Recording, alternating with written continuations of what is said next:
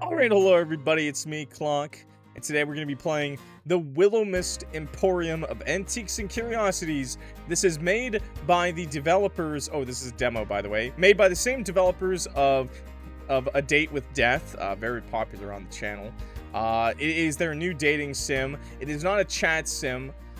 Obviously, I don't think it has anything to do with Grim Reapers, but I think it'll be really good because I really enjoyed A Date with Death, and this one has multiple love interests, okay? So, let's start. Kitty! I love cats. Please select a game difficulty. Oh my god, train. Cozy and normal do not feature game overs for being unable to pay your bills, but hard mode does. What? What do you mean that? What do you mean? Is this a life simulator? Game over. Bro, there's no game over in life. You can't pay your bills. You're not dead. Okay, you gotta keep trucking. I'm going fucking normal, okay? I'll go hard. I'll go hardcore. Sure, hard mode. Fuck it. I live life on hard. To my dearest Sprout. Sprout hardly seems like a fitting nickname anymore, does it? By now you must be towering over your mother. She was always a short little thing. Don't tell her I called her that, okay? Fear it would make our relationship even worse than it is now, if that's even possible.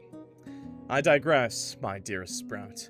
It's been far too long since I last saw you. Still, I picture in my mind a toddler with a mess of orange hair who insisted on wearing their rain boots on the sunniest of days.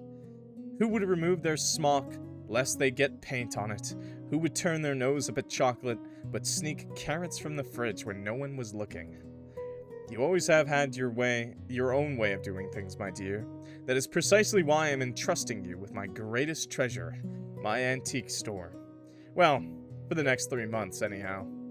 After a lifetime of living in the city, a bit of country air ought to do you well. Willowmist is special to me, and I think soon enough, it will be special to you, too. It has its quirks, which I'm sure you'll realize quickly, but it has a way of growing on you, or perhaps it's the other way around, like a parasite, or maybe a fungus. Either way, I suspect you'll fit in just fine. I'm only sorry I cannot be there to greet you. Responsibilities pull me away from Willowmist, but you don't have to worry about that. I'm sure you'll hear enough rumors about where I've gone to satisfy your curiosity. Trust me, whatever they say will be nowhere near as interesting as the truth. To find the store, take a left from the train station, then a right when you notice the breeze pick up. Then turn around and walk backwards for 7 steps, close your eyes, and turn around again.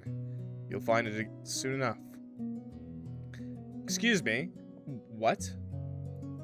I have an employee there waiting for you. He's not the easiest to get along with, but I doubt anyone could resist your charm. You're much like your aunt in that respect. Take care of the store, Sprout. Take care of yourself. And for heaven's sake, don't try to sell the vase with a bird on it. It's cursed. With all my love and faith in you, Aunt Sylvie. P.S. If you find Florian napping on the job, make sure to tuck him in. He doesn't get enough sleep, that boy. Oh. Cleanliness. Total $50. Level 1. You felt a buzz from your pocket, the familiar sensation of a worried mother. The train continued shuddering along on its track in an almost comfortable way. Gay. Why did you say gay? What is wrong with you? You can be gay in this, though. Also, you can pick your gender, I believe. There's a playable character for both. Okay, Mom, darling, won't you reconsider? Such a big move. You've always lived nearby. You won't know anyone, and so if anything goes wrong, why not stay home? I'm already nearly there, Mom. You worried too much, you know that? Alrighty, I'll make them turn the train around. Alrighty, well. Alrighty, I mean... Oh, savor the memory. What the hell? Alright, I'll make them turn the train around. Operation, take it with the train and force them to turn around. Think it might cause some trouble for the train behind us, though. I just suddenly don't understand why you left so suddenly. Aunt Sylvie needed someone to watch the shop, you know that. I'm sure she has friends there. She also has family, you know. Smiling winky face. Won't you reconsider? Sorry, Mom. I love you, but I'm looking forward to a few months away from home. New people, fresh air, and a real job. You've never even worked at a store before, let alone ran one. Aunt Sylvie says someone will be there to help out. It's an antique store in a tiny town in the middle of nowhere. I don't think it will be particularly busy. I swear you got your stubborn streak straight from your sister. Okay, baby, just stay safe, okay? Don't walk out about alone at night. Make sure to lock the doors and call me if anything happens. Damn, there goes my plans. Damn it, there goes my plans for bumping into the new love of my life on the dark, mysterious street after leaving my door unlocked. Not funny. Not even a smile. No! Train's about to pull up. I'll tell you later, Mom. I'll text you later. Okay, love you. XXX. Love you too. Okay, alright. Hong Kong. I love trains! Trains are great, chat. Oh god, 2.5 studios! We have an animation! Oh shit. Wait, opening animation and opening song? Wait, holy crap. I guess A Date with Death did have that too, right? I'm gonna be picking the male protag, by the way. Just to let you know. Every antique has a secret, every trinket has a tale, every person has a story that is waiting to unveil. Something in me feels so that's the female protag if you pick her. That there's this untold For the male. I can't shake off this feeling. Love interests. That's the one I'm going for, by the way. I mean, what?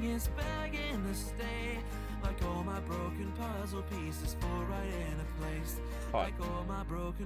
Hot. Pretty. What the hell? The Willowmist Emporium of Antiques and Curiosities.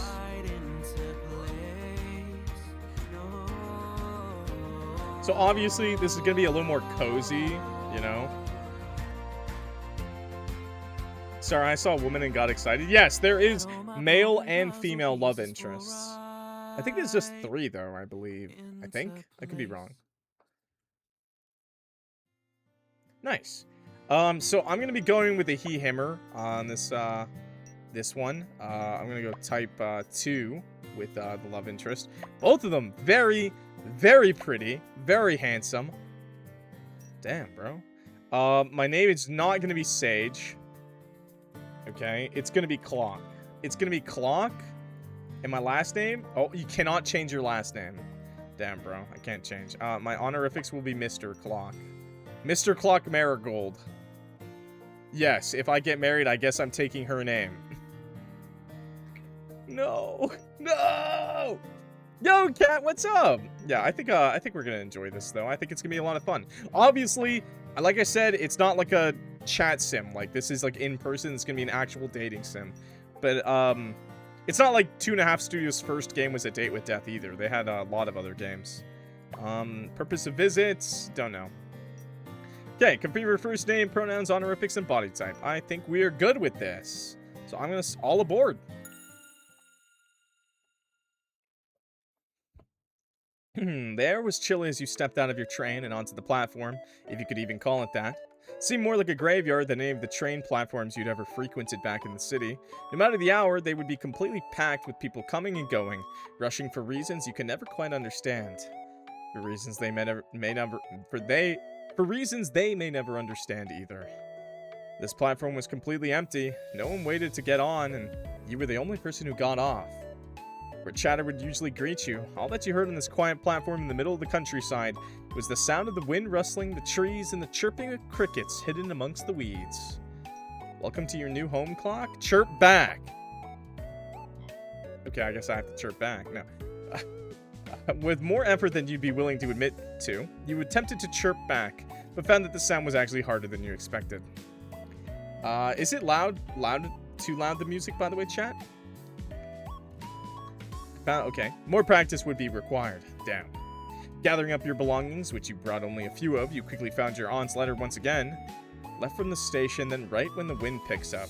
Not sure what the weather has to do with it. Well, it's supposed to be a pretty small town. I'm sure I'll find it. Yeah.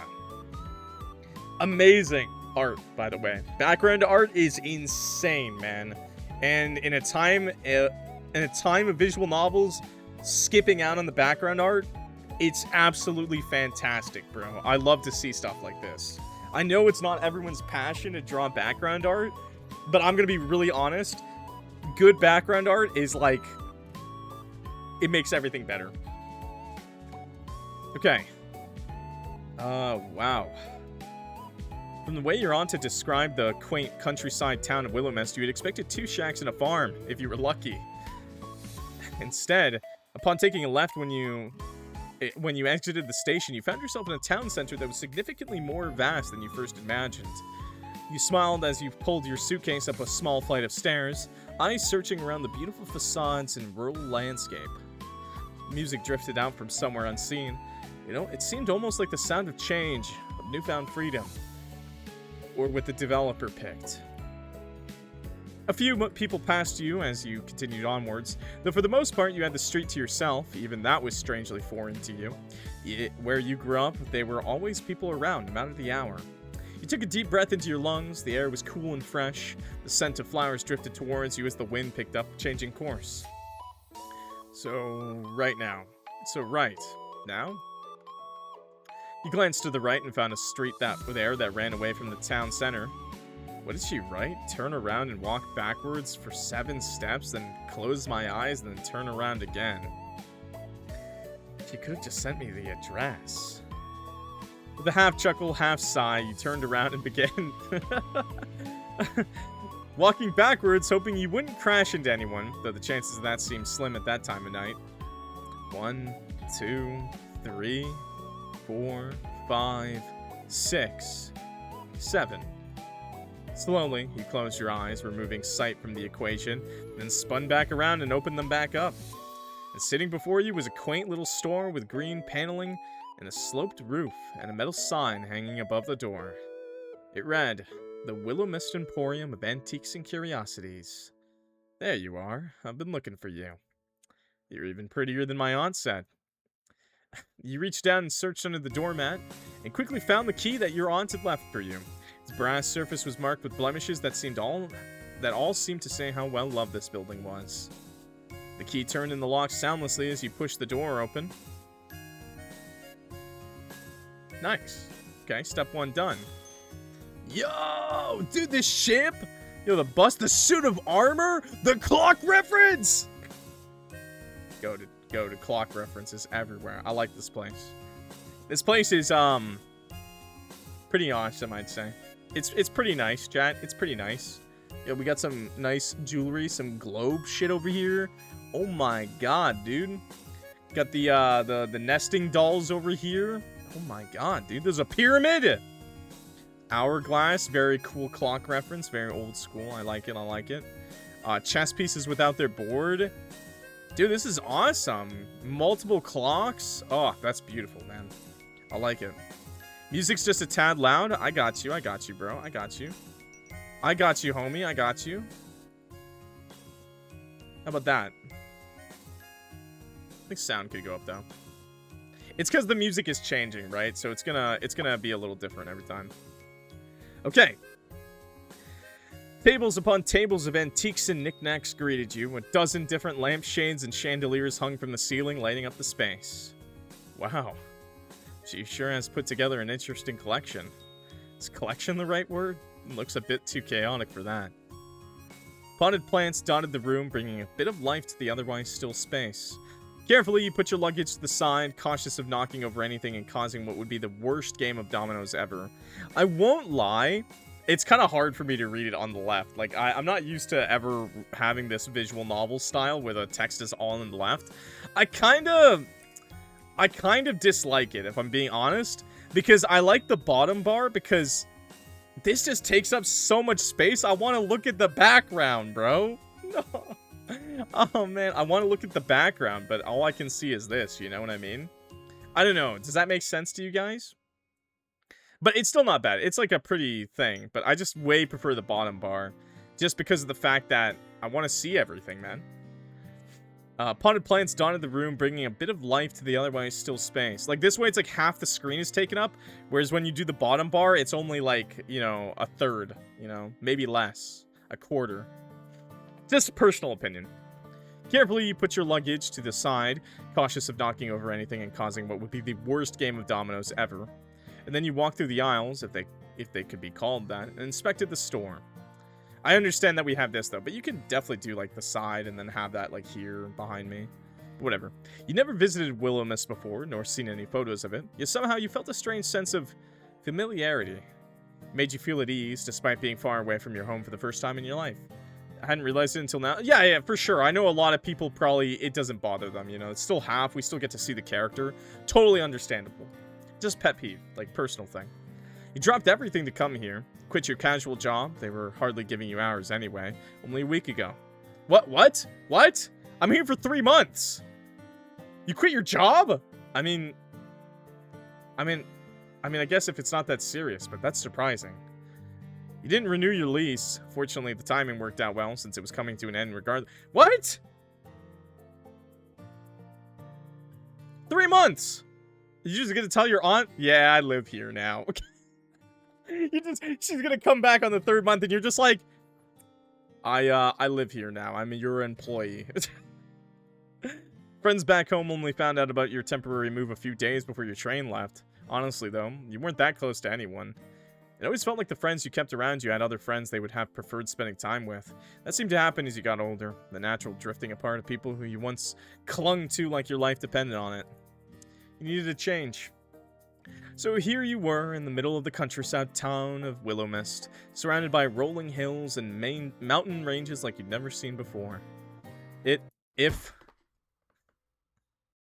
Jesus Christ! Whatever the man was carrying in a box a moment ago was now sprawled out over the floor, dropped in surprise. I love him already. He's mine, chat. With mouth agape, he stared at you, still grasping for words. Listen, if you wanted to rob the store, you could have done it before I got here. Common courtesy and all that. If I was gonna rob a store, it wouldn't be this dump. Hey, my aunt probably put a lot of work into this dump. Wait, forget about that. Why would I be the one robbing the store? I was here first. If anyone was going to be robbing it, it'd be you. I didn't see you when I came in. I was in the storeroom. Can you prove it? Why should I be the one to prove it? You're the one who just waltzed in here. Is he a vampire, by the way? Yeah. The man sighed the most tired, exasperating sigh you've ever heard, and the eye bags under his eyes seemed to give away who he was. Alright. You're Florian, aren't you? Unfortunately. And you must be Clock. Last time I checked, yeah. Why are you here so late?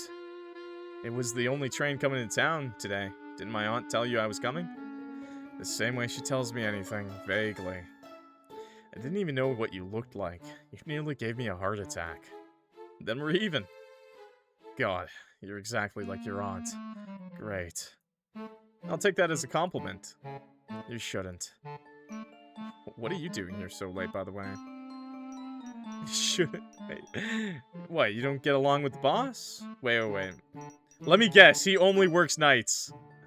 Let me guess, bro only works nights? Okay, what are you doing here so late, by the way? Does my aunt really make you work this much overtime? No. I was just neating up before you arrived. You just said you didn't know when I was getting here. What can I say? I just have an amazing work ethic. Or something. You're suspicious as all hell, but I respect it. Still, you should get some sleep. You look tired. Did she at least tell you about the living accommodations? Nope. She doesn't really give details, as I'm quickly becoming aware of. No shit. She really just left all this crap to me. I ought to quit. Not a teacher. But what would I do without you? We don't know each other, and we're not friends. You'd be fine.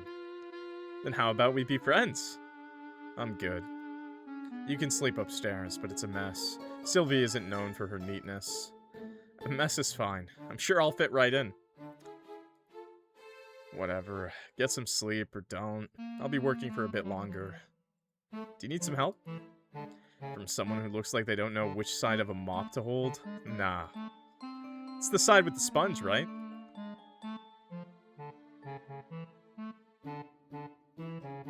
I'm kidding. It's a joke. I know how to use a mop. He is emo? I don't know, man. I wouldn't call a guy emo just because he has purple highlights and purple eyes. He's giving off a little bit of a nerdy vibe with the sweater vest combo. You've probably been traveling all day. Just sleep. You almost sound like you care.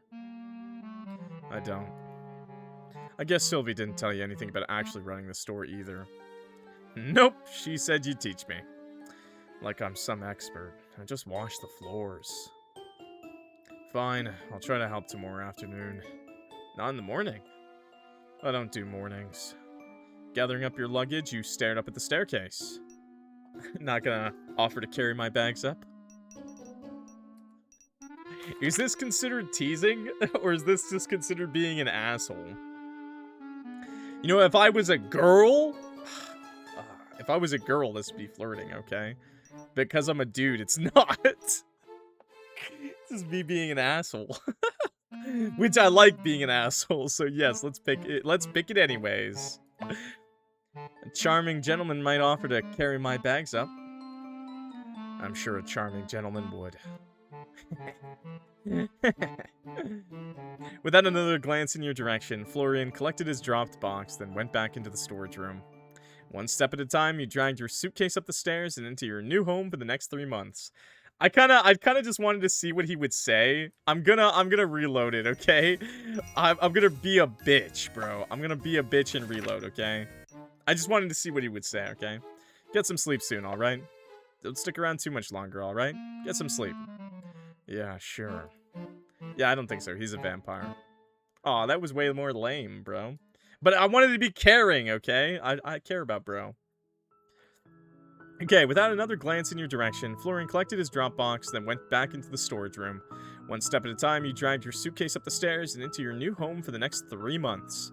Your aunt's upstairs apartment felt almost like a continuation of downstairs, like a quilt stitched together with mismatched memories. Bro, these backgrounds are fucking amazing and there's a clock reference everywhere.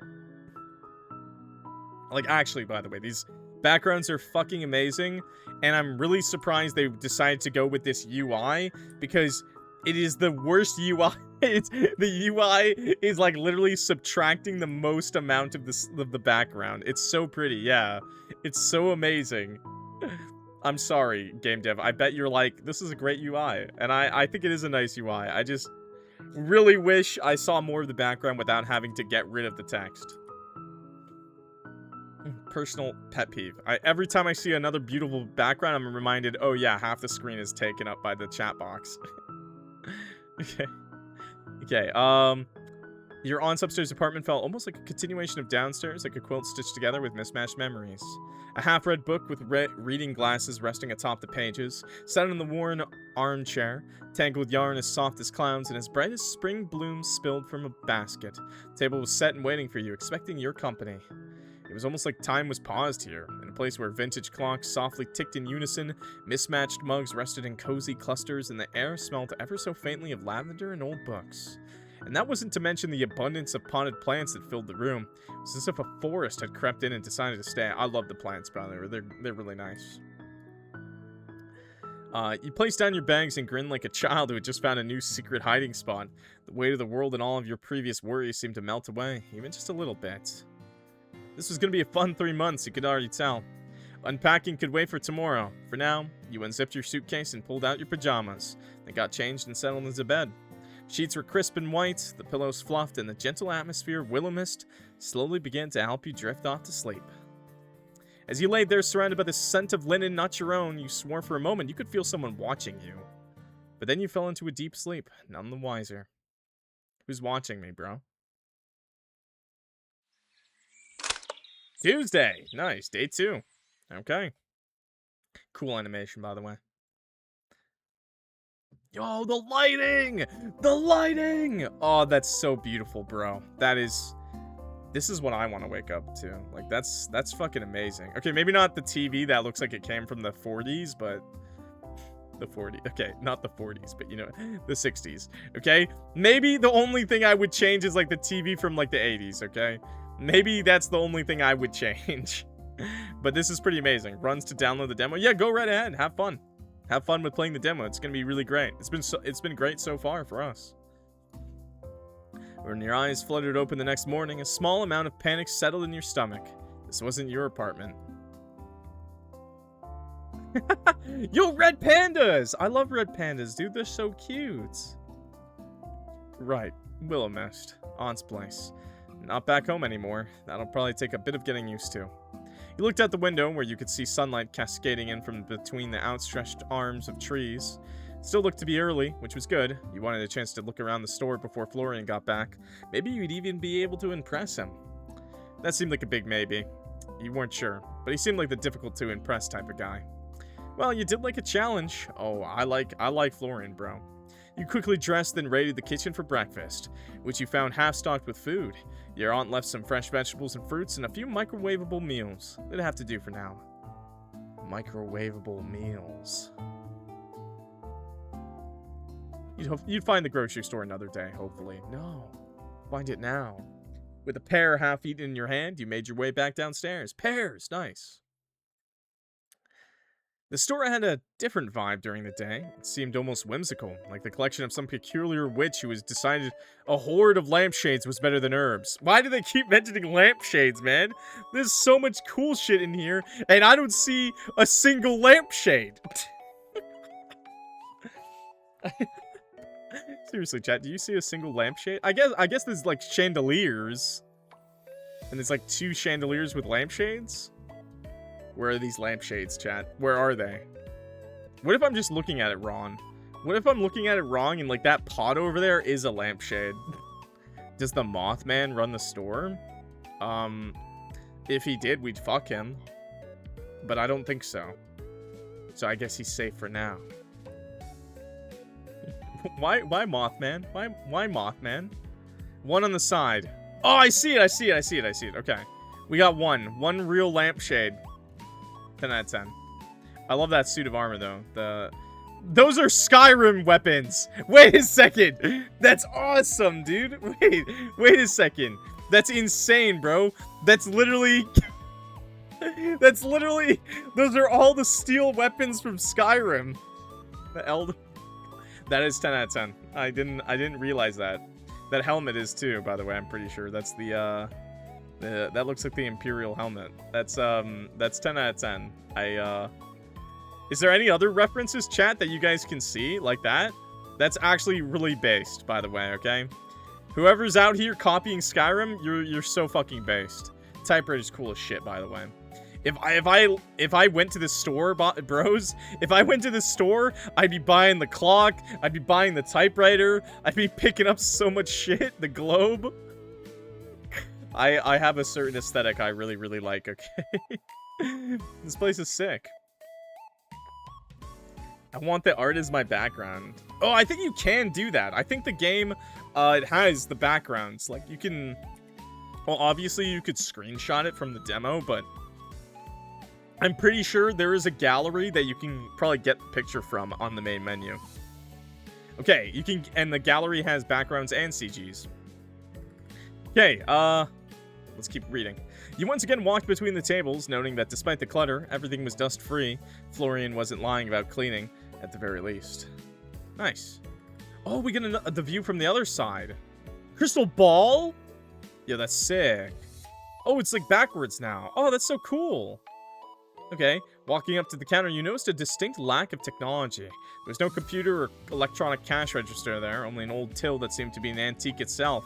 Yo, that's awesome, dude. That's so cool. Yeah, we got muskets. We got like a Spartan outfit over here. Or, well, like a gladiator suit. Maybe like a Roman outfit. What else do we have here? Antique gramophone. I love the plants too, by the way. They're really, really great. The instruments, that's cool as shit. Nice. I'm just trying to take it all in, man. I like this place a lot. It's really nice. That's what I mean. The art is just fantastic, bro. A little wooden airplane over there. That's cool. Yeah, that's awesome. Okay, sorry.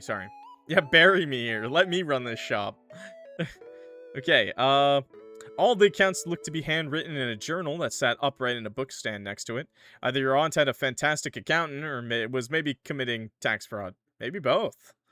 Still, the lack of anything electronic didn't surprise you. Since you were a child, she always wrote you letters rather than email or text. She was a little old school, but that didn't bother you.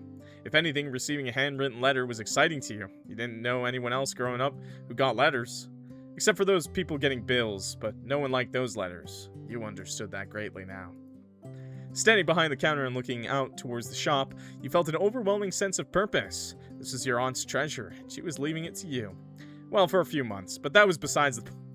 I like how we've, like, dropped our whole life in our town with our mom and friends, even if they weren't, like, best friends. And this is just for 3 months. We've completely cut off everything.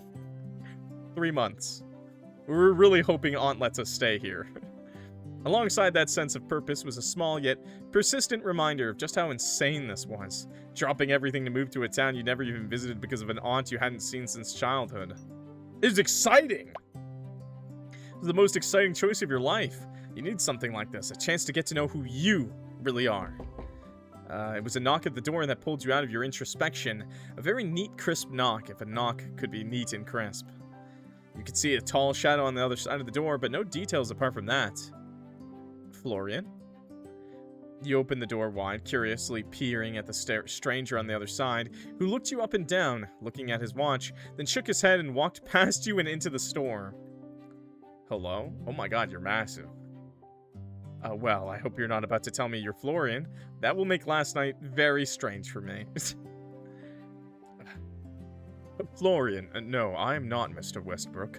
I apologize if that disappoints. The mystery man put down his briefcase on the counter, then began pulling out paperwork and pens from him within it. Not sure if I've met a man that's actually used a briefcase before. I kinda dig it. It's kinda cool as fuck, okay? I suppose I'll just have to wonder endlessly who exactly you are then. I do appreciate a mystery as much as the next person, but... Right. It would be unlike Miss Marigold to leave you with any kind of instructions. He quickly pulled the business card out of his pocket. Emmett Finch, independent accountant and Finch Advisory. Ah, figures he's the accountant. Oh, you know someone's important when their name is part of the business. Maybe we ought to rebrand the store to the Clock Emporium. Hell yeah. Emmett, and you must be Clock. I'll admit I've heard very little of you, so we're starting out on equal footing. In short, I am your aunt's financial partner, her accountant, and now by extension, yours for the time being. We have a lot to discuss regarding accounts, cash flow, and taxes. Such exciting topics for a Tuesday morning. It is absolutely gorgeous, bro. We basically just started. We're meeting the second love interest, I assume. Yo, can I bang my accountant? Not a good idea IRL, but maybe? You watched as he pushed up his glasses, then nodded. Anytime's the perfect time to talk numbers. I appreciate working with someone like-minded in that regard. What experience do you have in running a business? None. Honestly, I had a lemonade stand once. True. Oh, plenty. There was one summer where I had a lemonade stand outside my house, though I don't remember paying any taxes on that. Don't tell, all right? I'm a businessman. Stonks go up. Any actual experience? Like with a proper business? Yes. No. Understood. It seems my role will be a little more hands-on than in previous months. I will bill Miss Marigold for the extra time we need to get you up to speed. That sounds expensive. All the good things in life are. Ultra lesbian! Don't worry, you didn't miss shit. Like, we haven't talked to a woman once yet, okay? We're gonna get there. I think there is women in this game. But all you missed was some horrible men, okay? I would never want to upset you. Quietly, you watch him shuffle through his paperwork before pulling out one specific sheet of paper. I'll be frank with you, Miss Marigold's accounts are dire. Despite my protests, she makes little effort to remedy that fact. Sometimes I wonder whether she truly desires to own a business or not. Perhaps with you around, we'll see some change. Perhaps we won't. Time will tell. Well, thanks for the overwhelming support. With you on my side, I know I'm gonna knock it out of the park. I am supporting you. If I wasn't, I wouldn't be here. I'm just not in the habit of giving false promises. At the very least, we will aim for Miss Marigold to not return to bankruptcy. Sounds like a plan to me. I stopped by to have you sign a few forms, though only temporary. I'd like to keep my affairs in order. Sign here, please. Oh, we're starting an affair, are we? One by one, you signed each and every form Emmett handed to you, and boy, there were a lot of forms. Is this like a metaphor for sex? Great, my hand's starting to ache. Stay strong, Clock. You can do this. I wonder what this guy's deal is anyway. He must be a local, right? Maybe this would be a good chance to try and make a friend. While you're here, can I ask you a few questions? Be my guest. I have a little extra time before my next appointment. Are you a local? How long have you worked with my aunts? Is there anything fun to do around town when you're not working? He's gonna be like, what's better than work? But sure, that one. Apart from doing taxes, that is. That depends on what you find fun. If you mean theme parks and musicals, then you're out of luck. If you enjoy hiking, dining, or live music, then there's plenty of that. I'm down to try new things. I wish you all the luck trying them on your own time. Are you a local? Do you live in Willowmist? Yes, my practice is located close to here. You'll find my address on the business card I gave you. Have you always lived here, or have I happened upon another wayward wanderer like myself? I formed my practice here, yes? I mean, you personally, not your practice. I don't see that it makes any difference. Okay, how long have you worked with my aunt? It's been... He digs through his briefcase, nodding as his eyes scan the various documents. A year now. Give or take a few weeks. How has it been? Satisfactory. Miss Marigold has had her accounts sorted and I have been paying, so I believe that counts as a success. And how has she been to work with? Why do you ask? I haven't seen my aunt since I was a child. I was just wondering what she's like these days. She is fine enough to work with. Very memorable. That's all I'll say on the matter. What? Eccentric, maybe. Emmett looked down at his watch before setting his eyes on the door. Hell yeah, watch? A man that wears watch? Thanks. Thanks for that, bro. Thank you. I'll stop by in a few days to go over paying your bills and keeping the lights on. Until then, keep your accounting in the journal at the counter, and I will assess it when I return. I'll try my best. Apologies if they're not quite up to standard, but I'll have Florian here to help me, hopefully. Actually, are there any good breakfast places around here? My aunt left a few things, but I'd kill for a nice breakfast while I'm waiting. There's quite a few decent establishments. Well, are you hungry? You could grab a bite and have a mini tour of the town if you were up for it. You killed it, Clock. There's no way he could turn you down now. Bro, that was so smooth. I would never be able to say that to a prospective date, dude. What the hell? Emmett adjusted his glasses again, his expression impassive. He did say he has to go to another appointment, though. Unfortunately, I'll have to pass. I'm paid for doing accounting, not for eating breakfast and tours. Have a good day, Mr. Marigold. Dang. Rejection. Just like that, he gathered his briefcase and walked out the front door. The chiming bell is the only reminder that he was here in the first place. Thus, this art style reminds me of Love Bites. Oh, wow. Wow. I'm surprised it doesn't remind you of A Date with Death. I'm pretty sure it's like the same artist. Maybe the artist for that does Love Bites too. Wow. So cold. Aren't people from the countryside supposed to be super welcoming? Meeting Florian, then Emmett seems a little harsh. Wait, what? I mean, that's the title of the title. The title says it. I said it at the start of the game. You forgot or something? Meeting Florian, then Emmett seems a little harsh. I think Emmett is just really tall, because Florian wasn't that tall. Oh, another person came in. You spun back around to the doorway after hearing the bells, but found no one there. Strange. With a shrug, you found yourself turning back towards the store. It would still be a few hours until Florian turned up, so you decided you might as well familiarize yourself with the terms, with the items around the store while you waited. Nice. I am not an elf. I am Santa height. I am Santa, bro. No gifts for you. No clocks for you. You're surprised to find that a couple of hours barely scratched the surface when it came to inspecting the show floor. There was just so much stuff. And forget the amount of stuff. Absolutely nothing had a price on it. Even digging through the paperwork at the counter, you couldn't find any notes about inventory or pricing. You're massaging your temples in stress when you heard the door chimes ringing again. Oh, hey. Wow. I wonder if you're a vampire. Hi. Wow, he really doesn't want to get sunburned. I like the getup. Thanks. I don't like the sun. I can see that much. Did you manage to get some sleep? I guess.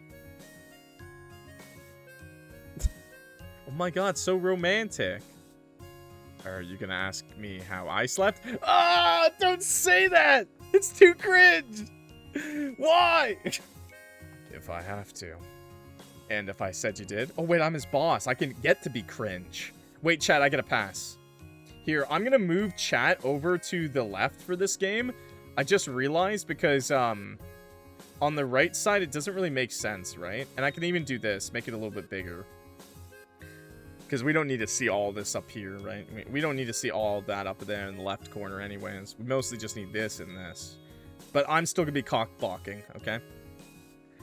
Yeah, there you go. Okay. How did you sleep? Or how did you sleep? You couldn't sound less interested. Funny that. Well, I'll pretend like you actually care then. Surprisingly, I slept really well. The bed was super comfortable. How fascinating. I'm happy for you. Really.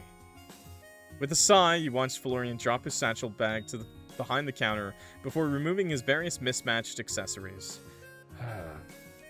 I don't suppose you worked out how to run the place while I was gone. Do you really think my aunt would make it so easy? She never does.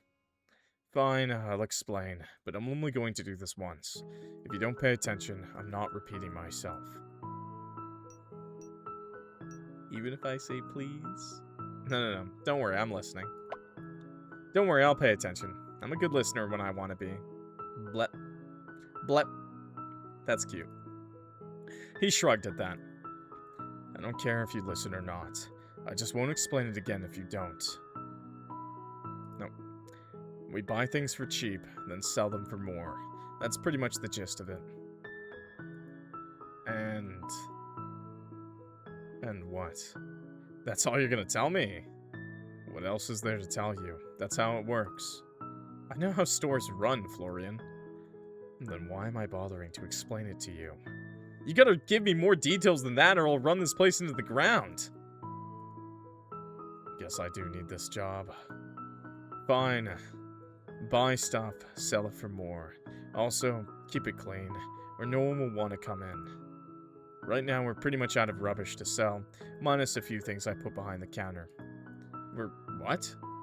I thought you were going to listen to me. How can we nearly be out of things to sell? There's stuff everywhere. You watched him as he looked around the room, then shrugged. They're just your aunt's decorations. What? I mean, they are pretty awesome. I won't lie. I wouldn't want to sell any of this stuff. It's really badass. All of that is decoration? I guess. I don't know. I don't make the rules. I just help out. That's crazy. How does anyone know what's for sale and what's decoration? I don't know. Fine. If it's all just for looks, I can deal with that. How much do I sell things for then? Whatever you want to sell them for. How would I know? I'm not an antique salesman. You better become one quick, then, if you don't want to go broke. God, what have I gotten myself into? A mess. I wouldn't take on your job if my life depended on it. Just keep track of how much you buy shit for in that journal on the counter. Should be able to eyeball how much things are worth, but it'll get better as you go. Probably. You can probably just adjust the price later if shit's not selling. Doesn't really matter. Let me see what we've got then. Checking behind the counter, you noticed a handful of small knickknacks. They weren't much compared to the rest of your aunt's decorations, but they'd have to do. Alright, well, now what? You're the boss. I like the sound of that. You gonna call me Boss Clock? If I really have to talk to you, I'll probably just call you Clock. Well, if you have to talk to me? He just shrugged. Fine, it's probably for the best anyway. You wouldn't want all this power to go to my head. He shrugged again, then found a broom and began to sweep up the already clean floor. There are already a few people hanging around outside, like they're waiting to talk to you or something. You're not a celebrity, are you? That's the last thing I could be bothered with. That is really cute. I could be. Not the last time I checked. Last time I checked, my Twitter account had 35 followers, and most of them were bots. Real! Probably not a celebrity, then. Probably not, no. I feel like he reads those vampire M, Y/N X brat or submissive femme/male. Bro, why are you just slamming down the AO3 fanfic tags right now? That's crazy. You walked towards the door, then flipped over the sign to open. Outside, this afternoon sunlight filtered down like liquid gold, hitting the cobblestone just right. The trees swayed gently in the light breeze, and the cool air carried a faint scent of pine and distant baking from a kitchen unseen. Well, so when they say YN, yeah, I don't know why they decided to say young N-word. That's very weird and odd. I learned that one from Twitter, folks, and don't say that, okay? Especially if you're not black. I read smut. Okay, that is not something you tell people. You goddamn... I know your name is Ultra Lesbian. I didn't know you're an Ultra Gooner, okay? Don't tell them nice. Don't encourage it. That's the equivalent of a dude saying, I just watched a porno, dude. No, you are you do not mess with that, man. That's such gooner behavior. Keep it to yourself, bro. What the hell? I like their vibe.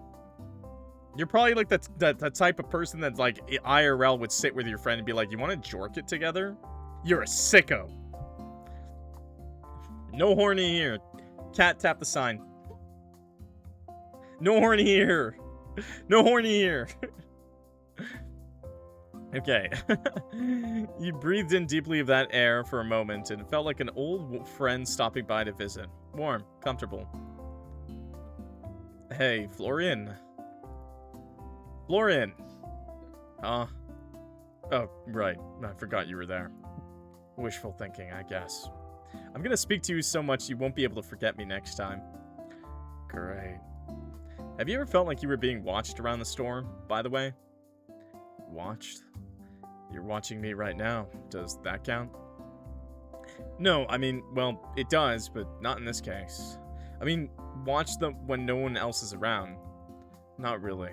Not any more than is normal, I guess. Is this a normal amount of feeling like you're being watched? In this town? Yeah, probably. Huh. I was wondering something, by the way. Did you grow up here? Yeah. Never chose to leave town? Nah, nothing out there worth seeing. What? Have you never felt like being stuck in one place is like being in a cage? He paused at that, actually thinking. I guess the cage is pretty comfortable. I think that's why I came here, really. I wanted to help my aunt, of course, but the winds of change pulled me here. It pulls a lot of people here, I think. Really? Yeah, a lot of people who don't fit in anywhere else. Maybe that's why I'm here, then. I doubt it. You look like you'd fit in just fine. You're muttering. Don't worry about it. You got family? Other than your aunt, I mean? My mom, but her and my aunt are a little estranged. They haven't spoken in years. I have no clue why. Huh. Usually people can't resist her. Oh, she's popular like that. What? No, I didn't mean. Do you have a crush on my aunt, Florian? No! It's not like that, really. I meant that she has a pull to her. She's annoying and nosy and probing, but she has a way with people. You can't help but get along with her. You seem a lot like her. It sounds like a pretty big compliment coming from you. What about you anyway? Does your family live nearby? Maybe. They maybe live nearby? Don't ask that! Clearly there's something wrong! Bro. I don't see them anymore. Oh.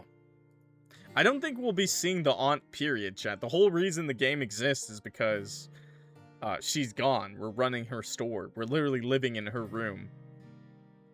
But like I said, there are other women. You just gotta wait. But yeah, this is a dating sim with male and I think at least one female option, I think. But yeah. MC, it's kind of, what about the MC? I think the MC is kind of cute, man. I like his fit. He's like that, he's got that, like, artist fit, bro. He's like the troubled artist, like, archetype. Oh, I'm sorry for prying, then. I pried first. Your eyes found the doorway where a young girl of perhaps 14 or 15 stood, eyes on you curiously. If you make one comment, I am shooting you on sight. I know who you... If you say anything right now... 14... 15... Ban. Everybody... Cat! Mods! Guards! Your eyes found the doorway where your young girl of perhaps 14 or 15 stood, eyeing you curiously. You're not Granny Sylvie. Hi! Hi. Granny. I can pretend to be if you'd like. We'll ban from the store. No.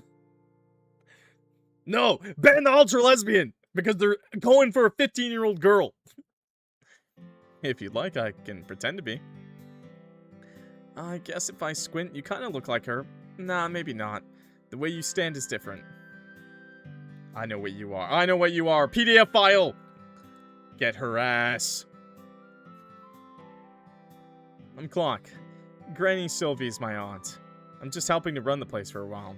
Just say you hate lesbians, Clock? I hate all pedophiles. If you're a lesbian... You didn't know the first thing it said! The first thing it said, bro! Didn't know. This is like that pedophile that got caught. This is like that pedophile that was like, I didn't know he was 12. He said he was 13. You're a sicko. You're going to jail. You're banned. You're jailed. You're going to hell. All of the above, chat. All of the above, okay? I'm Clock. Granny Sylvie's my aunt. I'm just helping to run the place for a while. Good rule of thumb is to not sexualize people immediately, chat. Doesn't matter if you're gay or not, okay? The girl studied you, crossing the room with a strange litheness to her movements. Staying before you like that, she leaned in close. I never know how to say this word, litheness. Litheness, you know? I know it means like smooth, like stuff like that, but yeah, I don't know how to say it. Hi, I'm Vienna. Sometimes people call me Vivi. You look very interesting, you know? I like the way your nose joins your face and your eyebrows are cool. I like how you have homophobic eyes. That's really awesome. Oh yeah, that's really great. I love the shades, too.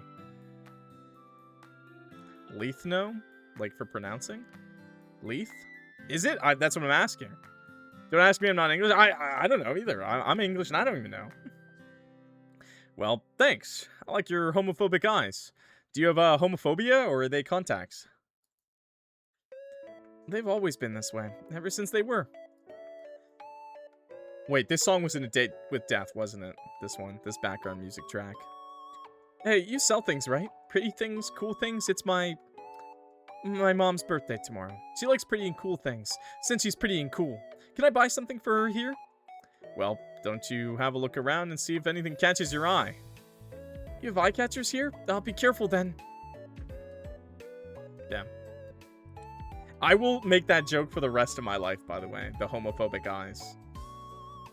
Just like that, she left you standing there, slightly bewildered, while Florian had made his way away from the commotion. When his eyes met yours, he gave you a thumbs up and mouthed, "Nice nose." Your hand went up to your nose. Really? It was a nice nose. Nice schnauzer. It's funny every time. It is. You walked behind the counter, then settled on the stool there while Vienna looked around the store. She examined things very curiously. Her fingers often just hovered over the surface of objects without touching them, as if she were somehow feeling their energy. When she did pick something up, she would turn it around and around in her hands, tilting her head this way and that to see every single angle. This way and that to see... Okay, her mismatched eyes narrowed like she was looking at a difficult puzzle when she was really examining a teapot. She held it up to the sunlight, despite the fact that it was opaque, like it would reveal something hidden that no one else had ever noticed. Then she put it back down, not exactly where it had been, but close enough that you didn't feel the need to correct her. The strangeness of it all brought a smile to your face somehow. After a morning with Emmett and Florian, she was something fresh. Found anything? I can give you some suggestions too if you tell me a little about your mom. She's really good at finding things. Not just keys or socks, but things you didn't know you lost, like hope or patience. Yeah, she's good at finding those. Wow, that is one of the best ways to compliment someone ever, by the way. Oh, she laughs at colors too. Bright colors, happy ones. And her hands are always warm. That's interesting. I think maybe this? Sold! A handmade shell necklace. $7. Oh, I didn't do anything. Okay, cool. She likes shells. They're so quiet. I bet it knows how to listen too. Thanks for your help. You're cool. I barely did anything, but you're welcome. Hey, if you ever need anything else, we'll be here. Thanks. I think I'll come back again. Maybe on another day when the sun is shining, or maybe not. Great. Get home safely, all right? And I hope your mom likes the gift. Vienna waved towards you, then headed out the door with her purchase in her arms. Congrats on your first sale and all that. I hope they're all that exciting. Do you know her? Do I look like I know every single person in town? Honestly, no. You look like someone who would go out of their way not to know everyone in town. That's such me. I aspire to be like him. I mean, does she stop by the store often? Not that I've noticed, but maybe once or twice, but I don't know. I'm usually in the storeroom. I can tell. You look like you need to get some more sunlight, mister. No, thanks. I burn easily. They sell things for that, you know. Sunscreen, aloe vera. Why do you care? I don't really. My aunt said to look after you. And if I said I've fallen helplessly in love with you? What? What? No, and that I could get lost in your eyes for hours upon hours? No, that's complete nonsense. Yeah, it is. I'm just pulling your leg. What? We work together now, and we'll be for the next 3 months. I'm just looking out for you. Get used to me caring, alright?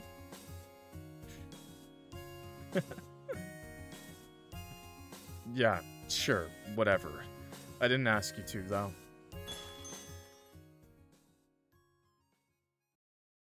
The bell chiming for the second time that afternoon drew you both away from your conversation, and Florian used it as a chance to retreat back into the supposed storeroom.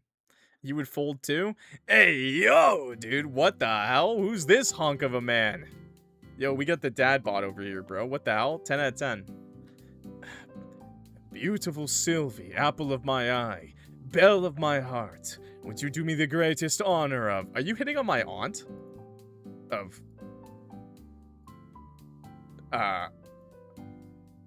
The man before you wore his long, wild hair back in a loose ponytail, and his shirt perhaps one button too far undone, depending on who you asked. He was down on one knee as if about to serenade you with the world's most beautiful poetry. We're asking to marry him. Hi, I'm a man. Who may or may not want to date men. You are not Sylvie. I see, though I can sense her genes a mile away. You must be Clock. You watched him spring to his feet. He was certainly far more sprightly than he looked, and walked forward to put a hand on your shoulder. I heard so much about you, and even that is not enough. He reached out to shake your hand smoothly, his energy contagious. I'm sorry, I'd love to return the favor, but... You are... Ah, so the lovely owner of this store hasn't yet had the chance to mention me. That sounds just like our Sylvie. Quinn Bakerland, at your service. Occasional poet, but full-time chef.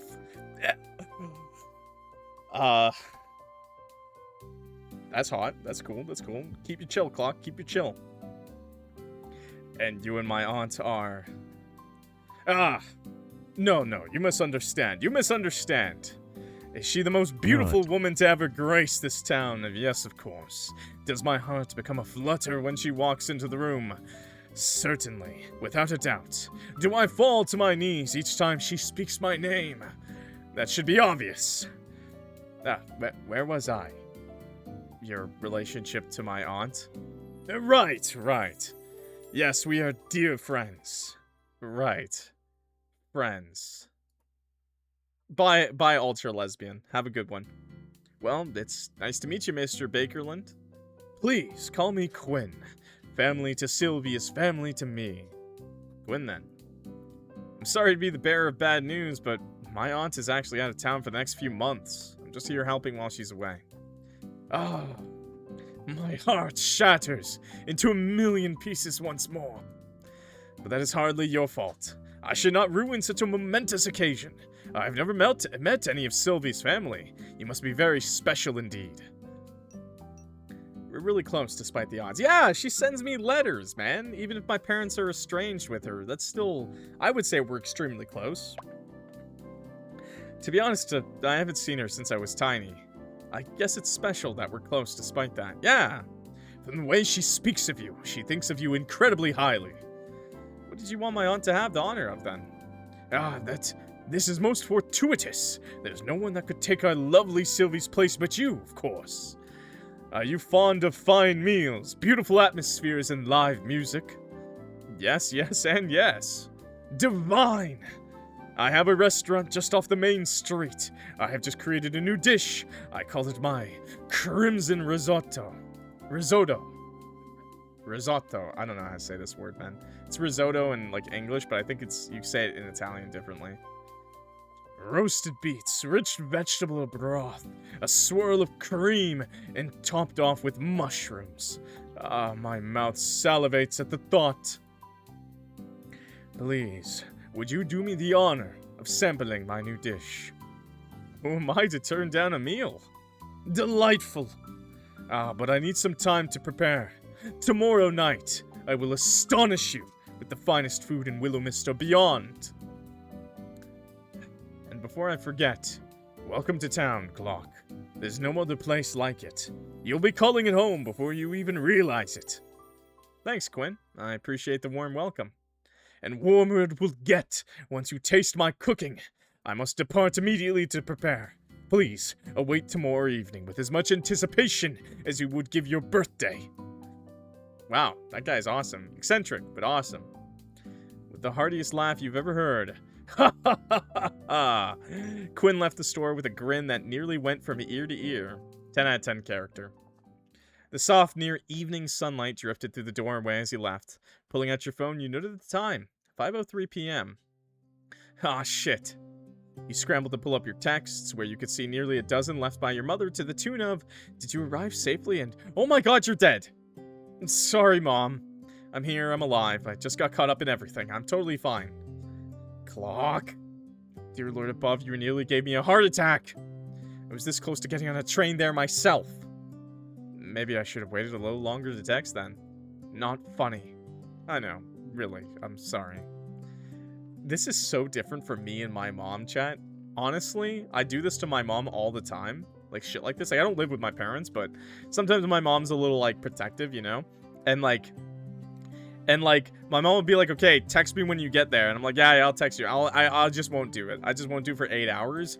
And then finally she'll be texting me and be like, what happened? And I'll finally respond, like, 8 hours later. And I'll be like, this is so-and-so. Clock died. We are sorry to inform you. And my mom will just send a laughing face. Like, she would not give a fuck. I'm just glad you're okay. My baby. Totally okay. Met a few new people already, and mostly everyone is super friendly. It's like a 2-and-2 situation. Town is beautiful, Mom. You'll love it. Lots of beautiful scenery to paint. I think. Honestly, I've barely left the store yet, lol. Bad Clock. Yeah, I know it's bad. One time, our cousin came with us, like, up from town, like, from a different city, and, he was spending the day with me and my sister and our partners, and, my mom was like, make sure he's okay? And so, they were going back, and, we texted her saying we lost him. We just texted her, we lost him somehow. He's gone. Don't know what to do. We're heading home now without him. It was so funny, man. And she just laughed. She just said lol. It's so funny, man. You know, I haven't painted in years. Maybe you just lack the right muse. Anyway, I need to close up the store now. Alright, text me if anything happens, okay? Wait, close the store! We made $7! Yes, Mom, love you. You flip the sign on the door over to closed as Florian re-entered the room. That's my man's right there. You miss all the fun staying holed up in that storeroom. I don't really care. I prefer it that way. So antisocial. Well, I guess I can understand in a way. I understand completely. I would be the same. Well, you do you. I'm gonna go upstairs and start unpacking. You don't have to stick around all night, you know. It's fine. I start late, then I stay late. Why not just start earlier then? I just prefer it this way. It's quieter. Well, alright, I don't mind, really. Get home safely, okay? Sure. Maybe. What do you mean, maybe? Wait, you hoping someone punches you in the face? Leaving Florian to his work, you headed back upstairs. He's like, man, I hope I trip tonight on the way home. Piece by piece, you unpacked your belongings slowly. It wouldn't do any good to spend the next 3 months living out of your suitcase. If you're gonna live here, you were gonna do it right. Still, you felt almost reluctant to disturb the quiet rhythm of the room at first. You're on to turn the space into a home, and gradually you were adding to it, making it become something more. Hopefully something even better. Each item you pulled from your suitcase, a soft sweater from the winter here, a stack of well-worn books there, found its place amongst your aunt's belongings, like thread woven into someone else's fabric. A framed photograph of your aunt, much younger and standing in front of the store, sat nestled up beside a ceramic teacup, its handle chipped but cherished. You placed your own picture framed carefully next to it, unsure if it would fit. Somehow it felt right, like a new memory slipping into an old album.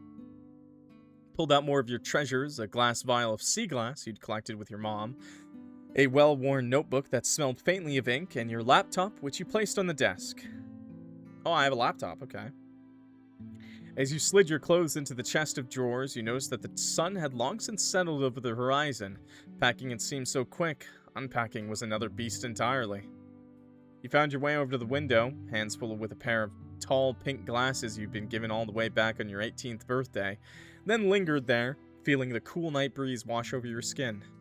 The soft glow of the full moon was already casting its silvery light through your room, and in the distance you could see the mountains that loomed like a gentle giants, their peaks softened by a veil of mist that curled around them in dream-like patterns.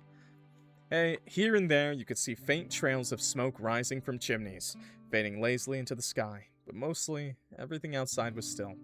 Yeah, I'd definitely be bringing a laptop, bro. I'd be bringing my Steam Deck, my Switch. I'd be probably looking to buy a TV there. Yeah, I'd be buying a whole new PC, I guess, because I cannot live without the video games, bros. You turned away from the window, suddenly feeling that familiar feeling of being watched again. Please tell me there's like a cat. And in the corner of the room, you saw it. Please don't be a man. Oh my god, it's a woman, even better. Oh my god. Wait, is it a man? That's fine too. Something. A person, perhaps. Floating a foot off the ground, head tilted to the side as if it were too heavy to carry, staring at you with wide eyes. What in the ever-loving hell is... Your time is near. You can't hide from me any longer. The pair of glasses in your hand instantly fell from your grip. Smashing on the wooden floor, shards went in every direction. Ah, shit! Your eyes snapped back in search of the person, but found the space she had occupied now empty. Okay, it was a she, okay. Please haunt me more. Am I not getting enough sleep or something? You knelt down, inspecting the damage. One glass had survived. Luckily, so you collected that quickly and put it aside. The other one hadn't fared so well, though was in mostly large pieces. Grimacing, you slowly picked up and disposed of each piece. Grimacing? Grimmy reference? Grimace? You know, from A Date with Death? Grimmy. The Grim Reaper. Ouch. And just your luck, the final one was the one that cut you. You quickly disposed of it, then cleaned your wound, but couldn't find a first aid kit anywhere in the room. Maybe there's one downstairs in the storeroom. Yeah. Let's go talk to Florian.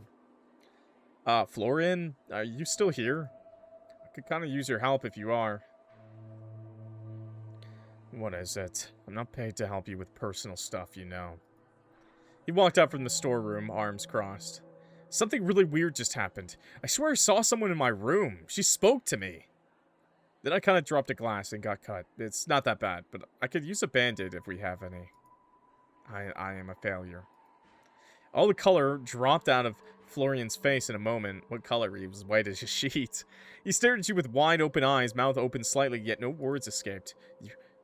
You're... It's not that bad, is it? Oh, he wants to suck it. Oh, never mind. I forgot that. I forgot. He almost looked like he was going to be sick as he charged out the front door, leaving you staring out towards him in disbelief. Wait, Florian? A tiny drop of blood dripped to the ground. I guess I'll find it myself. If that didn't confirm it. If that wasn't a confirmation. He's afraid of blood. No, I think he's afraid of murdering me. I think somebody, Ron, I think you've been reading too many vampire fanfics where they're kinky about it, and you forgot that vampires kill people! You're so funny, Ron. You're such a gooner. You're such a little gooner. That's my gooners. Didn't take you long to find the first aid kit. Your aunt had placed to forego the usual plastic box with a cross on it, and instead had picked out an old wooden chest. Me. I read the ones where they feed on you, Clock. Yeah, I know. That's what I meant. The ones where they feed on you kinkily and they don't kill you. But you forgot because you read so much of the hentai ones that when they do that, they usually just kill you. That was the joke! It was a little scuffed and weathered with brass hinges that creaked when you opened it, but it was very much fully stocked. Like you don't read them too. No, I like to read the ones where I die. That's my favorites. I like the horror aspect. And I still find it hot. You found bandages in all sizes, neatly rolled gauze, and adhesive strips in patterns ranging from plain beige to princesses and knights. You also noticed a few others, slightly more eccentric additions, a small vial of silver dust labeled for curses, a flask of dark red liquid labeled emergency F only, F in the chat, a broken mirror, which you made sure not to touch, with a note attached that read, for illusions or lies. There was also more of what you had expected to see, herbs, powders, and other natural remedies. Your aunt was into that kind of stuff after all. You pulled out a plaster and quickly stuck it to your hand, but fortunately the bleeding had already stopped. It wasn't much worse than a scratch, luckily. Look for Florian. Check around for the ghost. Alright. I will be coming back to this option, but I like my man Florian, so I will go looking for Florian, because that was a little mean. I'd love to talk to a lady, but I think I gotta deal with Florian first. You opened the door and poked your head out, searching the mostly darkened streets for Florian's figure. No matter where you looked, though, you couldn't see him. It seemed he didn't just step outside, he was gone. I didn't mean to upset him. I'll have to apologize tomorrow. Giving up for the night, you headed back upstairs and into your room, then settled into bed. Just like that, you fell asleep, surrounded once again by an unfamiliar scent of the store. Maybe it's just an illusion of choice option. Maybe we don't find either of them. Wait. Let's run it back. Let's run it back, okay? Let's run it back, okay? Check around for the ghost. Bandaged up, you headed back upstairs and into your room. You stepped in quietly, almost afraid to disturb the silence. Still spooked, your eyes quickly scanned the room, but you found nothing. No floating girl, no lifeless eyes, nothing. Hey, if you're a ghost, I'm chill, alright? I won't disturb you. We can live in harmony. Maybe we could be friends? No response. You decided to crawl into bed and close your eyes very quickly. It's common knowledge that if you closed your eyes and had all of your limbs under the covers, nothing could hurt you. That's the rules. Them's the rules, buds. Just like that, you fell asleep once again.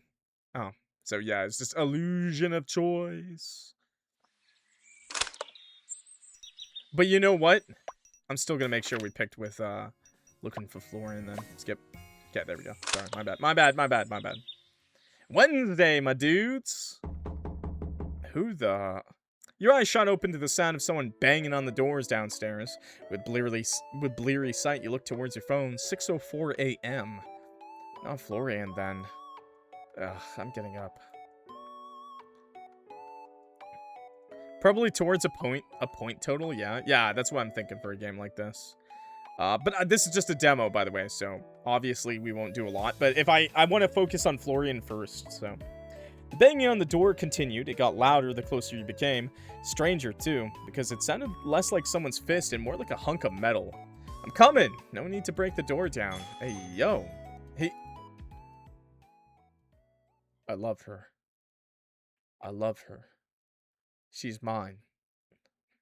My lord, I humbly kneel before you as both protector and servant. From this day forth, my life is yours to command. I, Dame Lucille del Rosario, of the Order of the Crown, do hereby swear an oath upon my honor and my blade. No harm shall come to you while I yet draw breath. Your enemies shall be mine, your struggles mine to shoulder. What the hell? No. What the heaven, bro?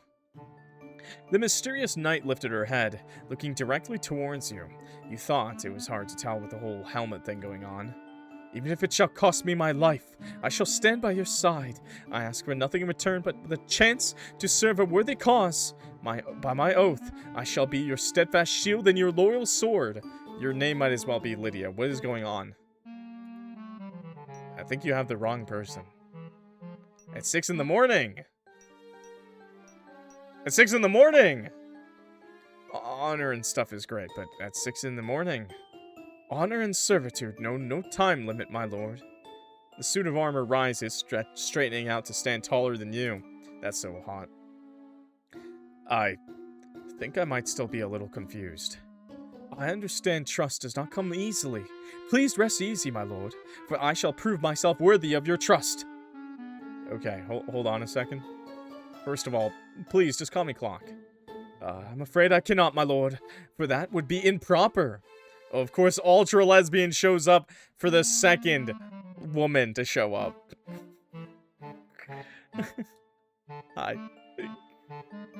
Please. If you wish it, then I will make it so, Clock. Thank God. I'm not 4'11". 5'11", bro. Keep calling me my lord, and it's going to awaken something in me. Oh, it's gonna awaken something, alright. Okay, good. Now, what's with the whole getup? That's a woman? No, never mind. That's a man. Yeah, it's a man. Clearly a man. Never mind. Yeah, I think you need to just chill out again. Yeah, you should probably head home, actually. Chat, I'm getting rid of the gooner. Get up. The armor? My deepest apologies. It was not my intent to arrive here underdressed. I beg you your forgiveness. What do you mean underdressed? You were in a full suit of armor. This set is hardly more than ceremonial. Lady Sylvie gifted it to me as a gesture of goodwill, and I wear it with pride. Alas, it is ill-suited for the trials of battle. Yeah, it does give off that, like, not practical armor vibe, I guess. A fine display to be sure, yet lacking the weight and reinforcement required of true combat gear, but it is pretty. Lady Sylvie deemed my true armor too imposing for daily wear. Intimidating, I believe she said. Rest assured, should the need for battle arise, I shall be ready.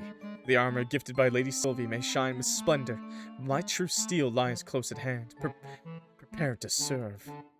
You know my aunt? One moment. The knight tilted her head slightly, then reached up to pull the helmet free from her head. For a moment her face was obscured by the shadow of the morning light, but then she shook her head. Pretty. You watched on in amazement as waist-long hair tumbled free in soft waves, brushing over the polished shoulders of her armor, framing a serene, resolute face. Her eyes met yours, clear and steady. Pretty. Holy shit. Where did all that hair come from? I feel like there's so much to unpack here. Please forgive the dramatic display, Clock. Helmets do little to flatter, but duty requires practicality, even at the cost of appearance. To answer your previous question, before making your acquaintance, I was in service to Lady Sylvie. With your arrival, it passes on to you.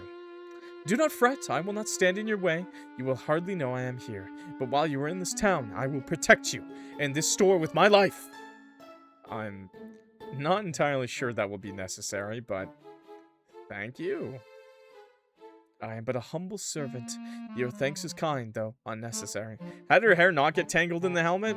Her hair is pretty messy, you know. I feel like it's, I feel like she definitely had to tuck it in, though. You watch as Lucille, now helmetless, takes her place beside the doorway, sword strapped to her hip.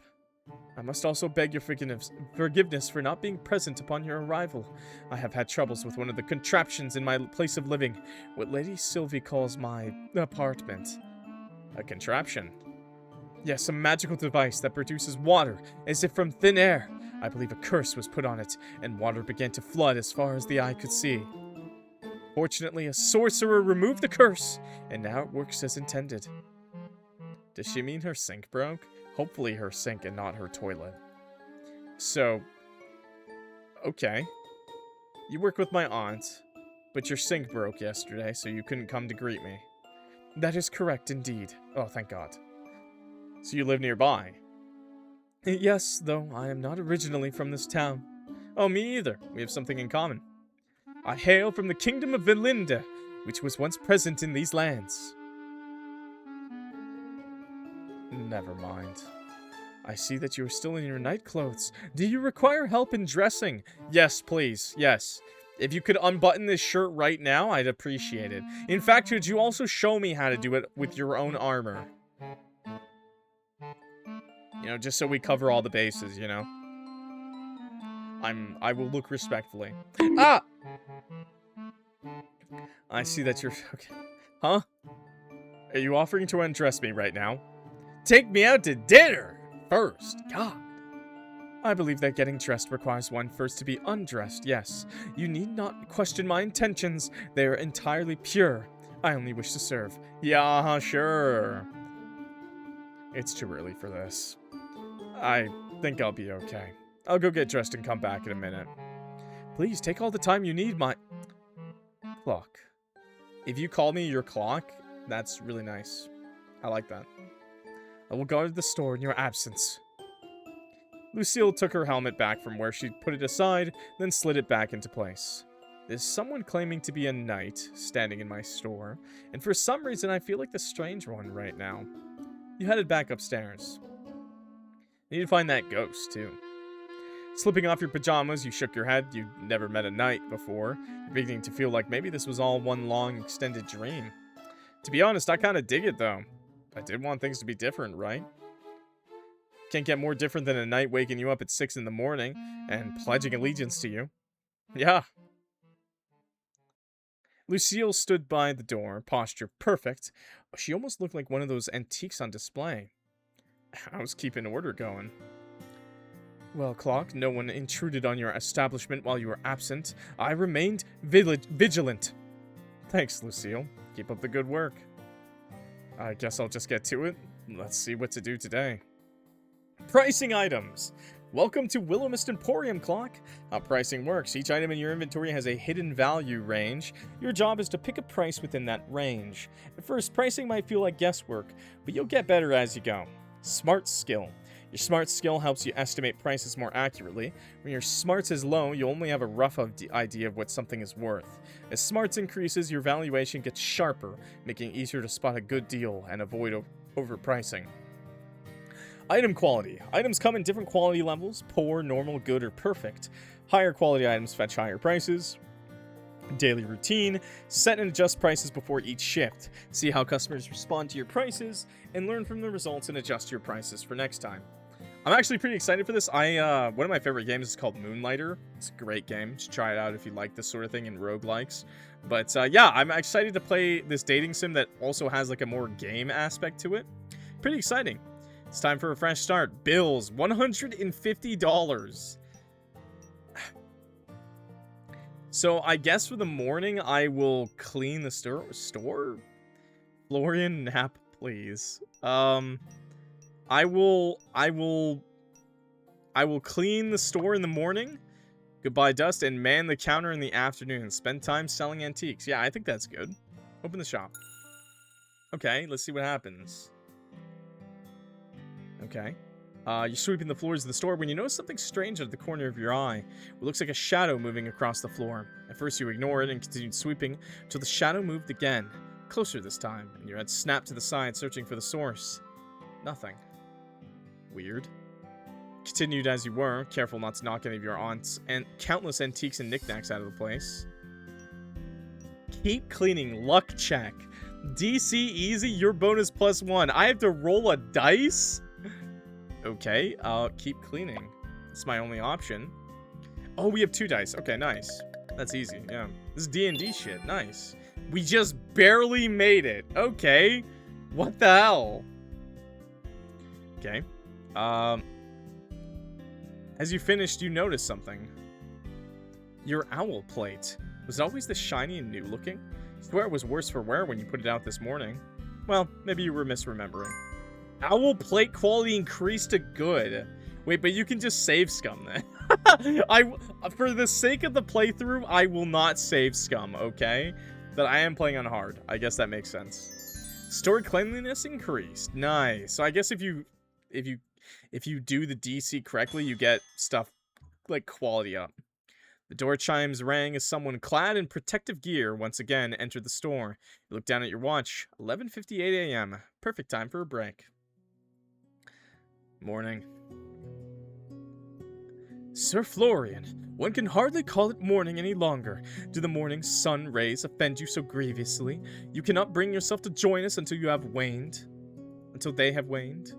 Lucille crossed her arms, the distinct sound of metal scraping against metal. She looked menacing like that, with her helmet still on.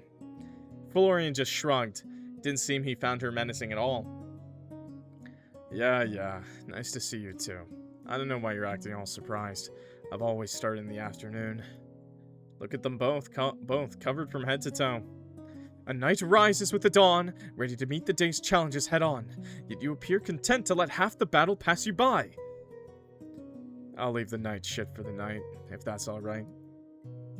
Lucille placed her hands on her hips, tilting her helmet-covered head slightly as if considering him. Do you not feel some obligation to lend your strength to the morning's labors? The store requires diligence at all hours, not merely those convenient to you. Lucky you're here then. I don't do mornings. If Sylvie doesn't care, I don't know why you do. Very well. If your current arrangement serves the store well, I shall not press further. But do consider that your efforts, no matter the hour, reflect your honor and dedication to this establishment. I don't think mopping floors is all that honorable, but sure, whatever. Honor comes with every job, Sir Florian. Whether one wields a blade or arranges wares, it is in the spirit in which the task is performed that matters most. Do carry on then, but know that the dawn is the most inspiring sight, should you ever choose to witness it. Yeah, I know. Maybe one day. Good. I trust we shall work together most admirably today. When Lucille went back to standing by the door, you used the opportunity to catch Florian by the wrist and pull him aside. Florian? He pulls his wrist away from you, eyes on the ground. Oh, right. I forgot about last night. We'll cross that bridge when I've dealt with the elephants in the room. I'm guessing you've met Lucille before? Hard not to, seeing as she's always here. Maybe you can explain to me why there's someone in a full suit of armor in our store then, please? Trust me, that's not her full suit of armor. You should have seen her when she first turned up. Sylvie hired her a few months back. My aunt did? Yeah. That's what she does. Takes in strays. We really don't need an armored guard for an antique store, but she got the job anyway. I guess it gives her something to do. Why does she think she's a knight? Because she is one, apparently. I don't know. She looks like a knight to me. She looks like a knight to me. What the hell, me? How could she be a knight? Because she was knighted? Duh. What are you not understanding, MC? She has a sword. Is that the only requirement for knighthood? Okay, fine. She has a sword. Can't argue with that. I have a sword, too. Don't look sad at me. Listen, about last night. Florian looked back down to the ground, avoiding eye contact for a few moments before sighing and looking back to you. I'm scared of blood. Huh? That's all it was. I was surprised. Sorry. Scared he was gonna kill me. I don't think he's actually scared. Surely nothing else. You should have said something. I wasn't trying to scare you. No, forget that. I apologize. I should have dealt with it myself. Come here. Florian grabbed you by the wrist. It was a light touch. He was careful not to hurt you as he pulled you towards the counter. Hey yo, hey yo, hey yo. Then he left you for a moment before returning with the same first aid kit you used yesterday. Have you procured an injury, Sir Florian? Shall I fetch a physician? Physician? No, I've got it handled. Fine, Florian. It's a tiny cut. I already fixed it up. You're supposed to change it twice a day. I am? So it heals properly. Huh, I didn't know that. I guess I'll just sit down. He dug through the wooden box, pulling out some antiseptic and a new bandage. I have never done this, by the way. You really don't need to. Not for a scratch. I should be able to do this much. I have to. Sylvie said I should do shit like this. At that, you shut your mouth. Florian looked so serious in that moment. Like this was more than just a band-aid. Oh, I think he's getting over his fear. He sat you down on the edge of the counter, then peeled away your old bandage after putting on a pair of disposable gloves. Florian grimaced, almost putting up his nose at the sight of your cut, which really wasn't too bad at all. Luckily, it also didn't hurt. He sat there quietly as he performed his tasks like a ritual, putting the antiseptic on your cut, which stung like a bitch, then covering it again with an adhesive bandage. Thanks, Florian. No, it's not a big deal. Then why does it feel like one? I really did see someone in my room last night. Whoever she was, she disappeared when I broke my glass. Well, I don't know. Maybe the place is haunted. You think? Or maybe you just imagined it. Anyway, I gotta get to work. Right, yeah, work. Thanks again, Florian. I'm not gonna lie, this demo has been fantastic so far. Like, I actually love every character I've met. Like, they're so full of heart and soul, it's great. Like, they're actually so much fun. Like, and they all have, like, sides to them, and they're more than just, like, a piece of meat to, you know, sexualize. Well, I know ultra lesbian is sexualizing the lady, but besides that. Also, you aren't supposed to use antiseptic in the initial cleaning, but not after. I think you can use it whenever. Heart Cage did traumatize me, okay? And for all of those asking for more Heart Cage, I am sorry. I am done, bro. I am not playing hentai anymore. The store was quiet when you knelt down behind the counter, sorting out the various papers and knickknacks stored underneath. And boy, there was a lot of papers and knickknacks. Your aunt was nearly on the level of a hoarder. She had receipts stored away from 2 decades ago, brochures for long-closed restaurants, and enough loose screws to build a small airplane. For real, though, it's a very heavy, like, hentai smut game. You should just play that yourself, okay? Heart Cage. This, though, this is great. This is peak. How can you even amass this much stuff? Hi, Octo! We're playing the new game from the Date with Death devs. Pulled out a stack of magazines again, some decades old, and began to categorize and sort them, before your eye caught a small, unlabeled white envelope between the pages. Oh, aren't I supposed to go to dinner at that guy's restaurant today, chat? You removed it carefully, noting how pristine it looked. It certainly wasn't as old as all the other junk she'd kept behind the register. Flipping it over, you noticed it was also unsealed. Huh. If it's not addressed to anyone, I guess it's a fair game. Curiosity got the better of you, and you sat down on the stool and opened the envelope, pulling out a crisp sheet of paper from within. The handwriting was instantly familiar. Neat, sweeping strokes, each word pressed with the kind of confidence only your aunt seemed to have. Still, there were faint marks of hesitation. A word scratched out here, a sentence started and abandoned there. Unusual for her. I'm not sexualizing. Literally barking at a woman. Look, I'm gonna be real honest with you. It's not any less pathetic when a lesbian does it than when a man barks at a woman, okay? No. That's key. That's high key sexualization of women, okay? It doesn't matter if you're also a woman.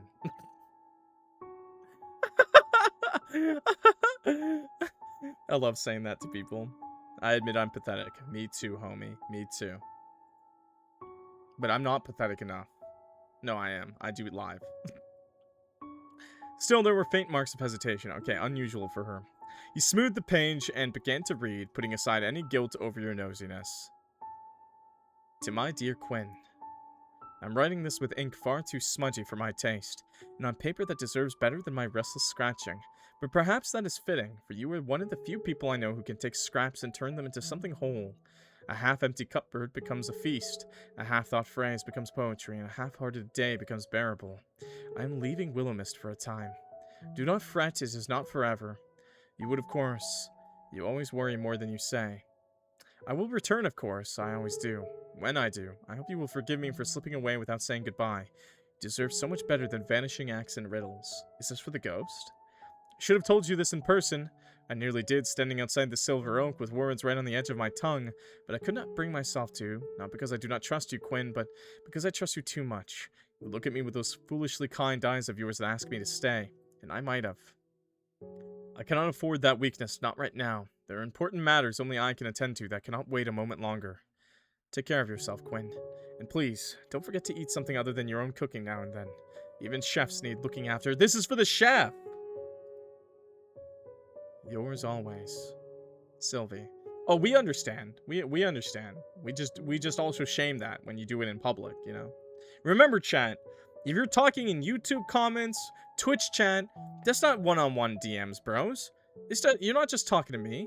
You're doing that in public. Would you say this shit at school? At work? Would you go to work and start barking at a woman? No! You sicko? Yup. Okay, well. I'm pretty sure you wouldn't, you fucking liar, because you got angry when I did it, okay? You're all a bunch of liars, bro. You sat frozen for a long moment, the words hanging heavy in the air around you. It wasn't like the other letters she'd left behind for you. This one felt different, softer, more vulnerable, and it hadn't even been sealed, let alone delivered. Clock, do I need to show you my restraining orders? No, I mean, women get those from you all the, like, every woman has a restraining order against you, Gab, and they don't even need to see you to get one, okay? Like, you don't need to explain that. It makes sense for you, okay?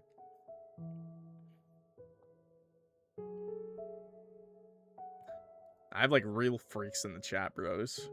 They're real horny, real freaky, and they're ready to get arrested. Coppers, FBI, check their laptops. Check their hard drives. Why hadn't she hidden it away here? Why never send it at all? Auntie, you're more complicated than I give you credit for. Date the chef, Auntie! You carefully slid the letter back into the envelope, leaving it no worse off than when it started. You could easily have slipped it back between the magazines to remain hidden forever. It wasn't your place.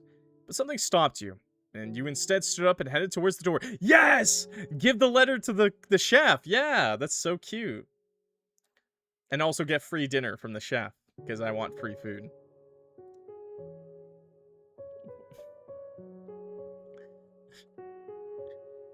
The Silver Oak was alive with light and sound, even in the middle of the day.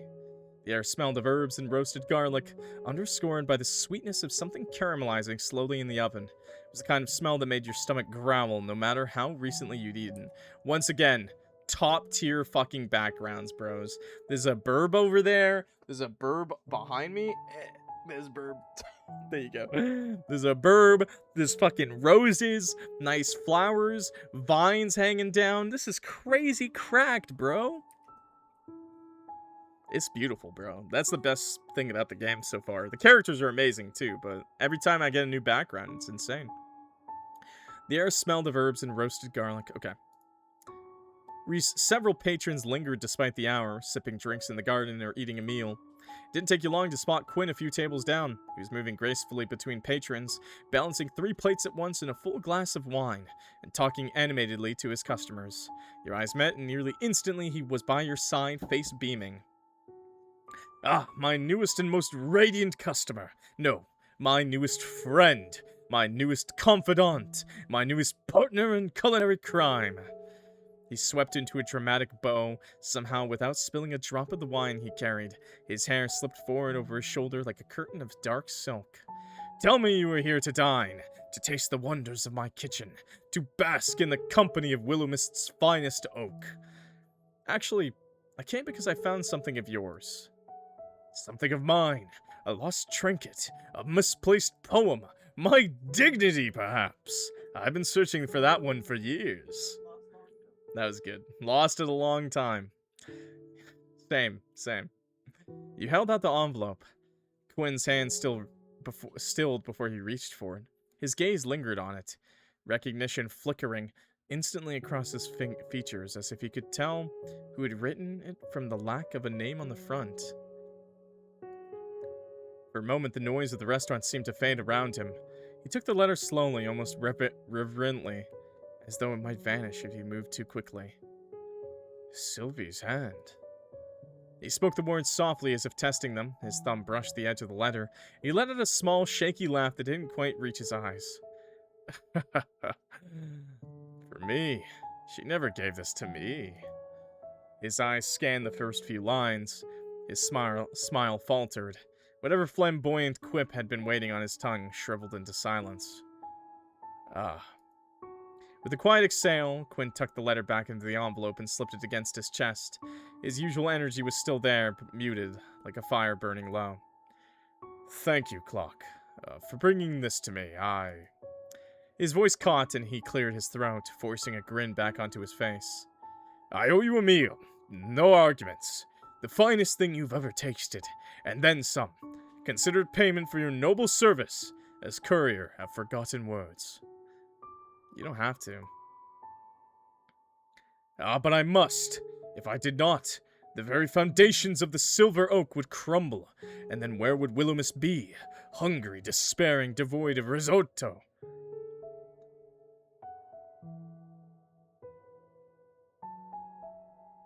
Ultra lesbian? Why would you say that? You're so weird, bro. Please, if you're reading anything weird, please do not let us know, bro. I don't need to know. Who asked, actually? Who asked? Bro! What the fuck? The grin was convincing, but not quite enough to hide the heaviness in his eyes. Still, he clapped you warmly on the shoulder, his voice booming again to cover the crack in his armor. Do you know why she didn't give this to you? Well, I guess I could. I could guess. But Sylvie has always been a storm. You can predict the thunder, never the lightning. But enough of my melancholy. I will not let you carry my burdens when you already carry the storm. No, no. This letter is a gift in its own way. A reminder that she thought of me. And for that, my heart is lighter, not heavier. Now, how about that meal, Another day. I'm actually meant to be minding the store. My deepest apologies for stealing you away for so long, then. How terrible of me. Terrible indeed. Have a lovely day, my dear. And thank you. With that, you turned to leave. You glanced back over your shoulder and saw him staring down at the letter, a small, wistful smile on his lips. Rank up. Well seasoned. Completed Quinn Event 1. Oh, so that's how it's gonna be. Okay, okay. And we'll probably have to choose between events, won't we? Let's go, bro. Inventory. Vintage stuffed rabbit. Probably not haunted. Owl plate. You stare, it stares back. Who will win the staring competition? Christmas bells brooch. Wearing this, it can be Christmas all year round. No price. Okay. So it said I didn't pay anything for these. I didn't pay anything for these. Okay, okay. $9 to $131. Okay, this is poor quality, so I'm gonna charge this $10. $10, right? I think that's good. $10 on this is good, right? Its range is $1 to $17, and it's poor quality, and it's common, so $10. Okay, this isn't high quality, but this is good quality. $9 to $131. Let's go $100 on this bad boy, okay? Let's go maybe 105 buckaroos. How about that? No. Actually, 110 buckaroos. Okay? Hell yeah. Last item is $3 to $64. It's good condition. It's common item though. It's $3 to $64. Let's go $54. 54 bucks. 53 buckaroos. Let's go. Okay. You get seated behind the counter, ready for today's customers. It's Quinn! Hi! You're taking over the store wonderfully in my lovely Sylvie's absence, Clock. Welcome. Owl plate. It stirs the heart like a forgotten ballad. Would you accept, with all grace and good taste, $33? 33 bucks! No way, bro! What do you mean 33 bucks? What do you... You know what, chat? You know what? You know what? You know what? Yeah, I will counter offer. My aunt may have broken your heart. Counter offer. Now at $34. That's my counter... I'm a terrible salesman, bro! Okay, how about you pay me 1 extra doll hair? What?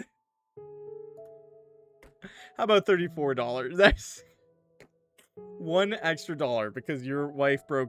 My aunt broke your heart. Ah, splendid. I shall take it at once. Sold. You stare. It stares back. Okay, awesome. Until next time, may your day be seasoned with joy. See you next time. We just got raked. The customer leaves it. He definitely did that because he was like, yeah, he'll feel bad for me. You saw 1 customer today, but no one else is coming now. Oh god, well it's a good thing we made some money then, isn't it? Okay. Better to sell something than nothing, chat. Okay. As the sun crested the horizon and day slowly began to turn into night, you turned your open sign to closed. Damn. Another day down. It's pretty busy today. Yeah, I guess. Some days are like that. Other days we're just twiddling our thumbs until we can go home. Frankly, that's more like what I was expecting. I thought an antique store in the countryside wouldn't have a lot of activity. Would an antique store in the city have any more activity? Yeah. Yeah, maybe. Antiques and thrifting and stuff are pretty popular these days. I always thought it was only old people who liked antiques. What, you don't like them? Looks like a load of junk to me. Junk? You should not say such things, Sir Florian. I really wish you'd just call me Florian. Lady Sylvia spent her lifetime curating this collection of fascinating oddities. It would do you well to hold your tongue if it only spits distaste. Yeah, if you got nothing nice to say nothing at all, chat. Oddities is one word for all this crap. I mean, you do you, but is there a reason you work here if you don't care about the store? I care about the store and the owner. I just don't care about the antiques. Your aunt helped me through some shit. Gave me this job when I had nowhere else to go. I appreciate that. Doesn't mean I have to be into used lampshades and rusty axes. I guess that makes sense. Speaking of it being busy, though, how do I go about finding more things to sell? We'll run out soon enough unless I start pillaging the decorations. I don't know. Go steal from someone's trash can. No! You're coming with me. Do I look like a raccoon to you? Do you really want me to answer that? I do not think you look like a raccoon, Clock. Perhaps you have more qualities similar to a red panda. Your red coat is divine. Yeah, red panda! Thanks, Lucille. I'm glad someone here appreciates me. Your aunt had a few different avenues for her junk, I think. I don't really know the specifics. She does have an attic filled with it, though. You could pick through that, might find something. Or you might find nothing. That seems more likely. Oh, an attic. Yeah, Sylvie's been meaning to sort it out for ages. If you get injured trying to work through the mess, it won't be my problem, though. I can dig out the key and show you tomorrow. Thanks, that sounds great. At that moment, your stomach let out a low grumble. Oh, right. Do you guys know Quinn? The chef guy? Yeah, I guess. You couldn't sound less interested. Florian rubbed at the back of his neck, looking away. He's nice or whatever. We just don't get along. I don't know. I guess we're too different of people or something. So Quinn is an excellent cook who makes feasts fit for royalty. Lady Sylvie did well in seeking his companionship. Ladies! Find a man who can cook. I can cook, by the way. Companionship. Interesting. He invited me to his restaurant to try a new recipe tonight. I nearly forgot about it. Have fun with that. Aw, not even a little bit interested?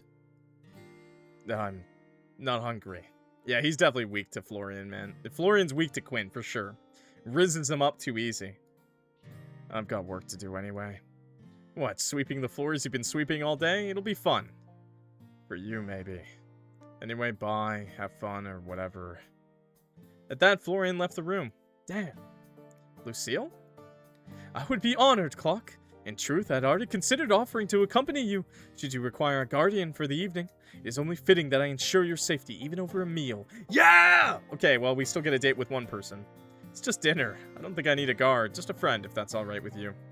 A knight's duty is not bound by circumstance. Whether it be a dinner or a battle, I shall gladly be your shield. But a friend, indeed. I would enjoy the company. Blush. Perfect. I still haven't managed to take a look around town, so having a guide will save me from getting too lost. Sir Florian has not offered to show you around the settlement. Truly.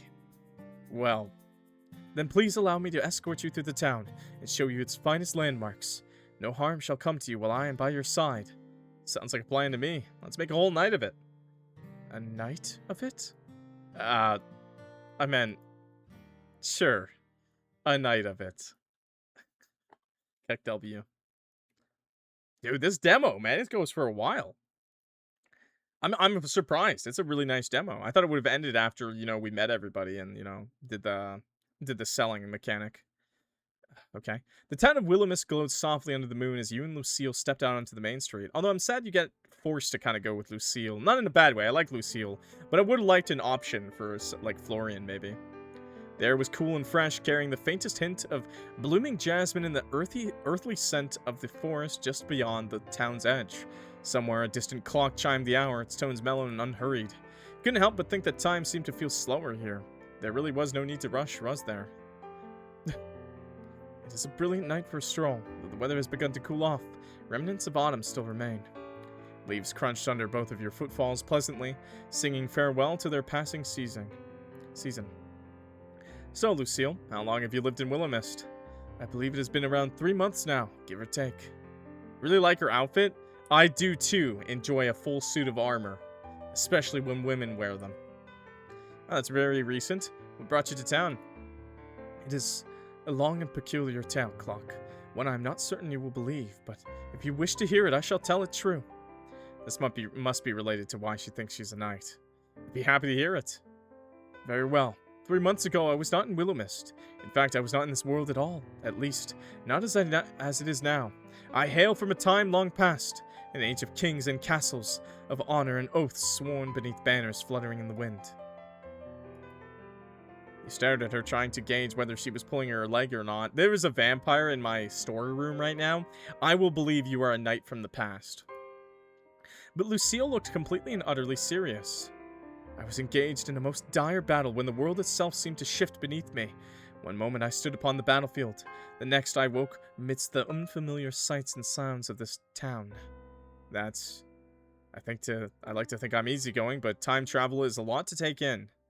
I understand your doubt, and yet I have no reason to deceive you. This armor, these weapons, even my manner of speech, all relics of an age long forgotten. Surely you have noticed their antiquity. You're being serious, aren't you? I swear it upon my honor. When I arrived, I had no knowledge of this place or this time. The world I knew was gone, replaced by one of strange machines and customs. You can't seriously be telling the truth, right? Potential ghost in the store, sure. A time-traveling knight? Sure. But I guess she really doesn't have a reason to lie to me.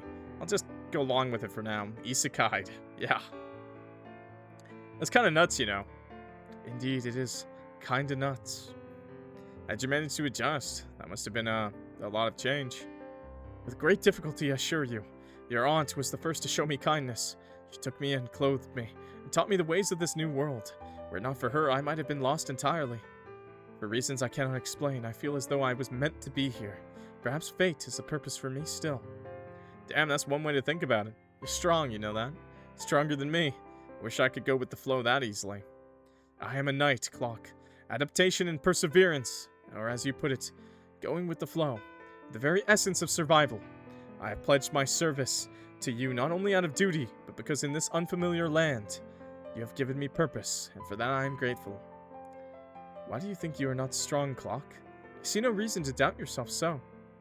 Strength is not measured solely by the swing of a blade or the weight of one's armor.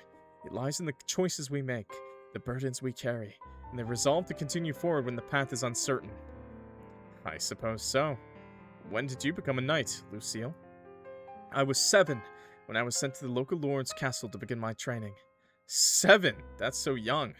I'm 26 now. I feel like I've done nothing with my life. in fear that I would choose wrong. So much time has passed me by. I've seen friends start families, get married, climb the career ladder. 26 doesn't matter, bro. It doesn't matter, man. You can still do anything at any point in your life, by the way. But in your 20s, that's still young. But I'm still the same as I was 8 years ago. Is that why you chose to come to Willowmist? Felt like something I could do, a choice I could make. You know, of course, you know, now you're more prepared for things too if you're working a job and stuff too. But so I guess so. When I began my training as a squire, a trainer once said to me that there is no shame in fear, only surrendering to it. Your path forward may be unclear at times, Clock, but it's there all the same. Time spent on the journey is no waste. Oh! There's heart options. They're outlined. You have a way with words, you know that. Thanks, Lucille. I appreciate it. Well, I will certainly riz everyone, okay? Your boy's playing everyone. Playing all sides. Thanks, Lucille. You really know how to charm someone, you know that? Charm? You honor me with your words. I merely speak from the heart. If it brings you some degree of comfort, then that is well. See, you're still doing it. The way you speak is so romantic. Romantic? I'm not sure how to explain it. You're just so effortlessly charming. I fear I've never thought of myself as charming. From a young age, my instructors considered me too harsh of tongue. You? There's no way we're talking about the same Lucille. I only strive to be honest and sincere in my words and actions. Though if my manner of speaking pleases you, then I consider it a gift I am glad to share. Man, 5 minutes with you and even someone with a stone heart would fall in love. Fall for me? Surely you jest. I am merely a knight, unaccustomed to such notions of romance. My duty is to protect and serve, not to aspire in affection. Well, consider me inspired. You watched as Lucille blinked a few times in surprise, her usual steady composure faltering for just a moment. Your words are most gracious, Clock. You have my thanks. I fear I've spoken too much and nearly forgot the purpose of our excursion. This way, allow me to introduce you to the fine establishments of Willowmist. The two of you, side by side, continued onwards through the town center. As you passed a brightly lit building, Lucille gestured towards it. Behold the farmer's market. It is most curious. It is found indoors. In my day, one would venture to an open square at dawn, yet here the bounty of the land is neatly contained beneath a roof. I must admit it lacks the charm of market stalls, but the convenience is notable. It is open nearly no matter the hour. Awkward when the, awkward when the background art does not match up with the text. She's like, yeah, it's indoors. Looks at the game. It's not indoors. There's clearly food stall right there. Ah, the grocery store. Okay, maybe it's different. Yes, I believe that is what Lady Sylvie referred to it as. Window.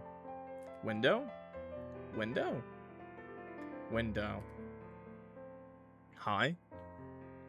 Further along, Lucille slowed her steps in front of a small clothing store. Its mannequins posed in stylish outfits, many of which were winter coats. It would start to get cold soon, wouldn't it? And here we have the local tailor. Their wares may lack the intricate embroidery of royal finery, but they seem practical and well made. If you have need of garments for the winter, I would advise you to pay a visit. Maybe we could take a look together sometime.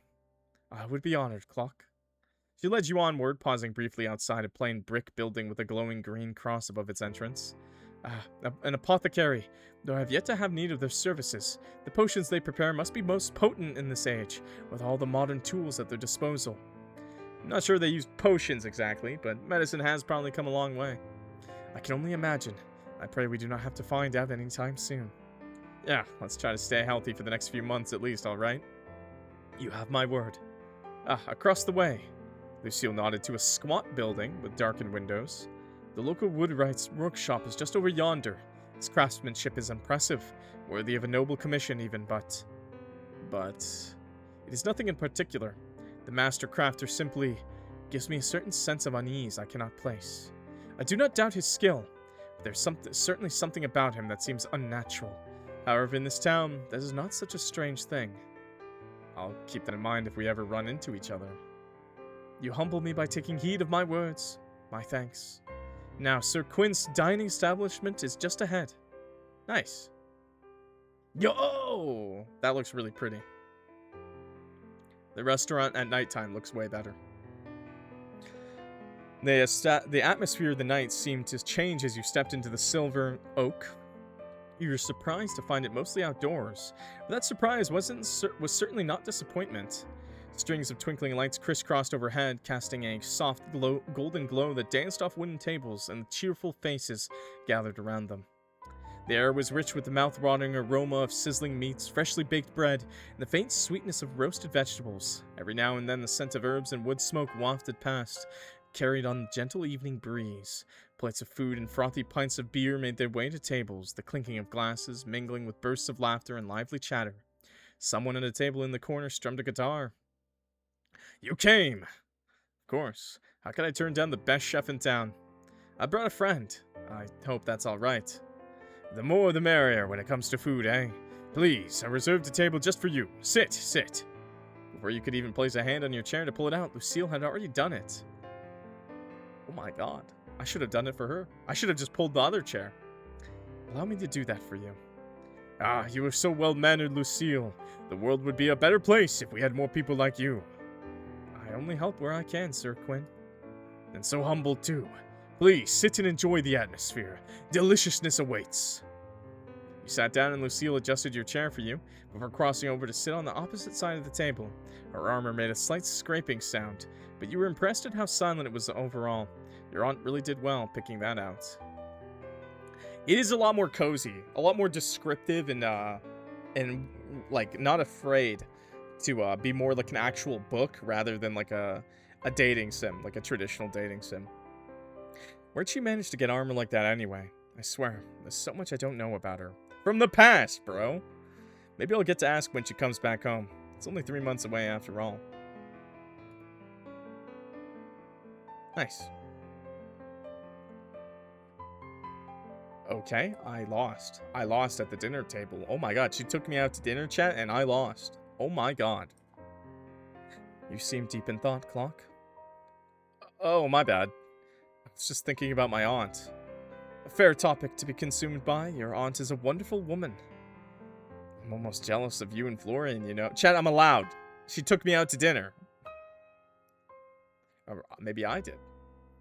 Almost jealous of you and Florian, you know. Jealous. You two honestly know her better than I do. All we know each other from is letters. Even now, I haven't seen her in, 21 years. It is indeed a long time to go without seeing one's own family. Yet you cannot deny the bond you share through your letters. A connection nurtured by words alone is no less meaningful. Yeah, but it's different, isn't it? I know her as my quirky aunt from the countryside who likes herbs and crystals. You, this town, really know her. Everyone I've spoken to seems to look up to her. She's the best of Willowmist. I do not think it is an exaggeration to say that this town would not flourish as it does without her. Big shoes to fill. You needn't fill her shoes. Only bring your own. Lucille leaned back in her chair, her eyes flickered away from you. Nevertheless, I understand the weight of time lost. Probably better than anyone. I'm sorry. There's no need to apologize. Time, though it may slip through our fingers, grants us the moments we have now, and it is what we choose to do with those moments that truly matters. Though I need not remind you, Lady Sylvie did not ask Florian or I to attend to her most prized possession while she was absent. She asked you. In truth, it is part of the reason I have so quickly trusted in you. Lady Sylvie herself believes in you. Could have at least left me some instructions if she believed in me so much. Forget about me anyway. I'm more interested in knowing about your knightness. Do you truly find it so interesting? Yes, I do. Can you really use that sword? Is that sword real? The blade I carry, indeed, it is the same one I used in the battles of my youth. Youth hardly sounds like the right word. You look so young. Your words are most gracious, though I assure you, my youth is long since past. Were it up to my mother, and had I not chosen the path of a knight, I would have married many years ago. She often reminded me that a sword makes a poor companion, though I suspect she underestimated how loyal a blade can be. It's nice to know that despite the year, mothers are just like that. Your mother also wishes for you to marry. Probably. I think it has more to do with wanting grandchildren than wanting me to get married. But anyway, about that sword. You can really use it. Like, Use it, use it. I assure you my training has not gone to waste. The blade has seen me through many trials, and though I pray it will not be necessary in this time, I am prepared to wield it, should the need arise. Okay, I don't think you need to stab anyone, but I do appreciate the offer. I will endeavor not to stab anyone in your presence. She will laugh. Maybe just not at all. At that she cracked a smile. I carry a sword not as an act of aggression, but as a promise of protection. I would never harm another who was not deserving of it. I could hardly be called a knight otherwise. You're making me want to see you swing that thing. I bet it'd be real cool. Hell yeah, it would be, bro! Perhaps one day, should the need arise, I shall demonstrate. Until then, rest assured that my skill remains sharp. So, knights are allowed to get married, huh? Sorry, but I've got to ask. Knights can get married? Indeed, though there are some limitations. We may not marry commoners, nor people of higher status unless arranged by our lords. Huh. I guess I just thought knights had to, you know, stay single, like monks or something. No, they got married. They had kids. Not at all. While some knights do choose to forego marriage in favor of their duties, it is not a requirement. We are permitted to wed, provided the union aligns with the expectations of our station. So, what happens if you fall for someone who doesn't meet the rules? Then one must choose between desire or duty. It's not an easy decision, but a knight's honor lies in loyalty to their vows. How complicated. Here I thought modern dating was difficult. Such is the life of a knight, but I would not trade it for anything. Honor and duty are the cornerstones of my existence, and to stray from them would be to betray myself. So, does that mean you've never, you know, fallen for someone? Aye. Lucille's composure faltered for the briefest moment, her cheeks coloring faintly beneath her confident demeanor. No, I've always prioritized my duties above such matters. There was little time to entertain the notion of romance. Chad, you know I'm gonna rizz her a little, you know, what about now? We gotta make sure, we gotta check in. Well, what about now? Now? You said it yourself, this is a totally foreign time for you, right? No one's caught your fancy around town? Caught my fancy? I must admit, I have not yet considered such a matter. My focus has been on adapting to this time and fulfilling my duties. Matters of the heart seem secondary to ensuring I can serve and protect those who place their trust in me. It's a very knightly response. I am a knight, after all, though. Perhaps it would not be unwelcome to find such a connection. I almost can't imagine you with a crush. Neither can I, truthfully.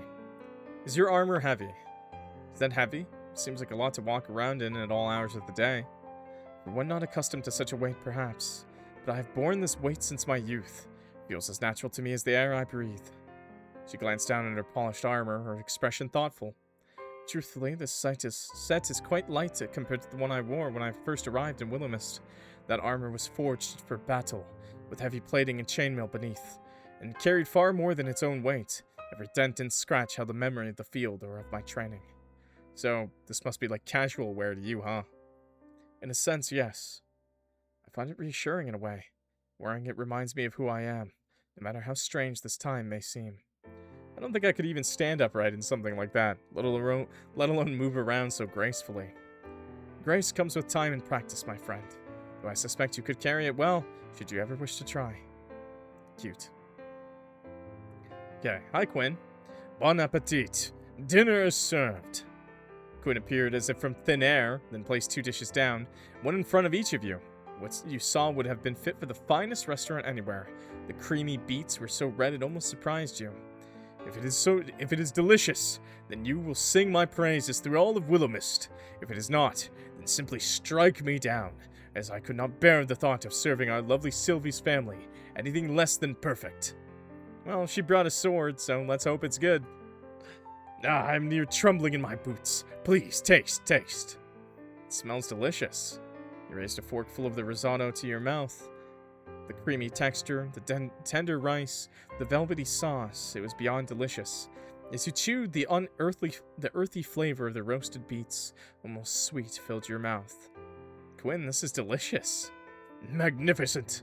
You do not understand how that warms my heart so.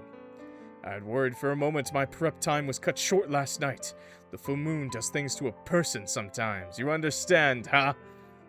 Are you a werewolf? Are you... Quinn, are you a goddamn werewolf? Oh my god. Nevertheless, enjoy. Fine company makes a meal even more delicious, eh? He's a werewolf. You look back over towards Lucille, who seemed to be enjoying her meal just as much as you were. Quinn wandered back through the tables, smiling and chatting to each person he passed by. Everyone looked happy to speak to him. He's really nice. Indeed, he's a noble man with a noble heart. We are fortunate to have him in Willowmist.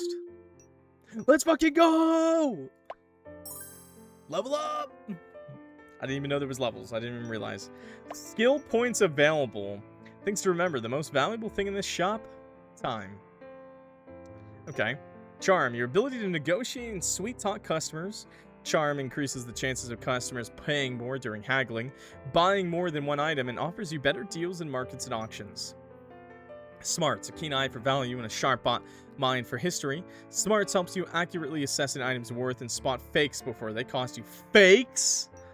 Luck. A knack for being in the right place at the right time. Luck increases the chances of rare items and random events. And sometimes you just get lucky. Handiwork.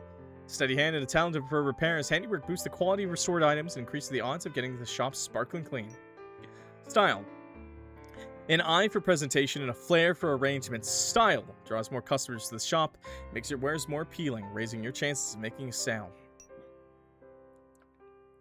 Damn, bro! Okay, well, we've only got one level up, chat. Well, I think here are our datables, by the way. I think these are our 3 datables, just to let you guys know. These are so cute, dude. These are so cute. And these are the NPCs. Okay. Charm. Chat, you know I gotta go for luck, right? I gotta get lucky, bro. We gotta get lucky. Your boy's all about luck. Clock. Okay. Game. You continued eating, eyes passing over the various people that sat at the tables. There were all kinds of friends, couples, family. The atmosphere was extremely pleasant, and it was easy to fall into the town's rhythm. You're gonna put us out of business. Not with the luck I've got. I'm gonna set it on fire. Absent-mindedly, you looked past Lucille's shoulder, your eyes locking onto someone sitting a few tables away from you. Huh, that guy does know how to cut loose. This fucking guy. I guess he just doesn't like me in particular. Oh well, no loss there, I suppose. Hey, Lucille? Yes, Clock? Don't turn around too quickly, but do you know him? She spun around, incredibly obviously. No! Sir Emmett? Yes. He's often around at the store assisting Lady Sylvie. What do you think of him? Lady Sylvie believes him to be a man of his word and extremely talented in his work. She is imagine that turning around the suit of armor, clank clank clank clank. So my aunt likes him. That's good. He's a bit cold. As far as I am aware, he is like that with most people. Sir Emmett likes to keep a professional distance from much of the town. I'm gonna make that man my friend. I'm gonna make that man my friend if it's the last thing I do. I sorely hope it is not the last thing you do, but I will happily support you in your endeavor. You will. Indeed, though he does not say it, I can only imagine that keeping such a distance becomes lonely at times. Putting that aside, however, perhaps it is time for us to take our leave. Both of your plates had long since been scraped clean, neither of you daring to leave even a single crumb behind. We'll have to do something to say thanks to Quinn. You didn't have to do all this. You both stood from the table, weaving your way past the other guests. As you passed Emmett, he looked up from his plate and met your gaze, more directly than usual. Oh, Clock. There you are. I was hoping I'd run into you. You were? Yes. I've been meaning to say something. I've been thinking about it for a while. You're doing better than I expected. That's not bad. I mean, it's good. Oh, thank you. The storm, the town, it's not easy. You make it look easier than it is. Whoa, we are tested. What the hell is that supposed to mean? I don't think I've said that before. I should have. Are you feeling okay? I've never been better, Clock. Maybe a bit warm. Is it warm tonight or something? Or aren't we going into winter? Maybe it's just you. I'm warm? Yeah, you seem warm. Riz? What was I saying? Something about me being warm. Right, that. You should stay. Oh, as fun as that sounds, I'm actually out with Lucille tonight. Why? No! We were having dinner. Pngtuber! Bro. He's like, damn, I wanted to have dinner with you. I should have asked first. Next time, have dinner with me. I would like that. Good, that's good. Get home safe, and don't forget you promised. Did I just get hit on, and then did I just get asked out?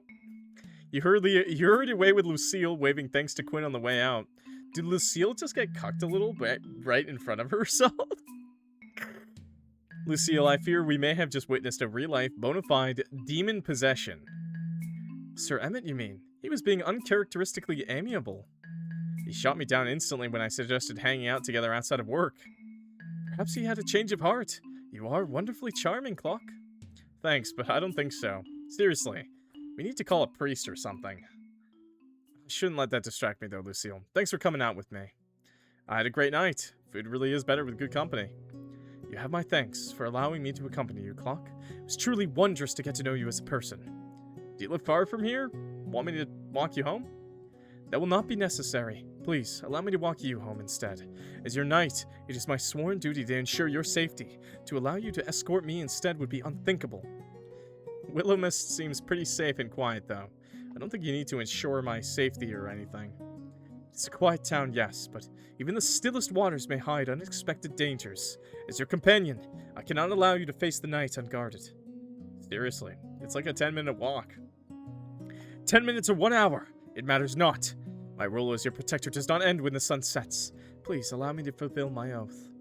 You sighed, but found it more amusing than anything. All right, you win, Miss Lady Knight. Lead the way. As it should be, my lord. Clock.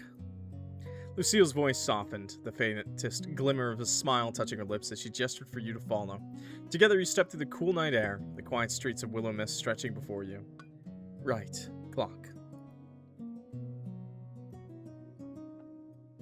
Water check. Sippy time. There we go. I am now safely deposited back home. All is well with the world. Now I feel bad letting you walk home alone. Please do not trouble yourself with such thoughts. If anyone ever entertained the notion of harming me, I would be able to defend myself. And as you say, Willowmist is quite safe. Then you agree you didn't need to walk me back.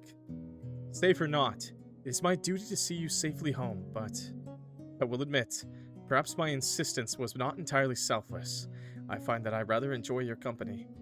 Her tone softened, a glimmer of warmth in her usually composed demeanor. So while it is my honor to fulfill my role as your knight, I must confess, it is also my pleasure. Oh, someone's a smooth talker. Only an honest talker, Clock. And now that you are safely home, my mission is complete. I bid you good night, with the hope that we shall meet again on the morrow. Wow. She offered a light bow, her golden hair catching her soft glow of the night, as she turned and began her journey home, leaving you with a faint smile lingering on your lips. Man, she's really great. You turned towards your door, digging the old key out of your pocket. It's halfway turned in the keyhole when you heard voices within. I win and Florian loses. Hehehe. Someone owes me $5. What are you even gonna do with $5? You pushed open the door, peering curiously into the room. The ghost. It's the ghost, right? Ah! Jesus Christ. Can you stop sneaking around in the middle of the night all the time? Maybe you should spend less time skulking about here in the dark then. Was someone else here? Huh? I thought I heard you talking to someone. At your comment, he rubbed at the back of his neck, looking away. What weirdo would be hanging around here this late? You, for one. I work here. Uh-huh. At night, alone, in the dark. So, Just talking to yourself then. Guess so. Anyway, I'm busy. You sure look it. How was dinner? It was lovely. Quinn is an amazing chef. You really missed out, you know. Sad. Yeah, I know. At that, Florian's face dropped. I'll get back to work. It's because vampires and werewolves don't mix, chat. Unless... I know a certain movie series that would say otherwise. Sure, have a nice night. Poor guy, he wants to eat delicious food too. You let an audible sigh when you finally reached your home away from home. The weight of the day's events had finally begun to settle on your shoulders. Every day seemed to be like that lately. Now dressed in your pajamas, you got yourself a nice cool glass of water, settled down on a chair. Willowmist sure was strange, and boy, you were enjoying it so far. Wonder what was up with Emmett, though. He said he'd stop by sometime. Maybe I'll get the chance to ask him. Maybe he really was swayed by my overwhelming charm. A gentle breeze reached you from the open window, and you closed your eyes, leaning back and enjoying the feeling. Then you heard rustling. Okay, what's up with this ghost? Opening your eyes, you saw a piece of paper on some kind drift in on the wind, or settling on top of the wardrobe. What the? Man, I'll close the windows if trash comes in on a breeze. You stood, then made your way over to the dresser, which you now realized was far too tall for you to reach the top of. Great, I'm gonna be stuck with trash forever. That won't annoy me at all. I guess I'll ask Florian for a ladder tomorrow. Maybe the storeroom has something. Maybe just stand on a chair? At that moment, a soft, gentle green glow began to envelop the piece of paper, and it slowly fell into your outstretched hand. Okay. Okay! What?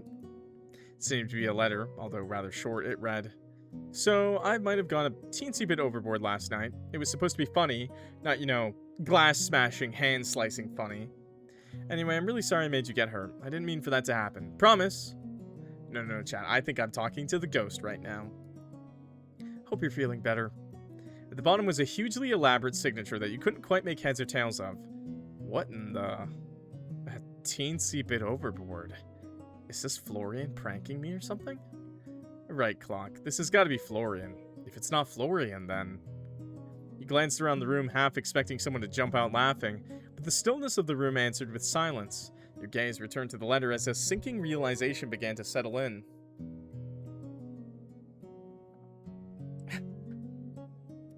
If it's not Florian, then no one else knew about the glass. Someone was in here! There is a ghost! Hey, ghost, once again, I'm really chill. No one answered. Well, I'm going to sleep now. Please don't steal my soul or anything while I'm asleep, alright? I promise it won't taste good. You quickly crawled into bed, settling into the soft sheets. No ghost disturbed you as you fell into yet another deep, restful slumber.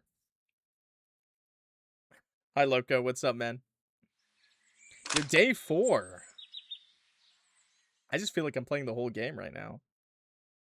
You woke to a commotion from downstairs that was slowly becoming commonplace around here. Rising out of bed, you dressed, grabbing an apple on the way down for breakfast. Florian? Oh. I didn't mean to wake you up. You found Florian mopping the floors again, and a toppled-over suit of armor that had previously been leaning against the back wall sprawled out on the ground. Sir Florian, you ought to take heed. Though I admire your dedication to arriving earlier in the day, it is no use if you cannot perform your duties correctly. It was an accident, okay? What are you doing here so early? Wait, you did go home last night, didn't you? Florian, you could have just come up to bed upstairs with me, bro. I was busy, alright. You can get off my back about it. It's really nothing to keep you that busy here. I would never expect or want you to do that.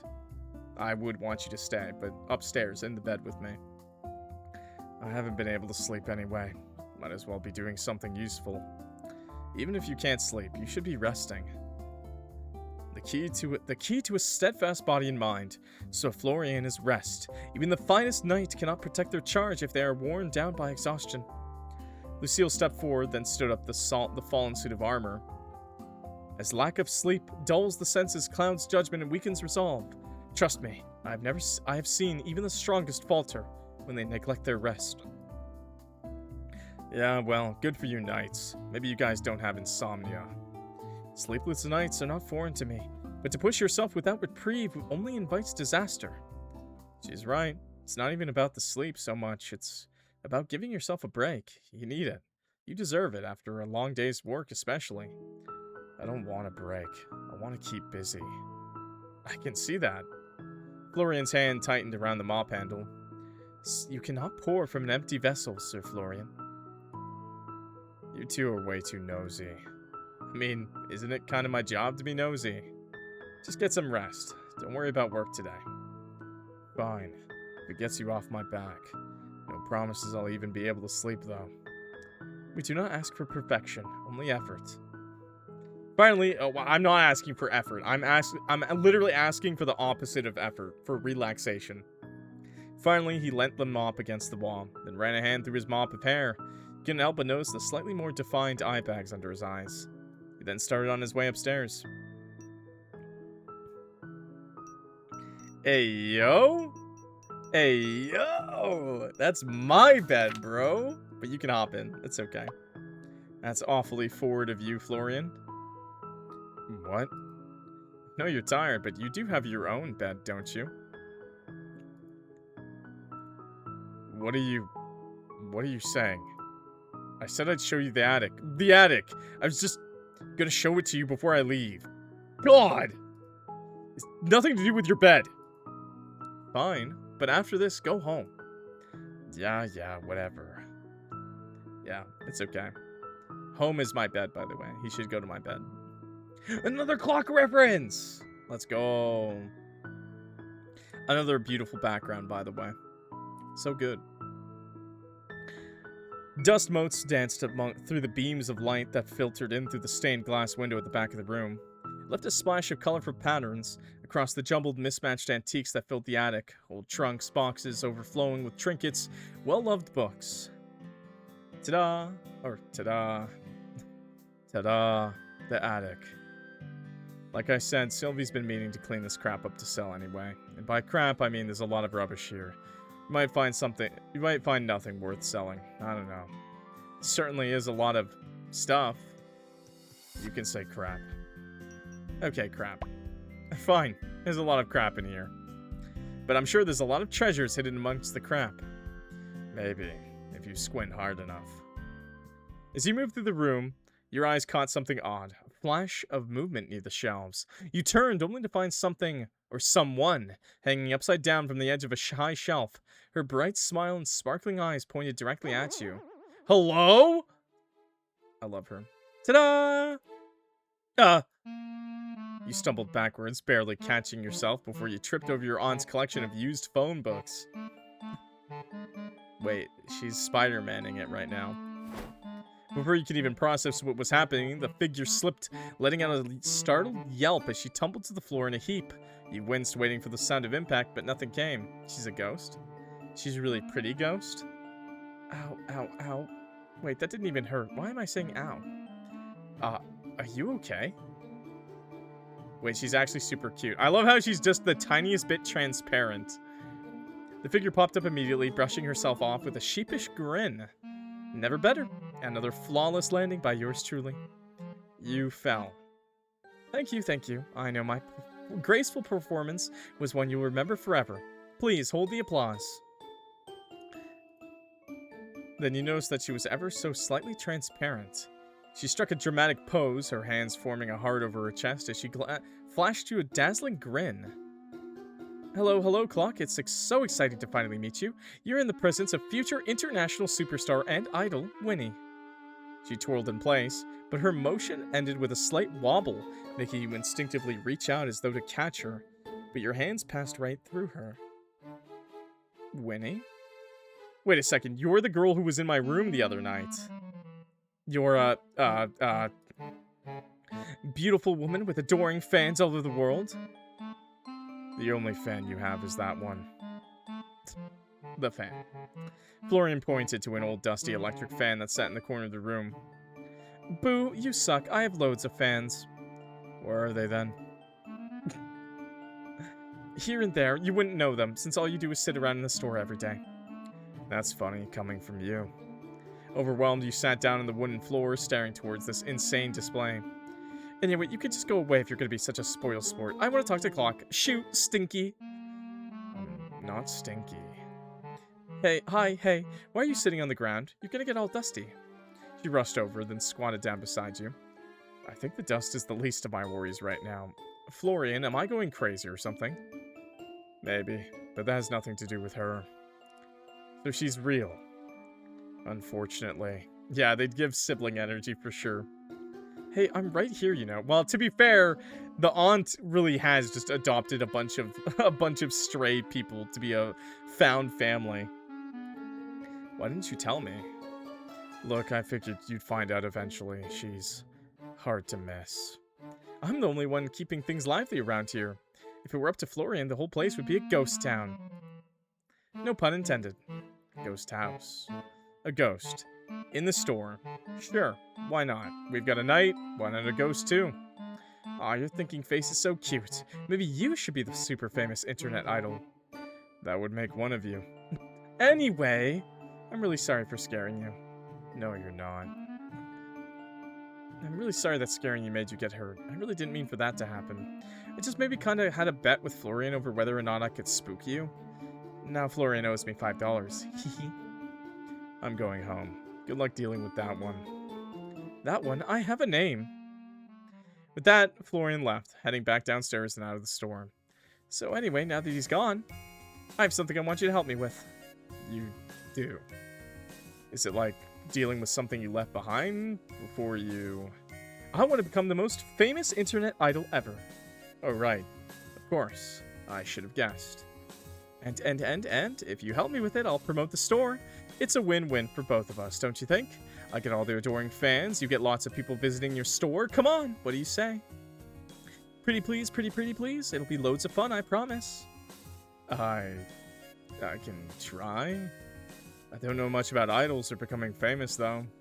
Scratch that, I know nothing about idols or becoming famous. Same. Yeah, you're the best ever.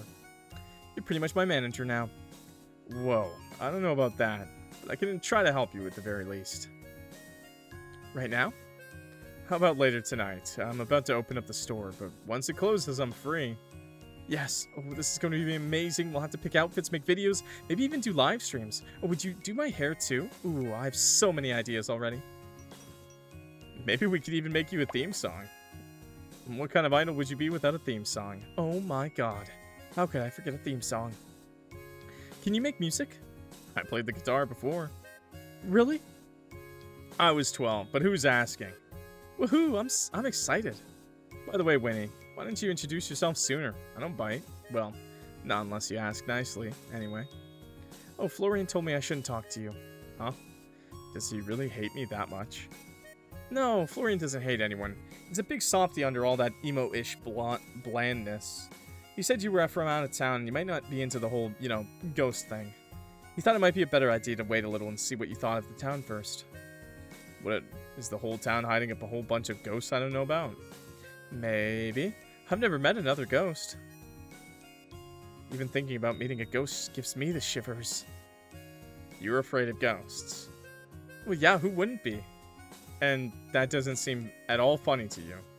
What do you mean?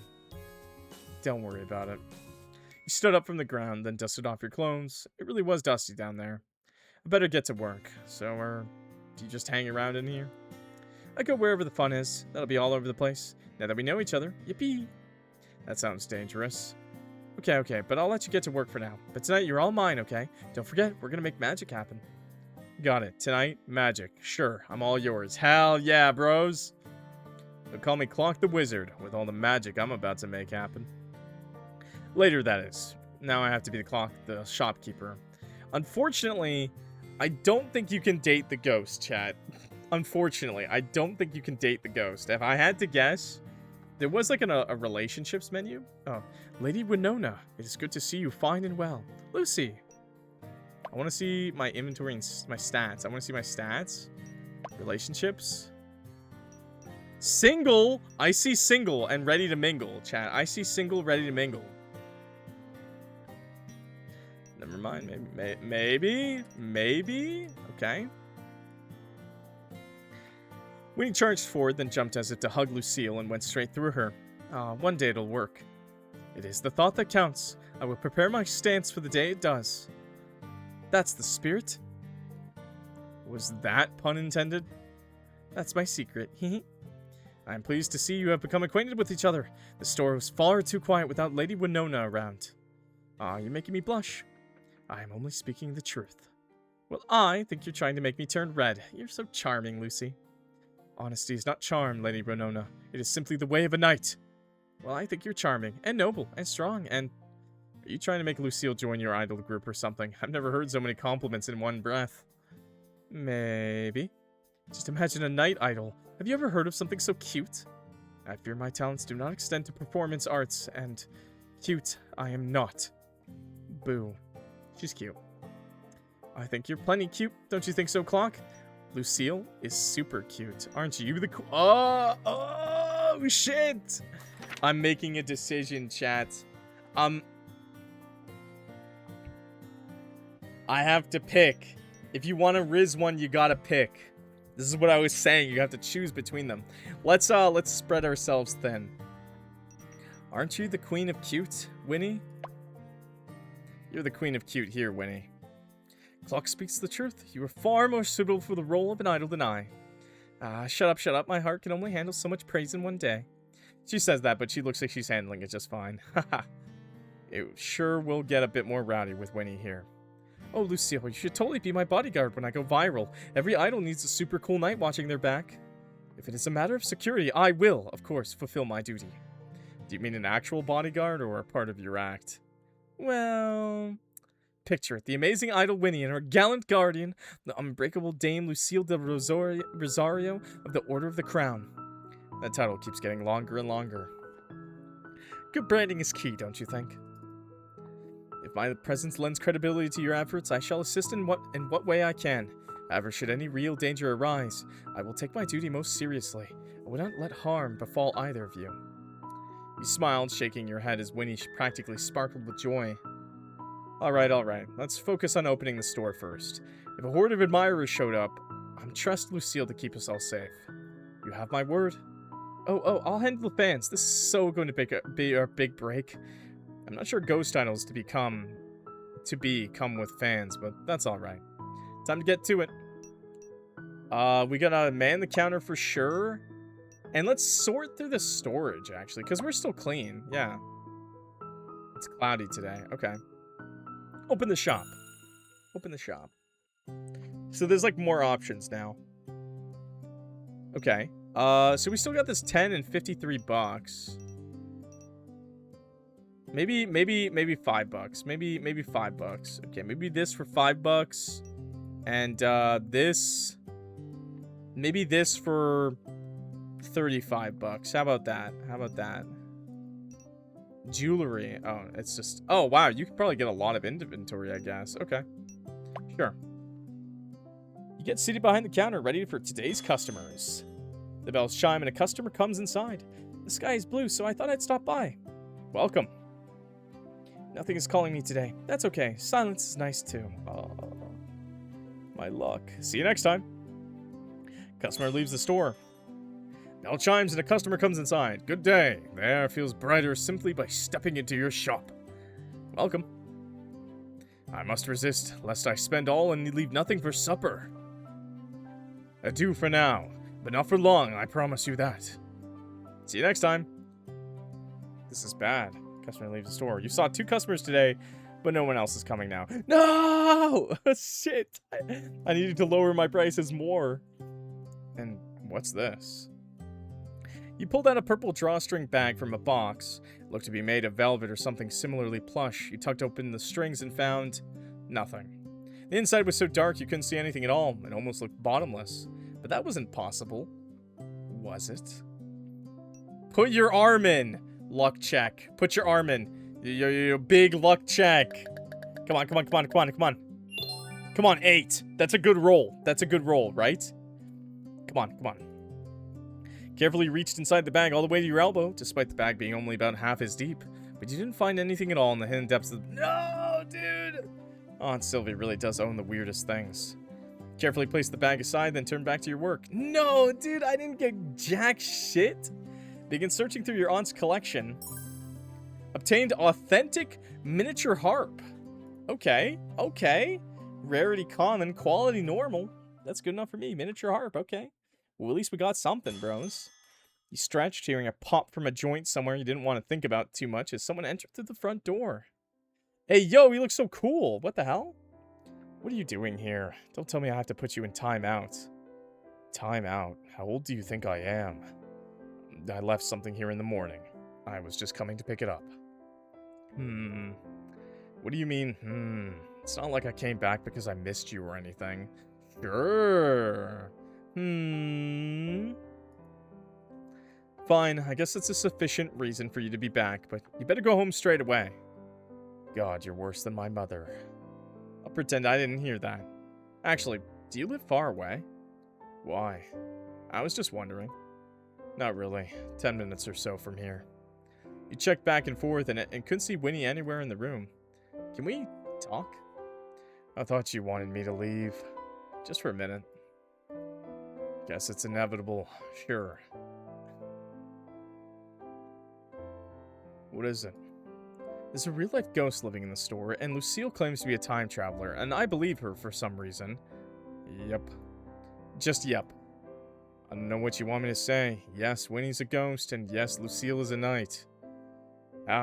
Why? What's going on here? Should have saved. Wait, saved what? Did my aunt know? Of course she did. She knows everything that goes on in this town. That's just the kind of woman she is. Really, this whole antique store rubbish is mostly a front. A front for what? Oh, before the dice roll. No, I'm not cheating. I'm not cheating. You're not going to tell me this is something illegal, are you? I really don't want to go to prison if this is a setup. What? No. Willowmist is full of people who don't fit in. People who are running away from something or don't blend into our normal society. Sylvie helps them. The town depends on her. She's a problem solver, I guess. She's the one that makes this town a place where people can exist without having to explain themselves. So the people in town, they're all like Winnie and Lucille? Not all of them, but a lot, yeah. But everyone knows. Or I guess. Some of them do, some of them don't, some don't want to know. Not everyone in Willowmist is like that, but they get it in their own way. I don't know. It's more like people just don't ask. And you're just okay with that. Why wouldn't I be? It's a lot to take in. You get used to it. You sighed, running a hand through your hair. Or don't. Just let things happen. You're here for what? 3 months? You'll be fine. You exhaled deeply before leveling a look at Florian. Okay. So what about you? What about me? You said a lot of people here don't fit in. What's your deal then? A beat of silence. Florian's expression didn't change, but there was something just a little too measured about it now. I just work here. You just work here? Yep.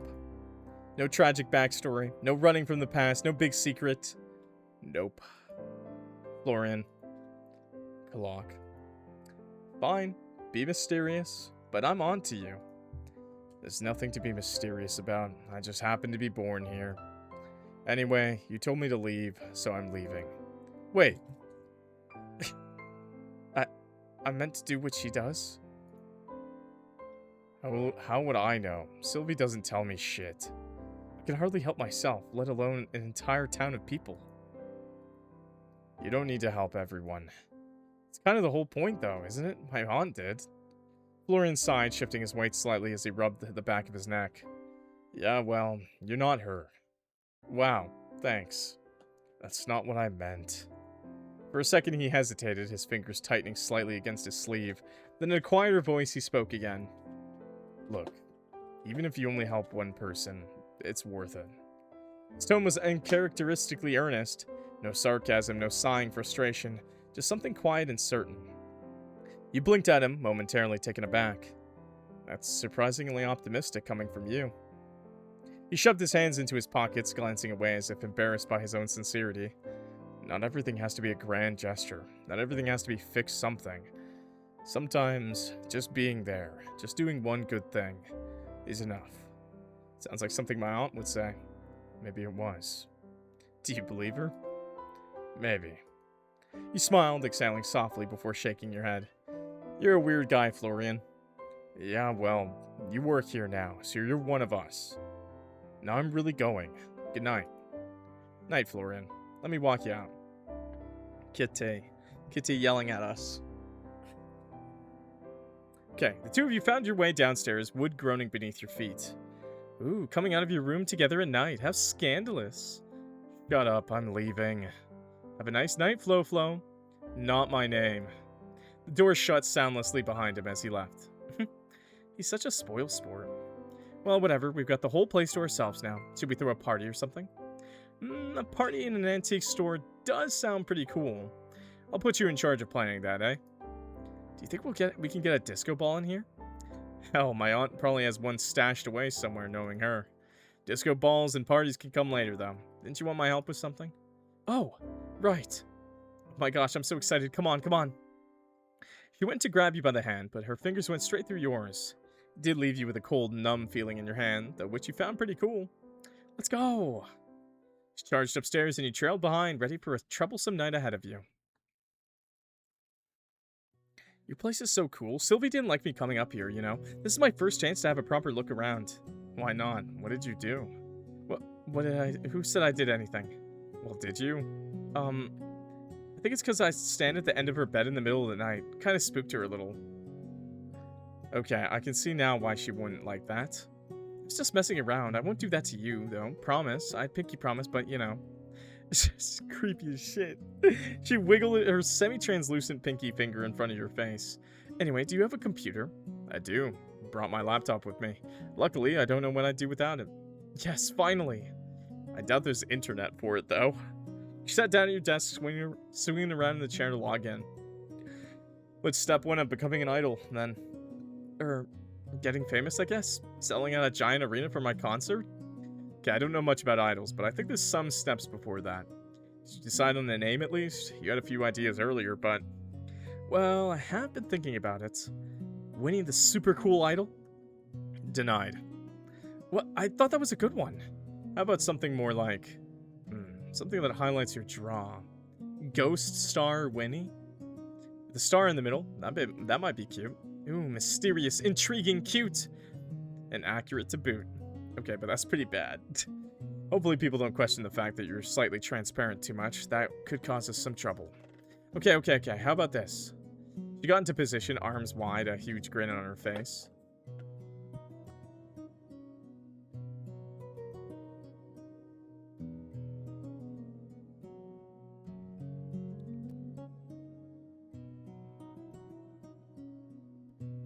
Okay. She pulled another pose, making a star symbol with her hands out in front of her. Sorry, I stepped away for a second. How was that? Wow, I think I'm already a fan. Oh, yeah. You'll make a fan out of me if you keep that up.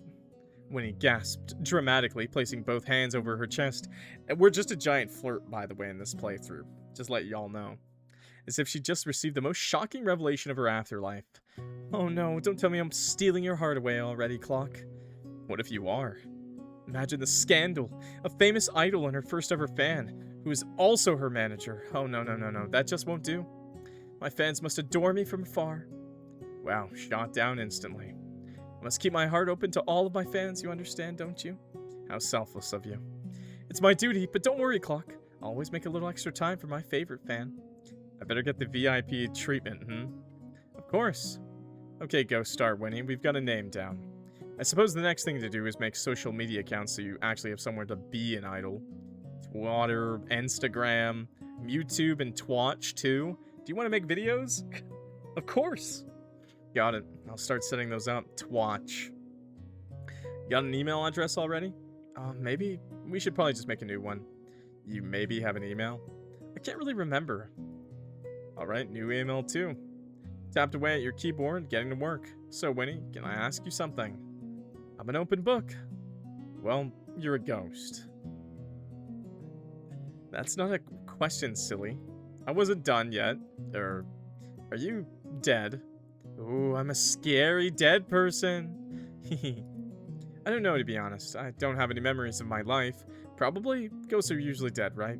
You lost your memories? I guess so. Maybe I didn't have any in the first place. Who knows? She's very nonchalant about it. I mean, she doesn't know. And that doesn't bother you. Why would it? I'm all here for the here and now. I guess that's a good way to live. Or, you know what I mean. What's with the superstar idol thing, then? I thought it was some kind of unfulfilled dream of yours. Maybe it was. Honestly, I just felt like the store was so boring sometimes, you know? So I was brainstorming ways I could help liven the place up, and bam, I saw this old magazine with a super cool idol on the front cover. Sylvie Wilby thought it'd be a good idea for me to pursue, but she didn't have a computer. I'm so glad you're here now. It's original at the very least. Can't say I know many antique store ghost idols. I'll have the market cornered before you know it. But really, one magazine cover is all it took.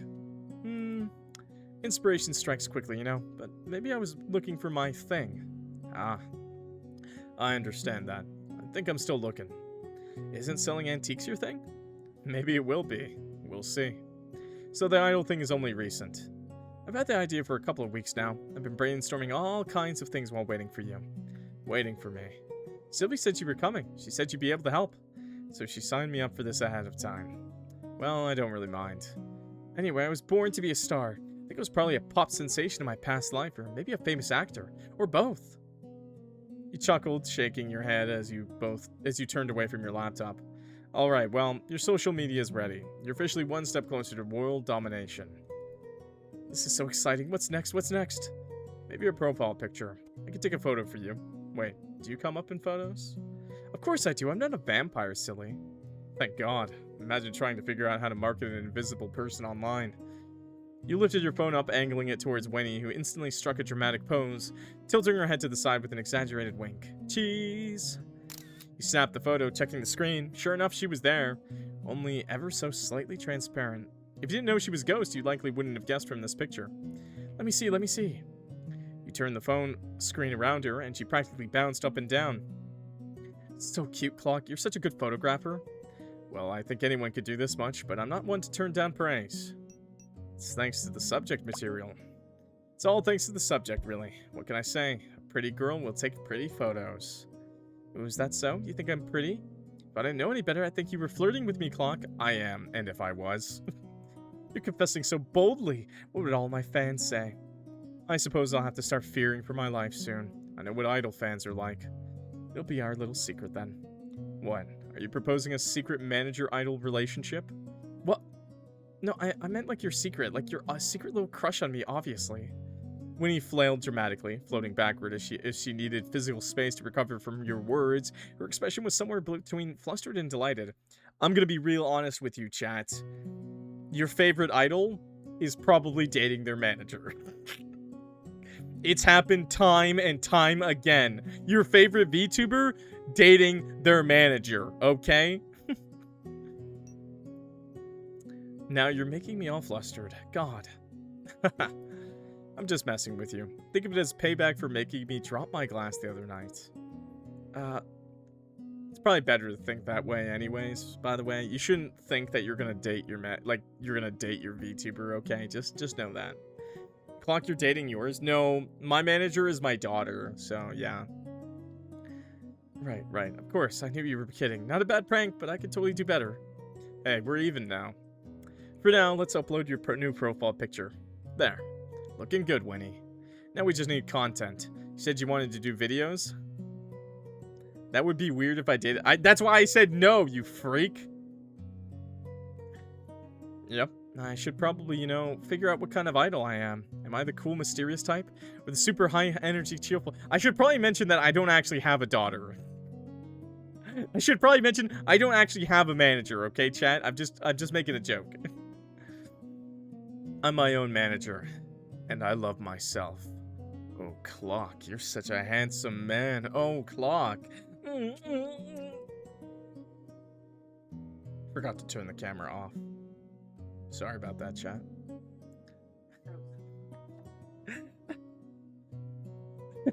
Okay, figure out what kind of idol I am. Am I the cool, mysterious type?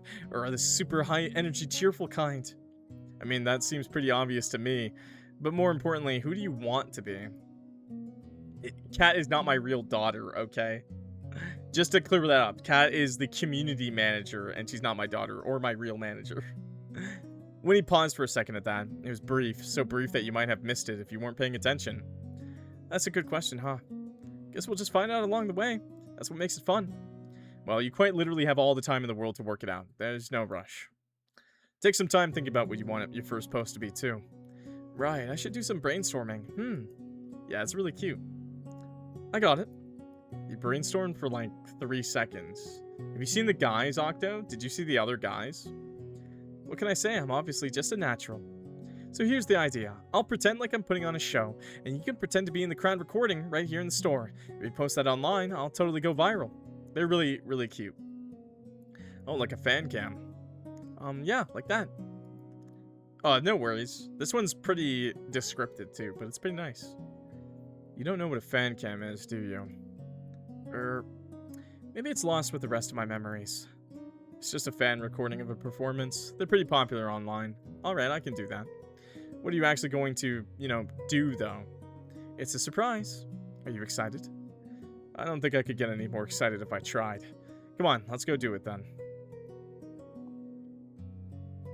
Isn't it a little dark for something like this? Concerts are usually dark, I think. Don't worry, it's going to add to the atmosphere. Just use your phone torch or something. Torch. British. With that, she stepped up onto the counter, not paying any mind to any of the items here. It's my phone's flashlight, bro. Torch. I'm not lighting my phone on fire for you. Which is fine, really, considering she just passed straight through them. Ready? I'll start recording. British. Mic check, mic check. You don't even have a mic. I'm practicing. Hello, Willowmist. I'm Winnie. No, that's not right. Start again, start again. Hello, my little ghostlings. Ghost Star Winnie's here. Your favorite spirit from beyond the grave. Ooh.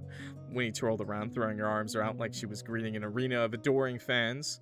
Woo, Winnie, we love you! Today I'll be singing my debut single, Fall Right Into Place. And Winnie took a deep breath, then just like that, her usual energy faded. Her playful grin softened to something more thoughtful, more wistful. Then she began to sing. Are we actually gonna have a song? Oh, CG! I'm not singing this for you. I'm not singing this for you, chat. I'm not singing this for you. I'm sorry. I'm sorry, bros. I'm not doing it, okay? I'm not singing. Boo! No, it's not happening, okay? Yeah, you don't want me to sing. I'm a terrible singer, bro. From the songbirds in the treetops to the valleys down below. Every living creature has beauty to show. She sang with all the passion of a girl with no place to call home. Her voice was light, sweet, airy, but there was a depth beneath it. A kind of yearning woven between notes. Creaking of the floorboards play a timeless melody. I wonder about the future that is waiting for me. She held one hand down as if she were reaching for something, or someone just out of grasp, her voice carrying through the still air, filling the empty space. Cheer her on. Yeah, I'm supposed to cheer her on. Woo, Winnie, you're amazing. You got this. A spark of surprise lit up Winnie's face before shifting into pure radiant delight.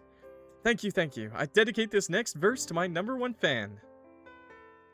No, I can't. No, I don't. I can't shake off this feeling of sweet mystery. Like all the snowy mountaintops were made alive for me. Every bone in my being is begging to stay. Like all my broken puzzle pieces fall right into place. As she hit her final notes, Winnie's eyes fluttered shut as she let the sound settle into the stillness of the room. Then she cracked one eye open, grinning. Wow, okay. Nice CG. I'm kind of surprised we had both the girls and we haven't seen any of the guys.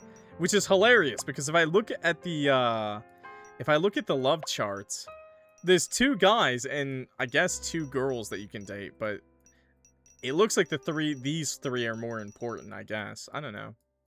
I don't know. So, how was it? You quickly stopped the recording.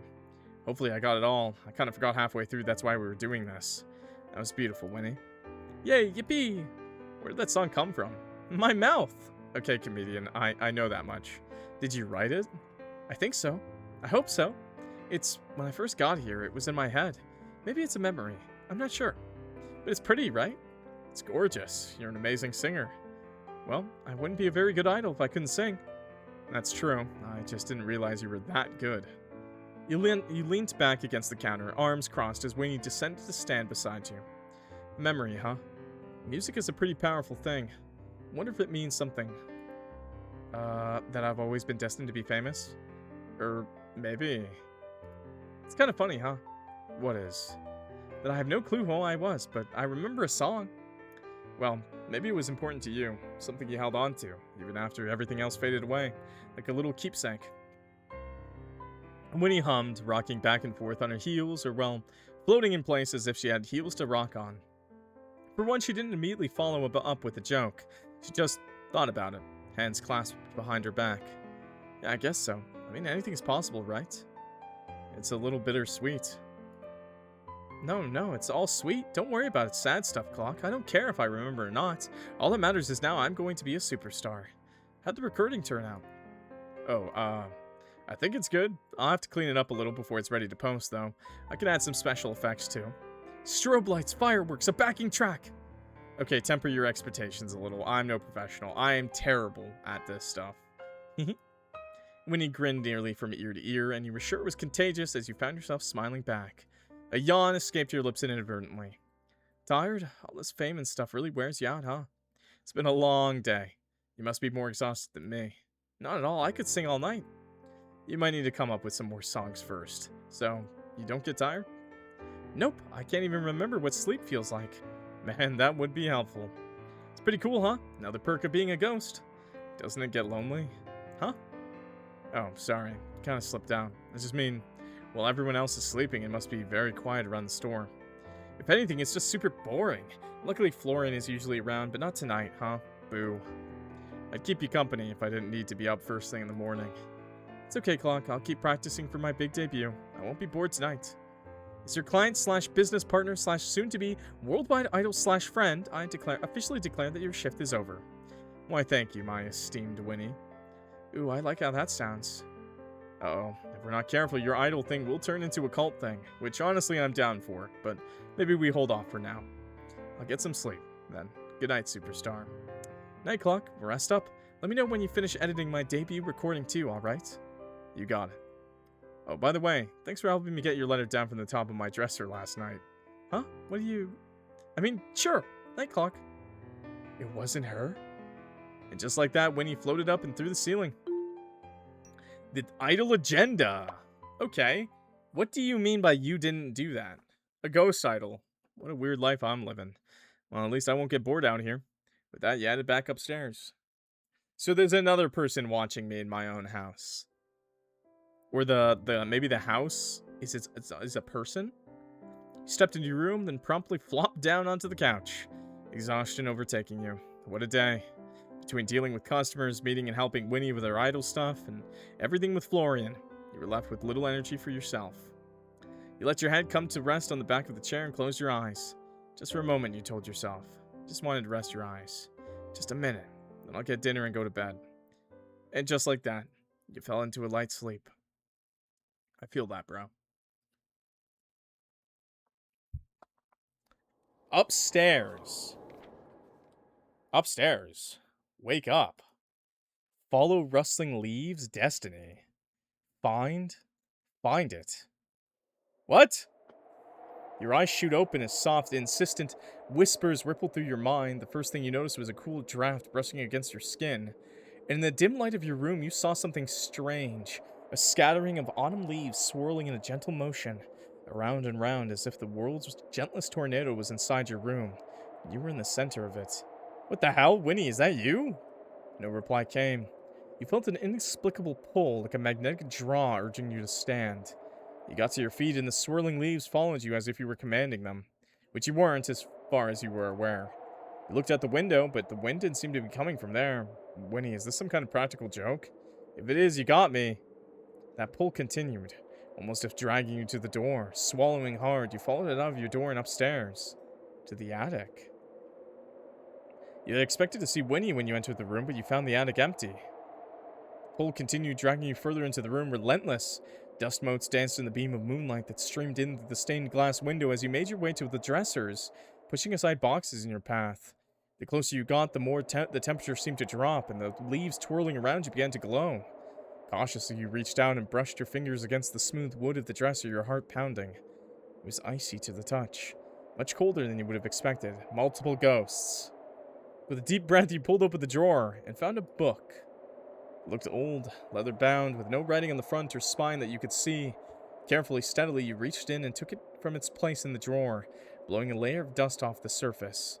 As soon as you made contact with it, the leaves swirling around you exploded into gold dust, shimmering through the air before coming to rest on the wooden floor. Rude, I have to clean that up. The temperature of the room returned to normal, and you were left once again exhausted. Strange book in hand, you made your way back to your bedroom. Okay, sure. You set down the book on the small dining table in the kitchen and changed into your pajamas. Whatever strange thing was going on right now, it could certainly wait until morning. Crawled into bed, heart still racing, and closed your eyes. Despite the adrenaline running in your veins, weariness overtook you, and soon enough you fell back into a much deeper sleep. Okay, sure. Cursed book. Why not? Why not? A little too calm, yeah. The singy song chirping of a group of small bluebirds on your windowsill woke you from your sleep. You sat up and stretched and yawned, stretching out your shoulders with a pop. I'm sure that's not meant to pop. Rubbing your bleary... Everything's meant to pop, bro. I pop my neck sometimes. It's great. Rubbing your bleary eyes, memories of last night suddenly resurfaced. Filled with alarm, you searched out the book you'd found and noticed that there was nothing on your table anymore. Was that all a dream? God, I need to stop watching TV or something. Abruptly, a book fell into your lap as if someone had dropped it. Very familiar leather-bound book. How the... Does this place have a second ghost or something? Absent-mindedly, you begin to flick through the pages, but instead of being greeted with a journal like you expected, you found strange, intricate drawings, almost like sigils. It looked old, but incredibly well-kept, and you couldn't read a word of it. You flicked to the front, and in the bottom corner of the page was a single word, or in this case, a name. Marigold. Is this on Sylvie's? Just what is going on around here? Ghosts and knights, sure, but people around here are different. Does that mean she was too? She was a witch! Did make sense to you, kind of. Your aunt was a little strange in a curious way.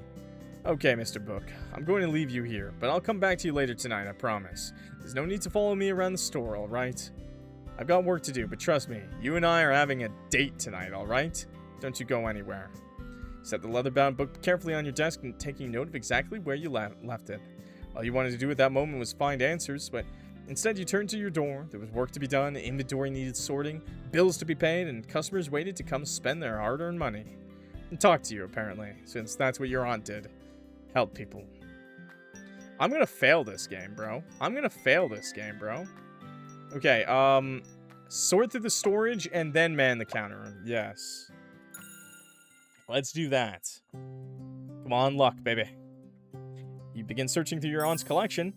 Authentic shell necklace. Okay. Okay. Cheap, but not bad. Something. You were the one who picked hard mode? Shut up, bro. You told me to. No, actually, I think you said cozy, didn't you? You just stepped away from the counter to grab lunch when the door opened and Florian came waltzing in, covered once again with his sunglasses and bucket hat. Florian! Hey. How are you feeling? Did you get some sleep? Deep-set bags under his eyes didn't look very promising. I'm fine enough to work. Well, if you say so, but you should think about going to see a doctor or something if it continues. Didn't I tell you to stop worrying about me? Yeah, but no one said I had to listen. Good day, Sir Florian. Pray forgive my intrusion, but might I inquire about this peculiar contraption you have hanging from your pocket? I've never seen its like before. Lucille stepped over from the side of the store, helmet under arm. She gestured towards a pair of headphones connected to Florian's phone, which was half hanging out of his pocket. It's a pair of headphones. Headphones? A peculiar name. I have heard of a phone owing to Lady Sylvie, but not these headphones. They're tiny mini phones that you put into your ears, and they put the screen in your brain. Winnie popped up from out of nowhere, grinning at Lucille. Is that so? What? No, she's bullshitting you. They're just little speakers. You have to be careful with the tiny phones will invade your ears and take over your mind. That is quite terrifying, Lady Winona. I believe I will keep my distance from these headphones. I'm telling you, she's lying. Look, you listen to music through them. Florian held the headphones out to Lucille, who raised a hand. My warmest thanks, but I believe it best to let my ears remain free of such intrusions. Why do you never listen to me? She's playing a trick on you. I do not believe Lady Winona would lead me astray. And I would. Hehe. They're really just for listening to music. Winnie's messing with you, really. They're just for listening to music. You might like them. Thank you, Clock. But if that is truly the case, there's plenty of music to hear without using technology I do not understand. The singing of birds, the rustling of leaves. I believe I will make do, for now. Man, I'm too tired for this shit. Perhaps a caffeinated beverage would be of assistance, Sir Florian. Shall I go fetch you one, Clock? A coffee would be great. That will be no problem. Lady Winona, I apologize that I cannot offer you a beverage too. It's okay, Lucy. I'll just enjoy it from afar. You really don't need to. I should be back post-haste. At that, Lucille left out the front door, a spring in her step. I'm gonna keep practicing. Bye-bye, lazy bones. Winnie floated back up and through the ceiling. You weren't sure you'd ever get used to that. I feel like he feels so bad about being like a burden or something. Seriously though, are you doing all right? It's just some personal shit. It has nothing to do with work. Alright, but don't overwork yourself too much, yeah? Actually, I'm glad we have a second alone. I wanted to talk to you. Why? I guess you're kind of the person I know best in town. Why? I'm not the kind of person that people confide in. I disagree. You're really easy to talk to. What is it? I found something. Congratulations. Would you prefer a ribbon or a medal? Is both an option? No. Damn, you got me all excited for no reason. But seriously, I woke up in the middle of the night and there was a tornado in my room. Right. A tornado in your room. You're not taking me seriously right now. No shit. You're telling me there was a tornado in your room. Okay, listen. Not a tornado exactly, but a lot of wind and leaves, and they were swirling around me. Uh-huh. And they led me to a book. A book I can't read, but that doesn't matter right now. As soon as I touched it, it all disappeared. What's going on here? Are you an idiot or something? Well, where's that coming from? And yeah, probably. I told you, this town is full of all kinds of people. That includes your aunt. There's probably a reason she wanted you to come take over. She always has her reasons. She just never actually tells anyone about them. I think she gets off on leaving people confused. Idiot versus haunted house. Haunted town. It's just... A week ago, if you told me that ghosts and time-traveling knights and magic books existed, I would call you crazy. Now I'm just meant to accept all of that? I don't know. You're doing a pretty good job of it. Am I? Do you like Winnie and Lucille? Of course, they're both great. So who cares if they're a little different? And what about me? Maybe you're a little different too. Does it matter? Well, no, but it's kind of just tossing everything I thought I knew to the wind. Yeah, well, that's life. One day you're a normal person doing normal shit, and the next everything's turned upside down without your permission. Oh, he wasn't born a vampire, was he? Speaking from experience there? I don't know what you're talking about. If you say so.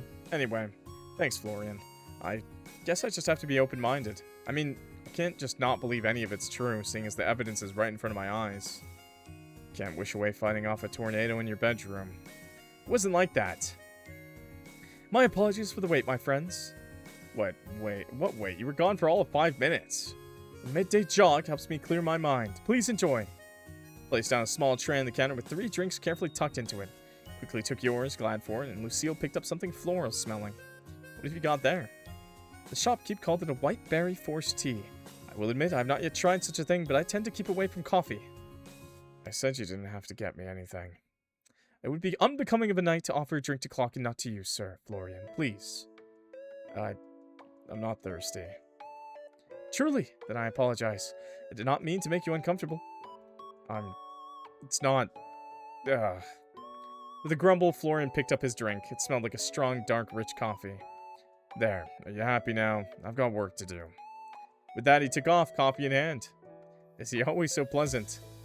If by pleasant you mean acts as if some knave had defiled his morning gruel, then yes, Sir Florian has been rather somber from the moment we met, some months ago now. Well, I guess even Grumpy is charming in its own way. I'm sure he has his reasons. Oh yeah, it is. That is true. If I were to speak my mind, I would say he holds little belief in himself.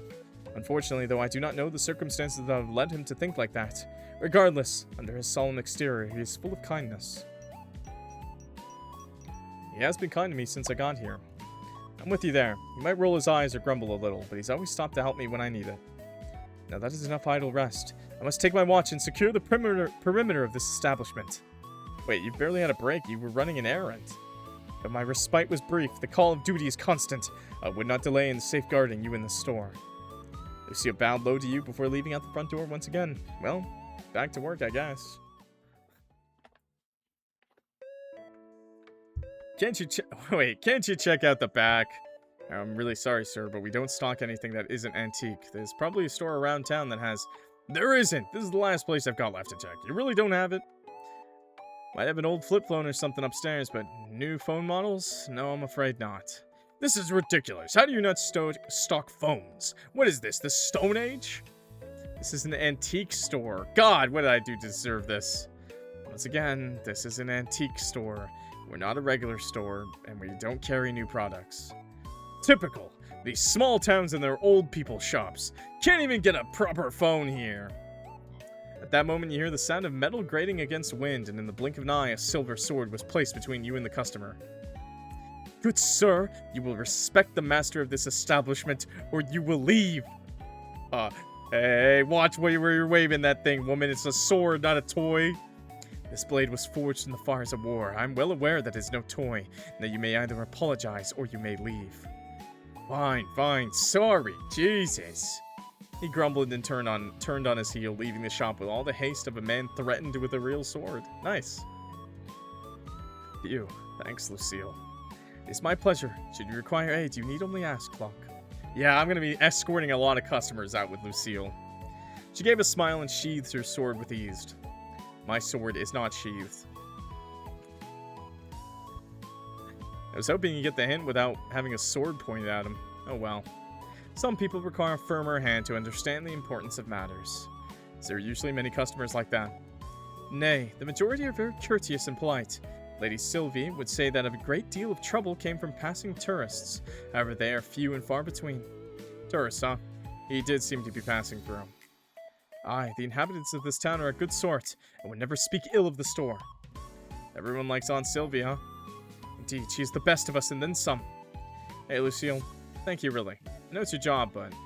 My sword is yours, your enemies are mine, and if there's but one thing you can depend on in this life, it is that. She bowed her head and left to continue her patrol. Okay. Was that like a random event? I guess it must have been. Maybe not random, because it's early on. Okay, fine. This, I will mark the price to 30, bro. I will mark the price to $31. No, not 312. Okay, and this was $8 to $78, normal condition, and a common item. I'm gonna price this as 50 bucks. Maybe 45. Maybe 45. $48. $48, bro. Okay? Please, give me the money. I need the money. Oh, wait. No, wait. Can I do that again? Can I? No. Can I do it again? Can I? Oh, I can. Nice. Okay, thank God. Okay. Thank God. Okay, I think it sold for $7 last time, so let's do $7, okay? Oh God, hi. Welcome. Christmas Bell's brooch has a certain symmetry I appreciate. Interesting. I believe a fair price would be $21. Okay, counter offer. $22 hairs, sir. How about $22? I'm satisfied with that price. Consider it sold. No, let's go! We sold something! Wearing this, it can be Christmas all the year round. He likes to get festive. Okay, Emmett. I'll be back to review things later. See you next time. I'm getting fleeced? I know I am, but I need money. Chad, it's almost the end of the week and I need to pay rent. Customer leaves the store. You saw one customer today, but no one else is coming now. Damn. Pain. It's a little past 5 p.m. and you're sweeping a few stray leaves from the floor, and when the door is pushed open once again, and then 5 more leaves to join you, awaiting their inevitable sweeping. Damn. Greetings, Sir Emmett. You have arrived at a most fortuitous time. Sir Florian and I were just debating over whether Clock would neglect to pay the bills or not this week. You're not supposed to tell anyone that. It was just between us. Do I look that forgetful? Do you honestly want me to answer that honestly? No, I'm not sure. I will not be able to cover the bills. Emmett adjusted his glasses, pushing them up from the center with his fingertips. I'm gonna get a game over, aren't I? No bills will go unpaid while I am still contracted. What's that supposed to mean? Everything would fall apart if I fired you? I didn't say that, but you're free to assume what you will. Careful, if you speak to me so nicely, people will think you actually enjoy my company. My apologies. We wouldn't want that, would we? Now, I'll set up my computer at your counter and we can go through your books together. I did bring my own laptop if that'd make things easier. Yo, thank you for the raid, dude. Gasoline Zeno with the raid, too. Thank you very much. Hope you guys had a fun stream. It would stop me from having to come and assist you every week. Yes, Miss Marigold never did have any interest in technology. Oh, and miss hanging out with you. What are you guys playing?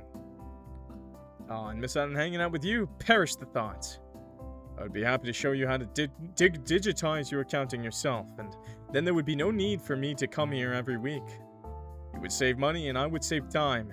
That sounds like a win-win to me, from business owner to business owner. But what about your wonderful company? It could be used on another client, I assure you.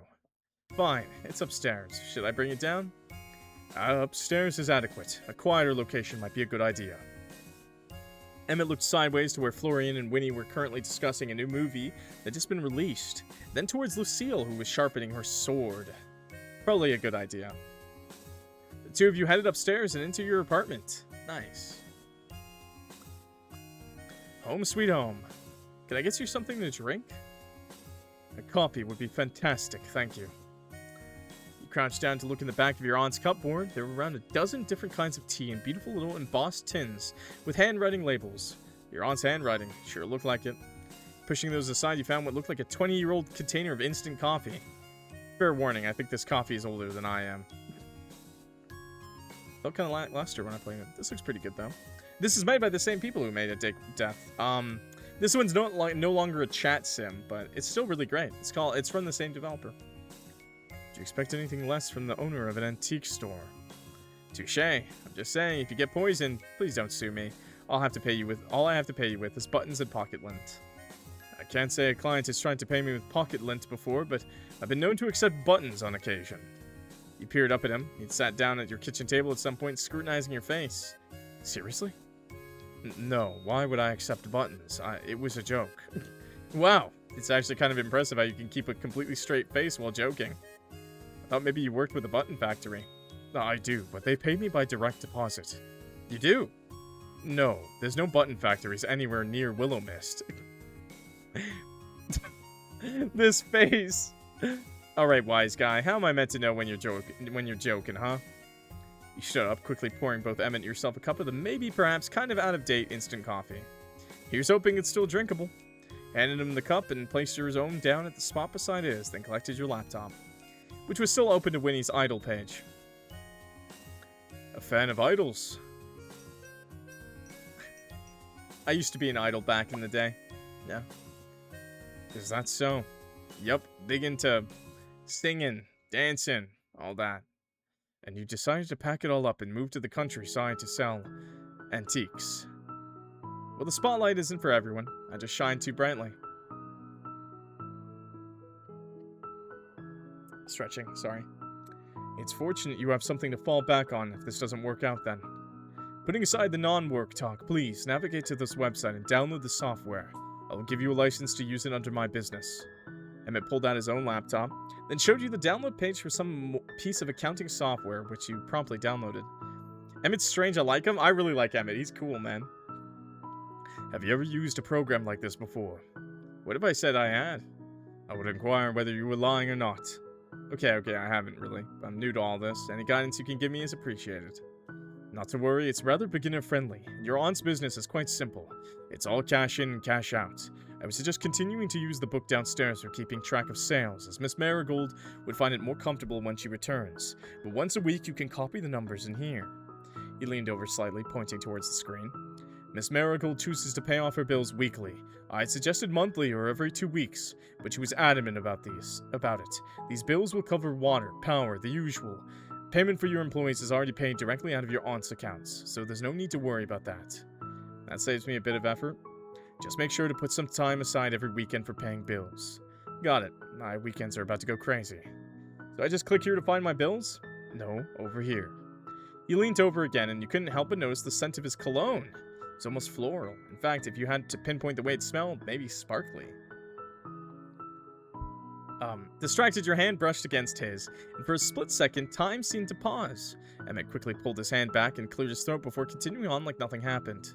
Yes, just there. Click on this tab and it will show you an overview of your pending payments for the week. Alright, I got it. Thanks, Emmett. From here on, it should be straightforward. However, since it's your first time, I'll stick around and assist you with filling in some sales data from the book downstairs. Really? That's awfully kind of you. At that, he let out a rare laugh. I'm paid by the hour, Clock. I wouldn't call it a kindness. Oh, I see. Looking to fill up your bank account, huh? That's the point of running a business, yes? I appreciate the help nonetheless, even if it comes from a selfish place. Want another coffee before we start, Numbers Boy? Numbers Boy. You like numbers, don't you? Yes, I suppose so. And no, one of those coffees was enough to last me a lifetime, thank you.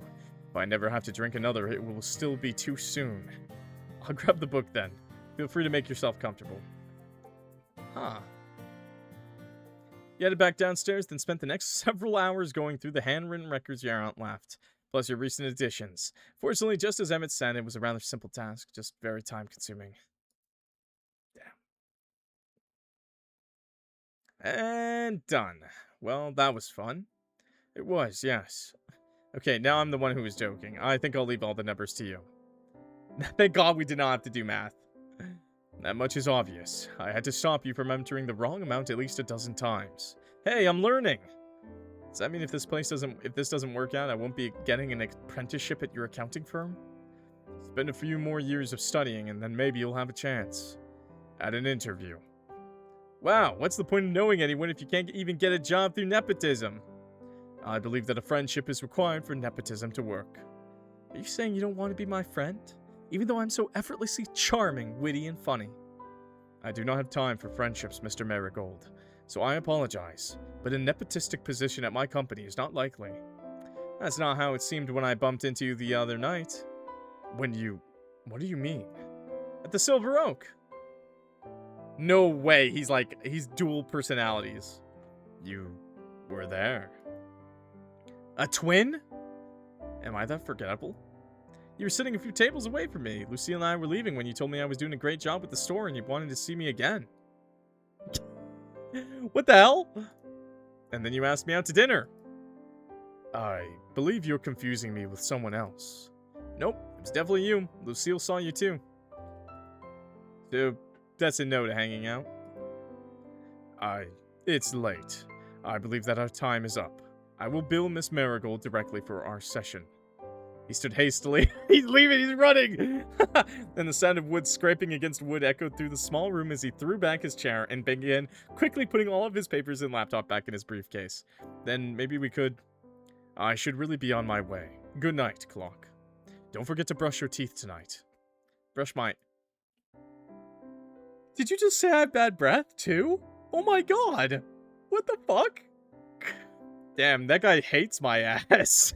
I like the idea of Emmett getting messed with by the town entities. Yeah. Brush my... In a hurry, Emmett rushed out the door and down the stairs, leaving you staring at the empty spot where he'd been just a few moments ago. Don't forget to brush my teeth. What is he, my mother? Wait, what's that? A folded up piece of paper remained on the table. You unfolded it to see a letter addressed to Emmett. Resisting the urge to snoop, you instead folded it back up, then found your hands covered in sprinkles. What the... Brush them off in your shirt, then touch the paper again. Once again covered in sparkles, despite the paper looking crisp and white. Emmett will probably want this. Taking the letter in hand, you dash downstairs. Nice. Dash. Where did he go? around and hope for the best. Wander around. I don't like doing quick saves, dudes. Doing real saves. Okay. Check his Emmett's business card, or that's a smarts check. Luck check. I got a +2 bonus to the luck check, baby. Wander around and hope for the best. Let's go. Let's do it up. 13. Nice. Come on, that's a good score. Can't have gone far. Trust in yourself, Clock. You set off on foot, walking through the darkened town. It was a clear night, and the sky was full of more stars than he could count. It was certainly different to back home. You're walking like this in search of Emmett, but slightly distracted by the sight above you when you heard a meow. Then another and another. Where's that coming from? Following the noise, you turned into a side street and saw a group of kittens huddled together and surrounding a certain man. Based, it's the cat man. Don't worry, I brought you food. There's no need to get violent. There, eat. Emmett was crouched low to the ground, holding on a small white plate bordered with yellow ducks for the group of tiny cats. As the kittens meowed and ate, he stroked them gently, smiling. His normally serious face had been replaced by a softer expression. Well, I wasn't expecting you to find my favorite numbers boy feeding strays. What are you doing here? As he spoke, his voice cracked and the kittens scattered, leaving the two of you alone in the dim moonlight. Maybe I enjoyed your company so much I didn't want it to end. You what? Is that so unlikely? You've known me for a handful of days, and all we've done is talk business. Maybe I just like listening to you talk. He looked at you incredulously, as if trying to gauge if you were joking or not. Okay, I do like you, Emmett, but I found you for a reason. You left something at the store, and I wanted to return it. Really, here. Sorry for spooking you. Such a little troller.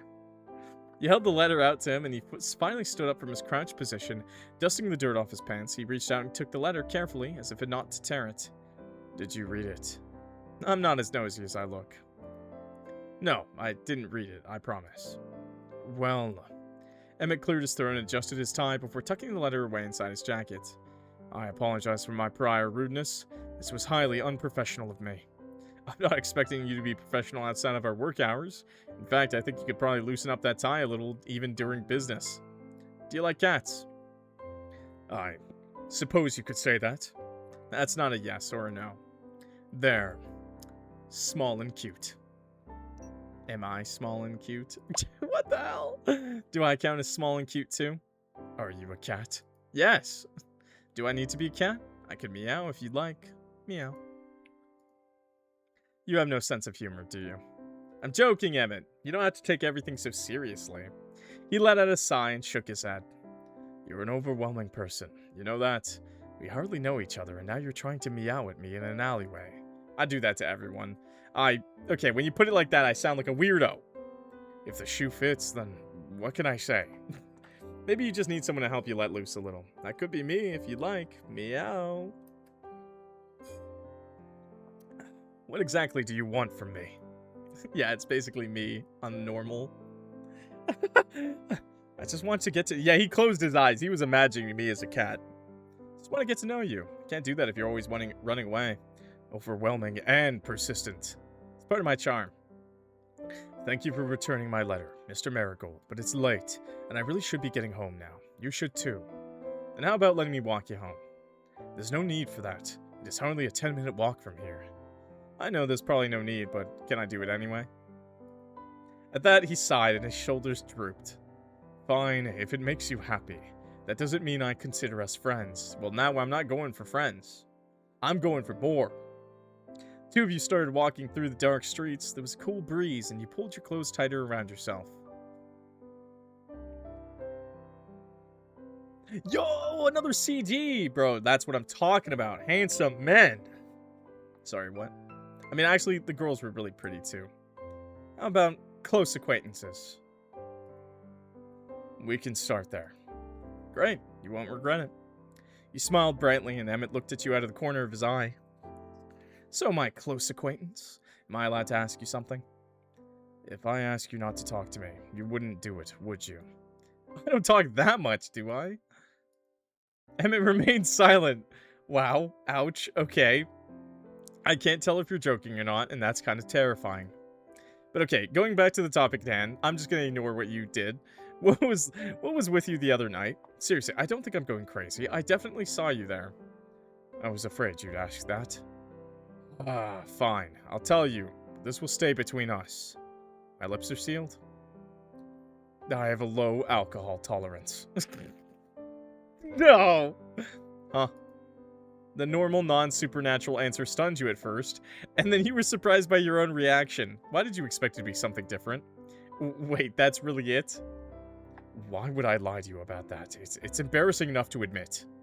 I guess it's just so mundane, like compared to a ghost or a time-traveling knight. Oh, what? What does that have to do with anything? Oh, don't worry about it. So you really were just drunk the other night. Quinn offered me some of his homemade cider, and I felt embarrassed to turn it down. It was only one drink, but that's all it takes. I apologize that you had to see me that way. It was actually kind of adorable seeing you act so nice, sweet, talkative. Adorable. A 31-year-old man is hardly adorable. And yet there you are. How strange. This is why I try to avoid alcohol. How much does it take to get you drunk exactly? Like 1 sip? Please do not test that. Can't tell me all that and then not follow up with a number, Emmett. Where's the fun in that? God, I've already told you too much. Yes, even 1 sip will do it to me. It's not something I'm proud of. If it helps, I'm not much of a drinker either. That's what the early 20s are for. Now I'm old enough my bones are creaking. You can't be more than 25. Ooh, are you complimenting me, my dear accountant? Trying to get on my good side? Hardly. I'm 26, actually, but you were close. What are you doing out here in the middle of nowhere at 26? What's this I hear? Someone wants to get to know me. It's only simple curiosity. To tell you the truth, then, I have no clue. You have no clue. I was getting a little burnt out working part-time jobs and thought maybe some time away from the city would do me some good. Some Stardew Valley-esque shit. The writing really is so fun. Yeah, I love them. Man, the people at 2.5 Studios, A Date with Death was hilarious. This has proven the same. Okay, I know a lot of people might not like this as much as A Date with Death because you're kind of, like, at least for this introduction, you're kind of forced to talk with everyone. But that's my favorite part so far about it, really. I love everyone. I think they're all great. I think if you're like a heavy ultra gooner kind of person and you just like want your one character, it's going to be problematic. Like, you're not going to enjoy this as much because, like, let's say, like, Florian's my favorite so far. I kind of like the grumpiness. It reminds me a lot. But anyways, I like his character. But at the same time, like Florian, you know, at the same time with Florian, I can't really like, with Florian, I can't just talk to him all the time, you know? And we haven't even seen his CG. Plus, if you're interested in only guys, let's say, a good example is if you're only interested in the men in this game, sure, you meet like Emmett and you meet Florian first, but at the same time, you don't get their CG like until way later in their alone time. Like, you see the girls first too. But I still enjoy it. Like, I still think it's really good. As someone who's just appreciating both. Running the store was just a lucky opportunity. I haven't even seen my aunt since I was a kid. It would be like Miss Marigold to leave a near stranger in charge of her business. I don't think she had much of a choice. My grandparents passed away, and my mom, well, they don't talk for some reason. What about you? You can't weasel out of my invasive questions this time. You asked first. I moved to town a few years ago. With your business? That came after. I arrived in this town with only the clothes on my back. Oh, are you on the run? Don't tell me. You're on the run for tax fraud. Please, give me a little more credit than that. I'm just saying, someone who knows the system would have an easier time using it to their advantage. If I wanted to commit tax fraud, I wouldn't be caught. So you've considered it? I can't believe I have to say this aloud. No, I have not considered committing tax fraud. There, are you happy? Ecstatic. Why'd you move here then? It's complicated. I did a new start and I didn't have much else. This town just seemed quiet. And I have to agree with that. My previous job was quite intensive. I lived within the same buildings I worked and rarely had a day off. I didn't really have a life beyond that. When the opportunity presented itself, I took it to leave. Was it accounting related? Kind of. Thank you, that's very specific. Emmett suddenly stopped outside a small 2-story high apartment building. There seemed to be a sign hanging out in the front. Finch Advisory. What are you, some kind of workaholic? Yes, but I live above my practice. It's just easier. Even if it was greatly unnecessary, thank you for seeing me home. You really didn't have to. Seriously, you didn't. I know I didn't. I just wanted to. You're incredibly strange. Thank you. I did not intend it as a compliment. Well, I'll take it that way. Unsurprising. Thank you for returning my letter and the walk. Good night, Mr. Marigold. He gave you a curt nod and then walked towards the building before stopping in his doorway and suddenly fishing around in his briefcase.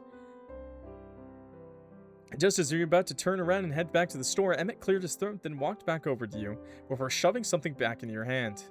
A small card. You did already give me your business card, but now I have a spare. Thanks. I wrote my number on that one. Oh. For emergencies only. Why are you handing me this now? Emmett pushed his glasses up before turning around and finally entering the building, leaving you to stand alone in the dark streets, the door closed behind him. Keg W. He's a tsundere, chat. He's a tsundere. A tsundere. Flipping over the card in your hands, you can see how both a mobile number and a personal email address scrawled in a messy, loose handwriting. Does this mean we're friends now? A click sounded through the empty street as a window was pulled up open ever so slightly. No. And then it was shut again. With a smile, you pocketed the card and started on your way back to the store. Dude, that is 10 out of 10, man. Look how many there are, bro. There's like at least 10 events. It's crazy. 5, 6, 7, 8, 9, 10. Yeah, 10 events. That's crazy. Level up. Level up, dude. Yeah, let's go, dude. Okay. I think...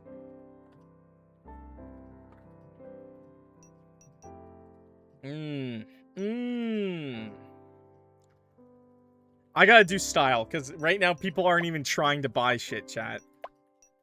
People aren't even trying to buy any of my shit. I gotta up the level. Okay, let's head home. Gotta get some cool points. The shop floor was quiet when you entered. All the lights had been turned off, and only the faint glow from the moon illuminated the store. Florian didn't look to be around. Maybe he was cleaning the storeroom, or maybe he'd finally accepted he was sick and needed to rest.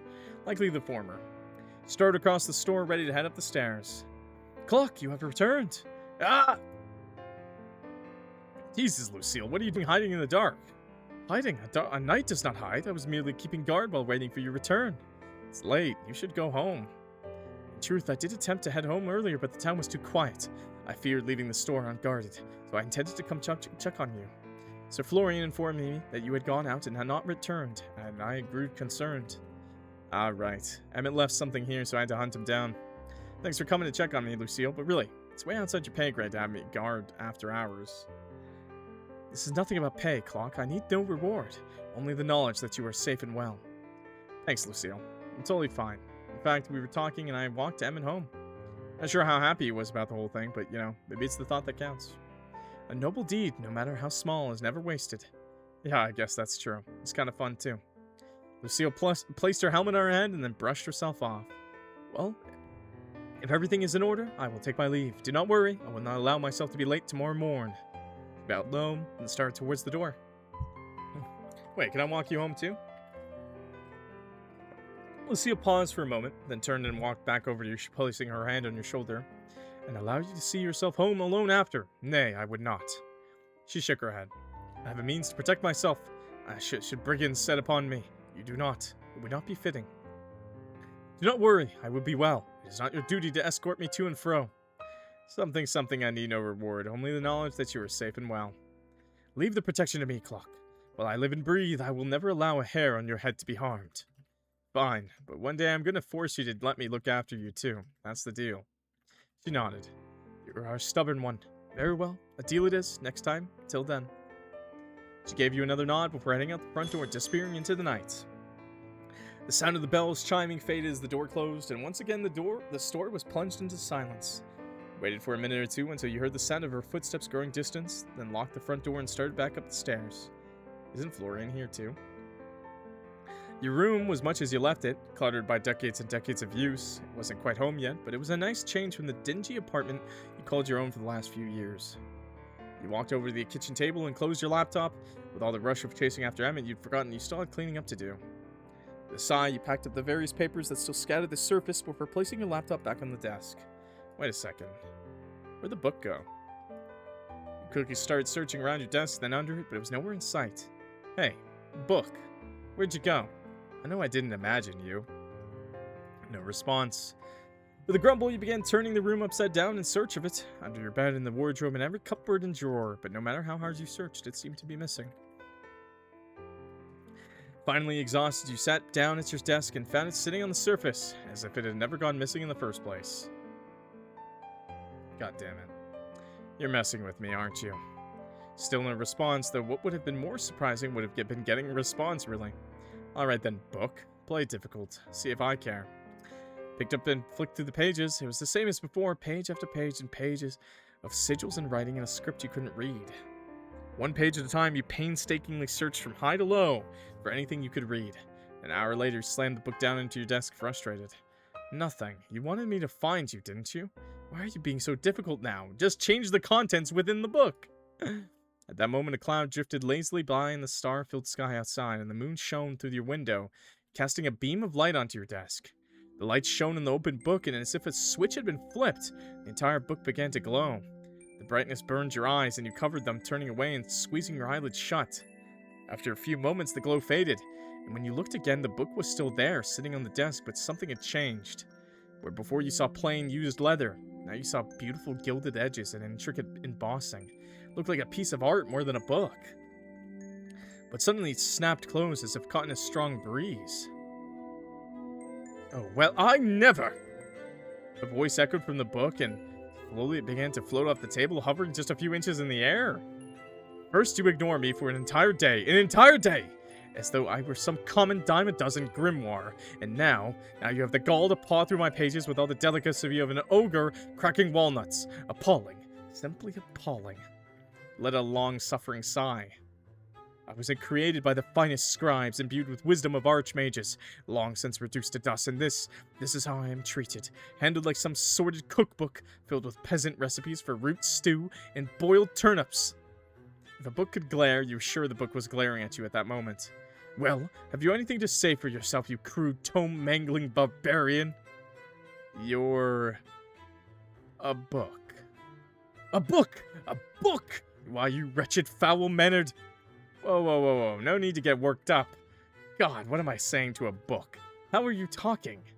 I am far from a book. I am an archive of the ages, a collection of arcane lore, a repository of incantations, So a book. Oh, the sheer depths of your ignorance astound me.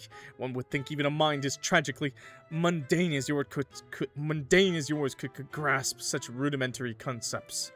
And you must be a so-called wizard, a witch, whatever tawdry moniker you humans are calling yourself these days, yes? No, I'm just... And now you'll drool upon my pages and mutter incantations with all the grace of a toad gargling mud. What a joy. I suppose there is a positive side to this. Soon you will likely turn yourself into a particularly stupid-looking beetle, and when I will no longer have to deal with your ignorance. Though truth be told, I doubt anyone would notice the difference. What's going on here? What is going on here is that you are an imbecile and an inconsiderate lout. I've been here patiently awaiting a proper spellcaster for years, only to find myself stuck with some dim-witted oaf who doesn't have the common sense not to handle my pages with her sweaty, sticky hands. How are you? So the peasant finally decides to address me as something other than a measly book. Congratulations truly on the progress. I am Barnabas the Magnificent, eternal chronicler of magic most high and patron saint of arcane perfection, linguistic superiority, and the grossly underappreciated art of proper book handling. Something you sorely lack. You're a talking spellbook. Oh, certainly, if you wish to diminish my grandeur to be the mere status of a talking book, then by all means wallow in your simplistic understanding of the arcane. How someone like you is fit to be my master, I will never understand. The fates truly must despise me. I'm your master. That is how this works. I, the glorious and sublime Barnabas, was created by a powerful magician to assist her in the mastery of her craft. However, when she died, she bound me to her bloodline. Long have I been passed down from generation to generation, waiting to find a master worthy of my knowledge, and somehow, despite all odds, I have ended up in the possession of a clueless dunderhead. I think you're getting confused. I'm not a witch, or a wizard, or whatever crazy fantasy you've got in that head pages of yours. Preposterous! Only a magic practitioner could open my pages, even if that magic practitioner is the least adept one ever to have lived. You know what? I think I'm gonna put you away in a drawer. Put me away, as though I were some mere object? Oh, the audacity! Well, be my guest! Okay. At that, you walked over across your room, and threw open the top drawer of your dresser. You stuffed him in there with your underwear and slammed it shut. Not my underwear, bro. My underwear are gonna get dirty. From him. How dare you! This is an affront to the very notion of my being. I say, let me out! Let me out immediately! You're a really cool book, aren't you? Just teleport out. Teleport! I'm not a mere parlor trick. I'm an object of arcane beauty, a masterpiece of craftsmanship, and... Yeah, you're a really cool talking book. Fine, have it your way. While you languish in your mundaneness, never to know the truth of your potential, I will begin reciting the first 5,000 volumes of the Great Encyclopedia Arcana.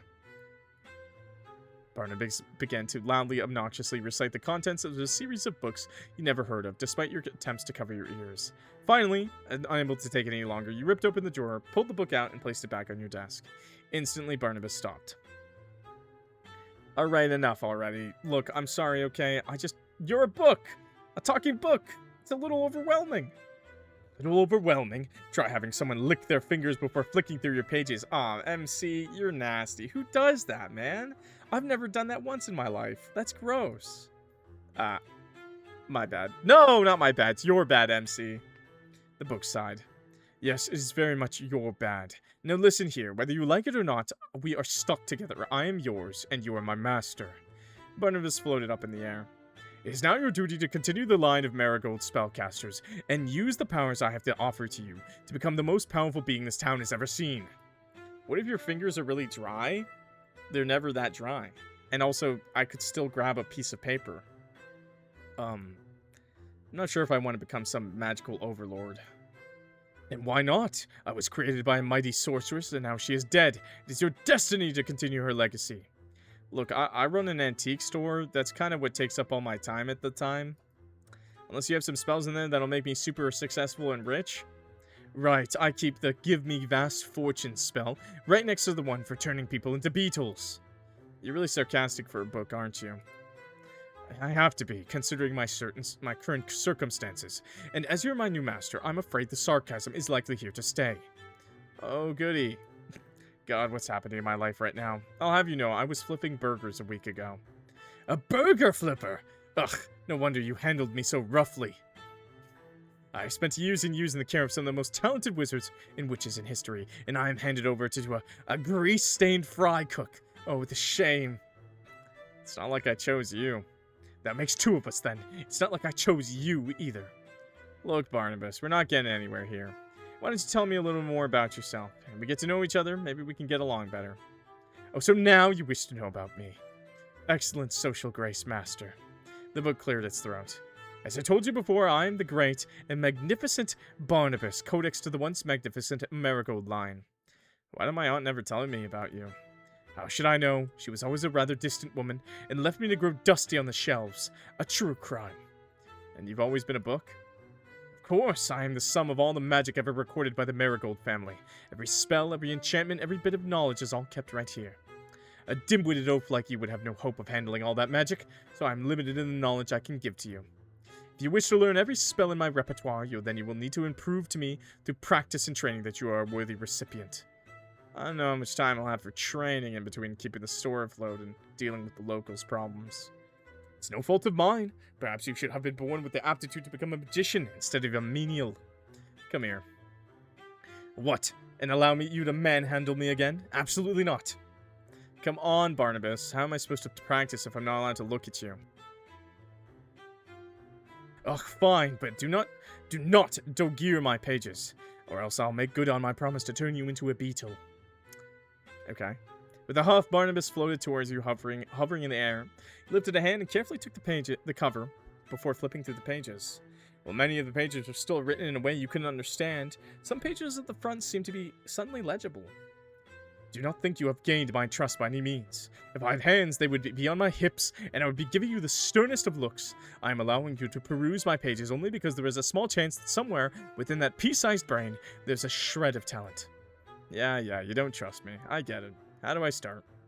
Firstly, as you have no experience in the arts whatsoever, I suppose it would be best if you pick one spell to practice. No, actually, I should, because, let's be frank, your judgment is clearly poor and unreliable. Against my better judgment, I shall alter the contents of my pages to provide a use in your mundane life as much as it pains me. Barnabas flipped through his pages, then seemingly of his own accord started glowing with a bright, golden light. With this, I have modified the spell, Revelatio Obscura. Now upon successfully casting such a spell, your eyes will have an easier time spotting things that are hidden. If the spell fails, it is because you are, in fact, a worthless and talentless excuse for a human and nothing to do with my modifications. So it helps me find things. I can think of a few times that could be useful. Yes, well, if that is all, please put me away somewhere, preferably not near where you keep your filthy undergarments. I wash them. Huh? Wait, you have to teach me how to cast the spell first. Must I? Isn't that your whole point of existence? My point is to hold information, not hold your hand. Figure it out yourself. Fine, but if I accidentally set the store on fire, it's on you. You pulled out the chair on your desk, sat down, then reached out and grabbed Barnabas. Please, do not let my pages be burnt. It would be terribly inconvenient. I'll try, but no promises. Ignoring him, you start studying this page. It's detailed how to cast the spell with various diagrams, drawings, and words. As you read, the letters and images seem to float off the page and into your mind until finally everything sunk in. You pulled out a notebook and began scribbling sigils left and right and center. This was what magic was like. It was going to be a lot easier than you thought. Once satisfied, you put Barnabas back down on the table and pushed the chair back. Time for a little field testing. Place the notebook down on the ground in front of you, stuck out your hand, and Revelatio Obscura. Nothing happened. Revelatio Obscura. I feel like that kid in Harry Potter right now. Nothing. With a groan, you tried one more time, waving your arms about wildly. Revelatio Obscura! Utterly hopeless.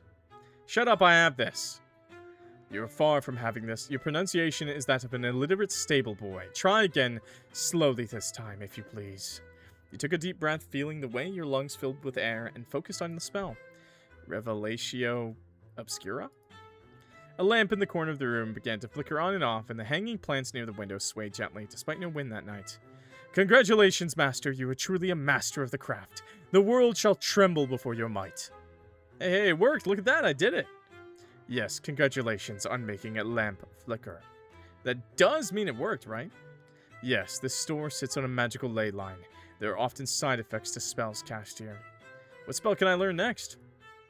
Ha, what spell, the fledgling asks, as if the entire process were so easy. Please continue to amuse me. What? I cast it, right? You must practice. Even simple spells are fiendishly difficult, and I will not stand idly by while you butcher them with your lack of skill. When you have more experience, perhaps then I will teach you another. Perhaps. Okay, jeez. I'll keep practicing whenever I need to find something then, alright? It'd be the smartest thing you've done since I've met you. For now, though, I suddenly feel wiped. Yes, well, casting a spell will drain your magical reserves, and until you are more proficient, even the simplest of spells will require significant focus. I'm too tired for this. I'm going to bed. What should I do with you? I'm perfectly capable of looking after myself. Are you capable of yapping less while I try to sleep, or do you need to go back in the drawer? Do not even suggest such a thing. Hee. Good night, Barney. Barnabas, not Barney. Close enough. You slipped into bed and shut your eyes, waves and waves of tiredness washing over you. As you drifted off, the last thing you heard was the sound of a disgruntled book complaining. You've learned— I did not imagine this to have spells. Searching the attic now has a higher chance of finding items. Nice. That's good. Because that's all I've been doing, really. Saturday.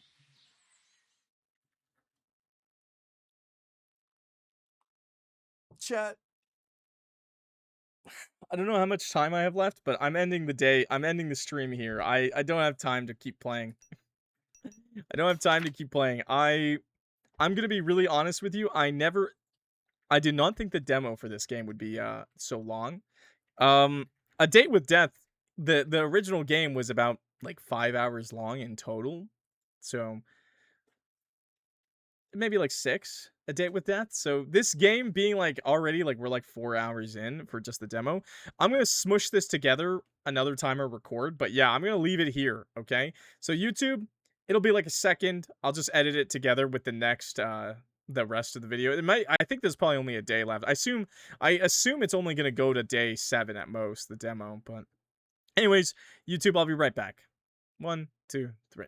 YouTube, I'm back. Sorry about that. Should be like a second for you in between this. This is a new day for me, but let's finish this up, okay? Hopefully we get to see Florian's CG and maybe meet that last character we haven't met yet in the story. I'm hoping that'll be the end of the demo, but who knows? But yeah, we have a CG for Emmett. We have a CG for Lucille, Winnie even. Florian, we still haven't seen his CG, and there is one more mystery character we haven't met, and maybe he'll have a CG too, or she, I don't know. But I assume it's another dude, because we have 3 girls, and technically, well, like, technically 3 guys, but he's not a dateable, right? So, I don't know. I don't know, bro. Maybe he'll be a non-binary character, who knows? You'd hope to awaken to the gentle chirping of birds or the sound of a breeze rustling leaves in the world outside your window. Instead, you woke to the sound of a very grumpy, pompous book, opening them, then shutting his cover repeatedly, as loudly as possible. Good morning, Barnabas. Or good morning, Master. Oh, I apologize. Did I wake you?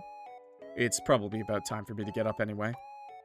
Good. It would be a tragedy to waste your morning in slumber. Up, up. Let's get a move on. With a grumble, you pushed the covers aside and swung your legs out of your bed. You made your way to the dresser, picked up a change of clothes, then turned back to look at Barnabas, who was sitting on your desk across the room. Please tell me Barnabas, the book, is not my last love interest, right? Yeah, there's 5, by the way. I was wrong. I thought it was 3, maybe 4. It's 5 love interests, just to let y'all know. Do you mind? I'm changing.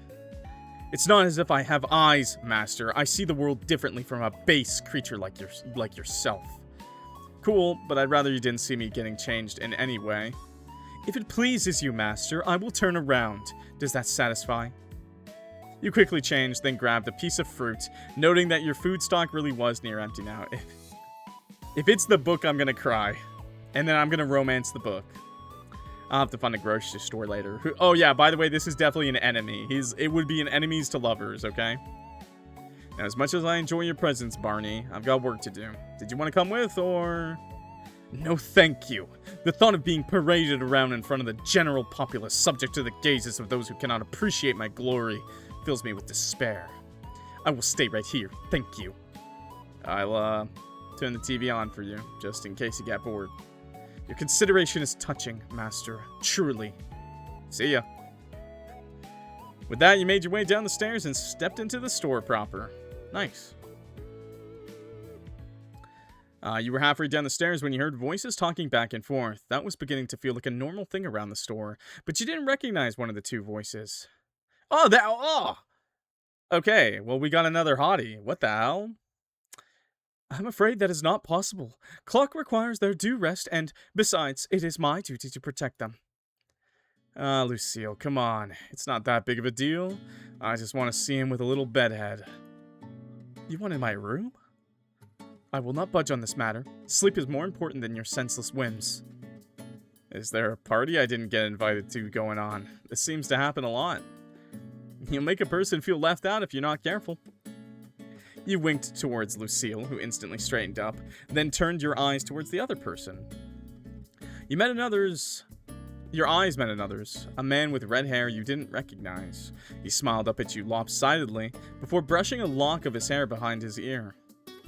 Well, if it isn't the most mesmerizing face I've seen all week, you must be the infamous new owner of the store. You can call me Handsome, or Eden will do.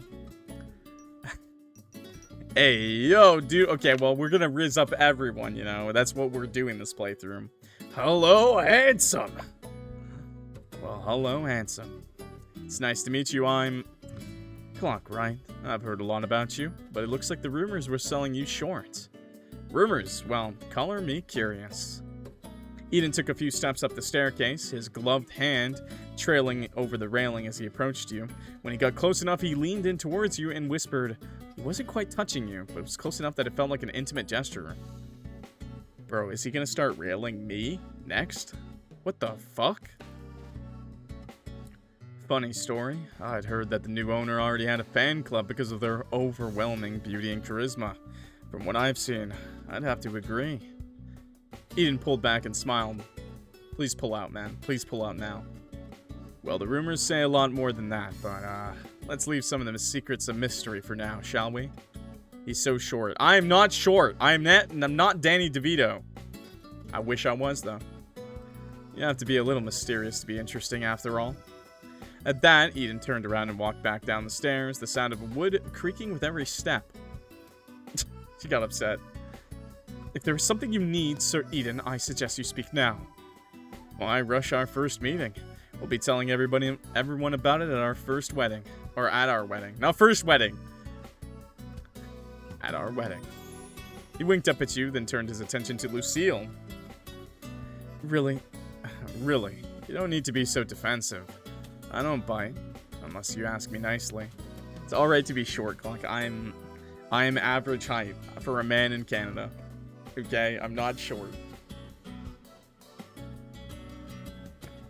Damn, man. He wants to get kinky already, bro. I have no interest in anything of the sort from you. If you have no business here, please take your leave. We are running an establishment here. Lucille moved her hand towards the hilt of her sword, but didn't draw it. Eden raised his hands and backed up a step. Alright, I'm going to note that down for next time. Lucille isn't a fan of jokes. My deepest apologies, my lady knight. Eden gave a half bow to Lucille, while she just shifted to stand a little straighter. He wants us so bad. I think bro's a playboy, chat. I think you've already fallen for the playboy who wants to use you and toss you aside. But I know a few of you are down for that too, so never mind. Eden gave a half bow to Lucille, while she just shifted to stand a little straighter. Really? I'm standing a little gay right now. I just wanted to introduce myself to our lovely new shopkeep. Believe it or not, I'm actually Willowmist's most famous carpenter. Oh, you're the guy that said... Someone said you were weird. Someone said he was weird. I believe you are Willowmist's only carpenter. Ouch. That may be true, but the point stands. A carpenter? He looks more like a model. I was expecting someone who looks more like Quinn. I happen to be acquainted with your aunt. We work together on occasion, so I'd like to extend the same offer to you. If I remember correctly, Sir Eden, Lady Sylvie would also refer to you as a flirt and a liar. What can I say? There's so much beauty in the world. Should I not celebrate it? Lady Sylvie would say that you are incapable of taking anything seriously. That I can accept. You're such an honest person, Lucille. It almost makes me jealous. Anyway, I'm getting distracted. I'd love the chance to get to know you properly, Clock. How about dinner and drinks on me tomorrow night? Tomorrow night? Well, maybe I'll be able to shift around my incredibly full schedule, if you ask nicely.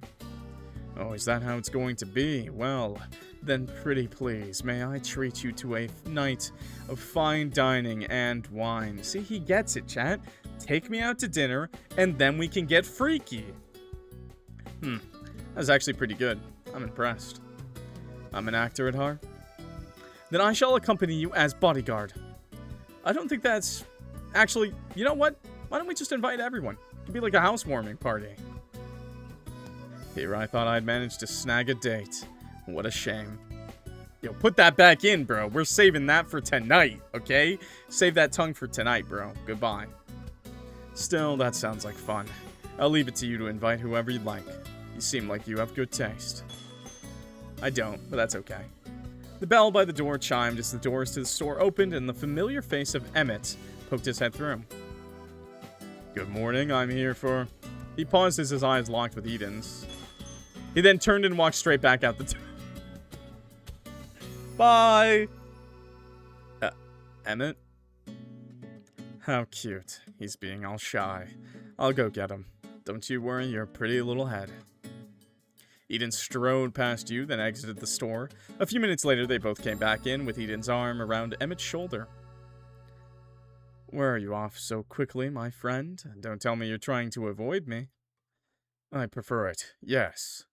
Everyone's so honest this morning. How refreshing. So, what brings you here today, Emmett? My job, which you're currently preventing me from doing. There's always more time for work later. There's not always friends later. That would be true, yes, but you're all acquaintances at most. Damn, I'm not his friend still. Hey, you're meant to think stuff like that, not say it to our faces. You're such a stick in the mud. And you're a thorn in my side. Unhand me! You'll run away. I might just have to hold on to you tighter. I might, yes, and please don't. You two are friends then? We absolutely are. We are absolutely not! It's more like I happen to bump into him no matter where I go, and he takes it upon himself to bother me non-stop. Hi, metalheads. You should be focusing on your class right now, okay? Get out of here. You're too stubborn for your own good. One day, I'll get you to agree we're best friends. Hell will freeze over before that day comes. So cold. And I thought we had such a beautiful relationship. You're breaking my heart over here, Emmett. Emmett, the famous heartbreaker. I like the sound of that. Don't encourage him. He'll never stop. Please, encourage me more. I'm like a puppy. I thrive on attention. Yes, exactly. Just like a puppy. Desperately in need of discipline. Since you're here, Emmett, I was wondering if you'd like to come out for dinner with us tomorrow night. No, thank you. Scared that Eden will bite? He's going. Yeah, so far it's me, Eden, and Lucille. I'd like to ask Florian and Winnie too. I'd really like you to come if that makes a difference. Fine. I will make a spot in my otherwise packed schedule. I hope you appreciate the effort. What a gentleman, Emmett. How very unlike you to change your mind. Maybe you have a soft spot for Clock, eh? I have nothing of the sort. I'm merely agreeing so that someone responsible can be on hand to keep things under control.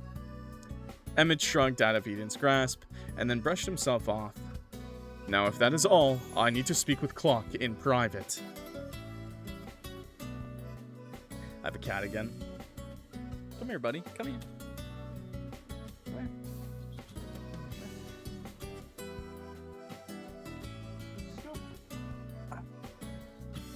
I got his ass. I've got a cat in my arms.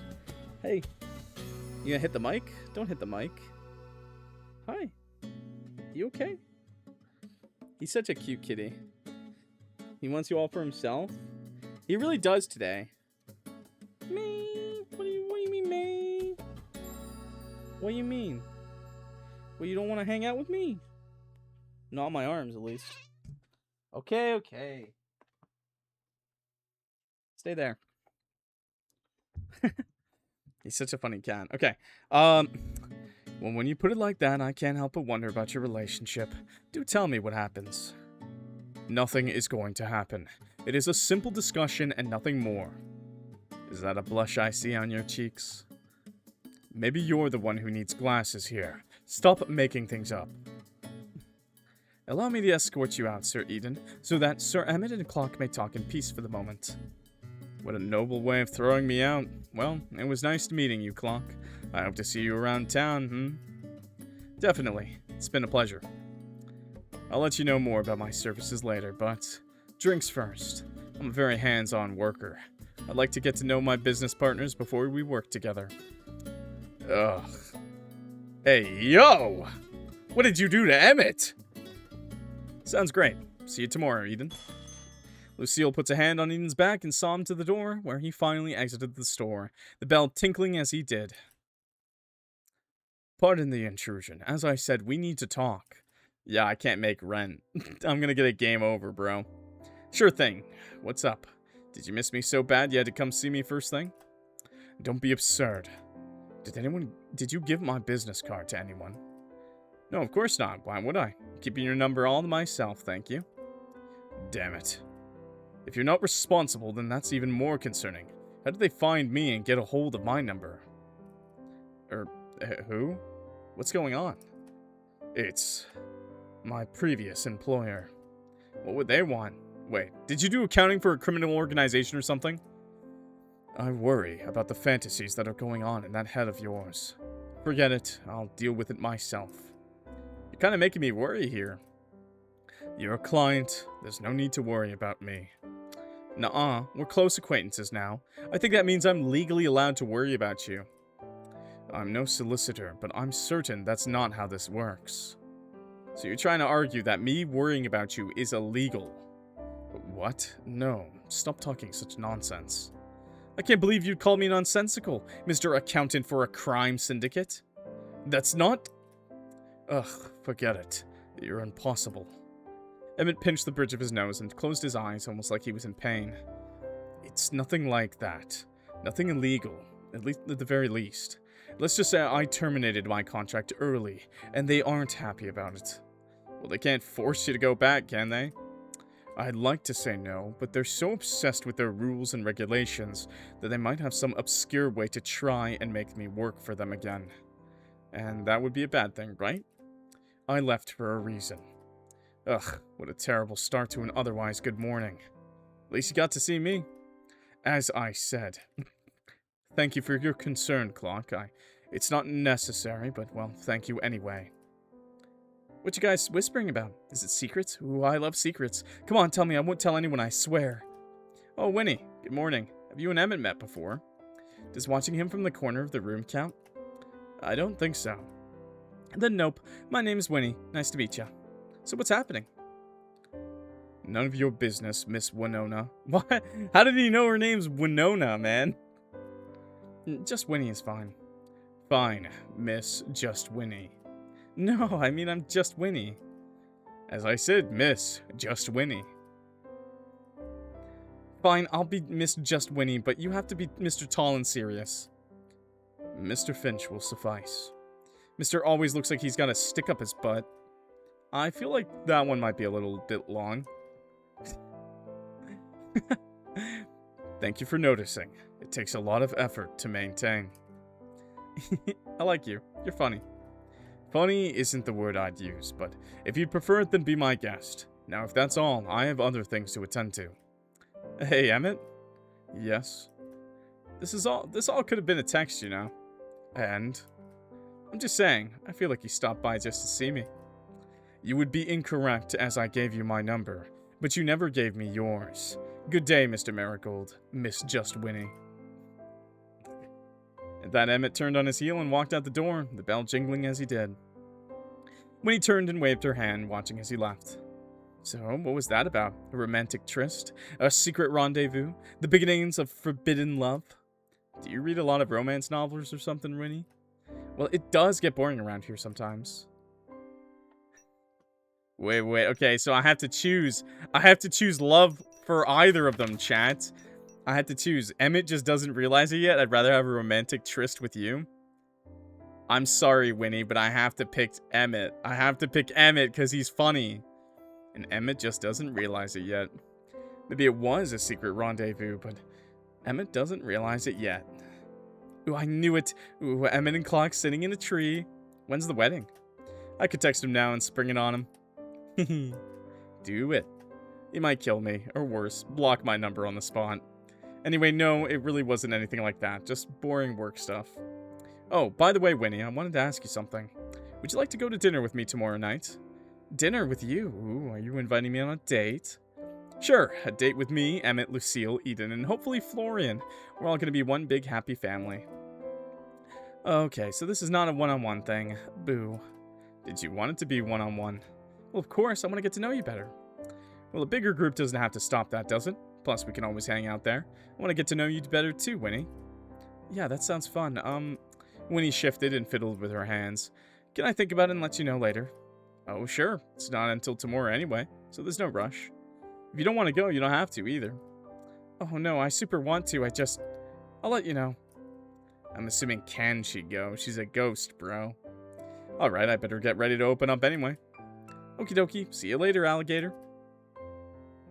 Winnie gave a small wave, then floated up and through the ceiling. Oh, I don't think I'll ever get used to that. Okay. Sort through store. Pay your bills. Okay. It said I cannot pay my bills, bro. I can't pay my bills. I'm gonna lose this demo. I'm gonna lose because I picked hard. Bills $150. To do learn about woodworking. Okay. Sort through storage. Man the counter. We need to sell items, bros. We need to sell items. Open this door, please. Oh, please. You moved aside a cardboard box filled with old newspapers and a cloud of dust puffed out, making you cough. She really has a lot of stuff. Luckily, stuff is exactly what I need right now. Peeled open the box hidden underneath the old newspapers, carefully cutting away the tape that kept it shut. Peering inside, you saw what looked like a collection of photo frames. Digging through, most seemed to be empty, though a few were still filled with old faded photographs. Your eyes caught on one, and you lifted it out. Inside the frame was a photo of two children, likely no older than 10. Both had bright orange hair, one wild and curly, the other cut into a bob. They wrapped their arms around each other and smiled brightly at the camera. Mom and Aunt Sylvie. You two used to be so close. You held the photo up, staring at your aunt's youthful, carefree smile. She'd always been like that, smiling, laughing, that kind of person who could light up an entire room. Your mom, too. She had a slightly more tame smile on her face, but a wide one nonetheless. She looked so young, so happy. What changed? These days, she seemed so tired. She was the best mom you could have asked for, but you just wanted to see her smile, really smile, like she was in this photo. You stared a little longer, then carefully set aside the frame. It wouldn't do for it to stay here, hidden away and collecting dust. It belonged on display, not in a box. As you moved aside the photograph, a piece of paper slipped out from the back of the frame. It's nothing more than a scrap of paper, with crumpled edges and a few stains, and writing so faded it was barely legible. It read, "No matter which of us is chosen, I'll still love you, I promise." In a childish scrawl, but written with such determination. Chosen. Chosen to run the shop. You wondered who wrote this. Maybe it was from your aunt, or maybe it was your mom. Carefully, you tucked the note back into the frame and put it aside. With that, you turned back to the room and continued your sorting. Begin searching through your aunt's collection. Okay, authentic ceramic axolotl figure? Wait a second. That's totally the axolotl from A Date with Death, right? Asriel. Yep. The engraving on the bottom says Asriel. That's awesome. That's a good reference to their... That's the other game the developers make, by the way. Okay.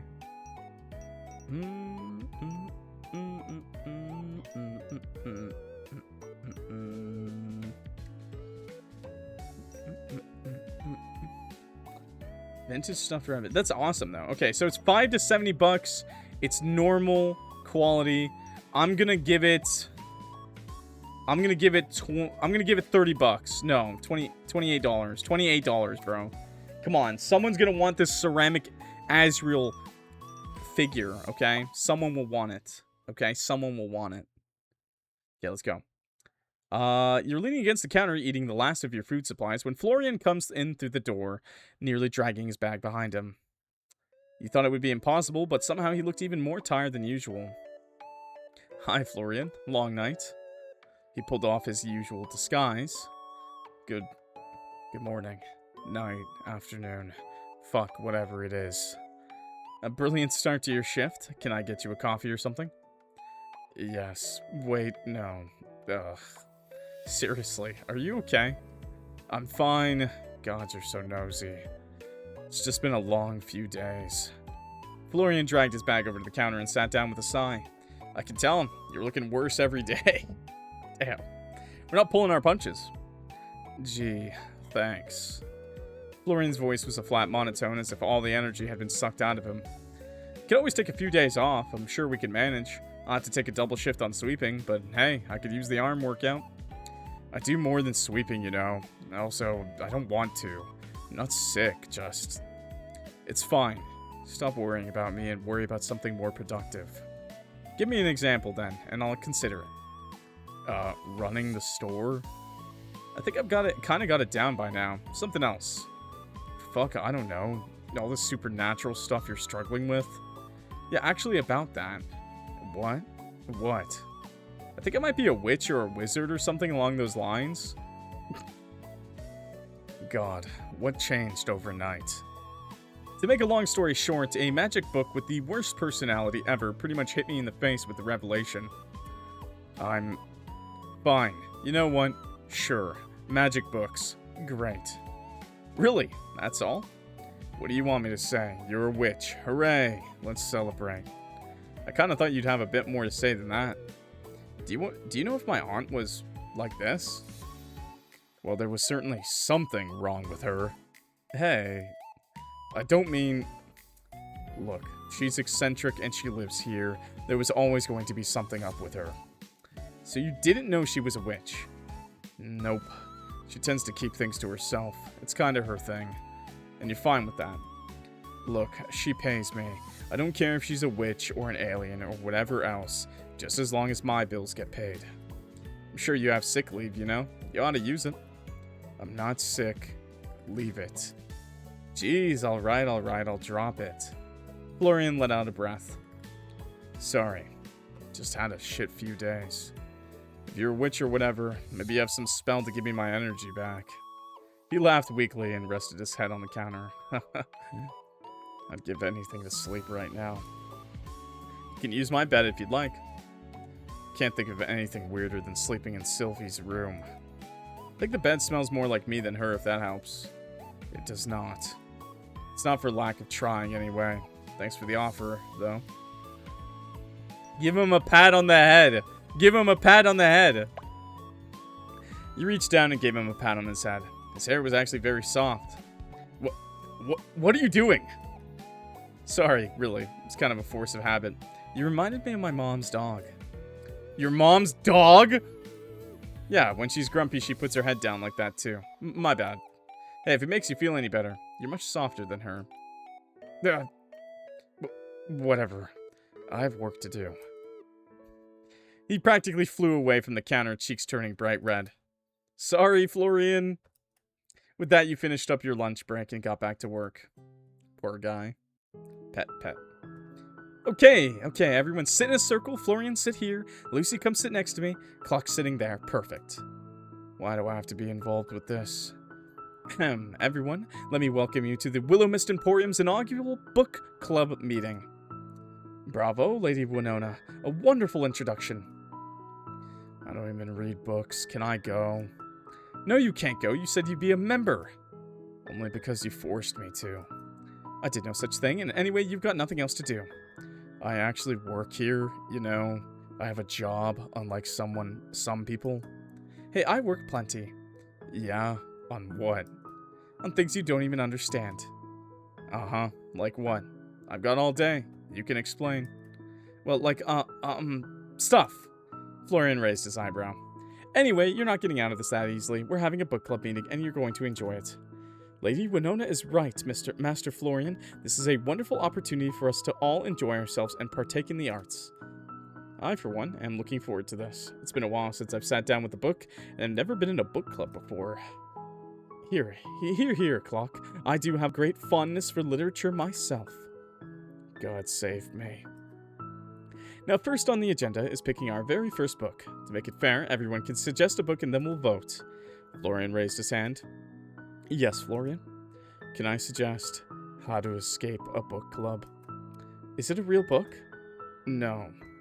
Then no. Think a bit harder. My suggestion is this. Winnie pointed to a magazine that was sitting on the front counter. It was a little trashy, with articles about how to lose 10 pounds overnight and other nonsense. How to lose 10 pounds overnight. Make sure to eat a fuck ton of food and then take the biggest shit of your life. There you go. You just lost 10 pounds. Seriously, that's a magazine. It's not even a good one. It's a book. It's got pages, and the author worked very hard. So don't insult their work, mister. I have no objections to Lady Winona's suggestion. However, I would like to suggest reading something I've been meaning to read for a very long time. If I may, Lady Winona. Sure, Lucy. Lucille stood up and walked behind the counter, and a moment later returned holding a very large, very dusty book. It was massive, the kind of tome you would see in a museum, not a book club. On the cover were the words, "The Chronicle of the 27.5 Years' War," in bold letters. That's not even a book anymore. That could kill a man. How many pages is that thing? Only 4,112. The rest are appendices. It shan't take us more than 2 weeks to read it. You can't be serious. Appendices? Aren't those things meant to be in your body? I think that's an appendix. There's much to be learned from this tome on the art of war and peace. I believe it would be a wonderful experience. Are you sure this isn't a torture club? That's a short book. 4,000 pages? Is a short book, huh? Yeah. It should only take like 2 weeks. I guess that depends on what we do with the book. Any more suggestions?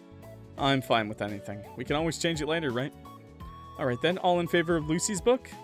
Winnie, Lucille, and you raised your hands. Florian just sighed and shook his head. Winnie, wait. Fantastic. I'll just start digging my grave now. You may find, Master Florian, that the work is more engaging than you anticipate if you go in with an open mind. For now, I will begin drafting study questions for our next meeting. I seriously did not sign up for homework. I'm not sure it's that bad. Lucille, pass me the book for a second. Let me try to read it. Of course, Clock, please. Take your time. She passed the book over and you nearly fell from your seat because of the weight. You pulled it onto your lap and opened to a random page. Attempt to read the book? What do you mean, attempt? I'm not smart. Okay. DC hard. The check is a 12. Okay. Let's roll it. We can do this. We got a +1 bonus. Let's hit the 12. Come on, baby.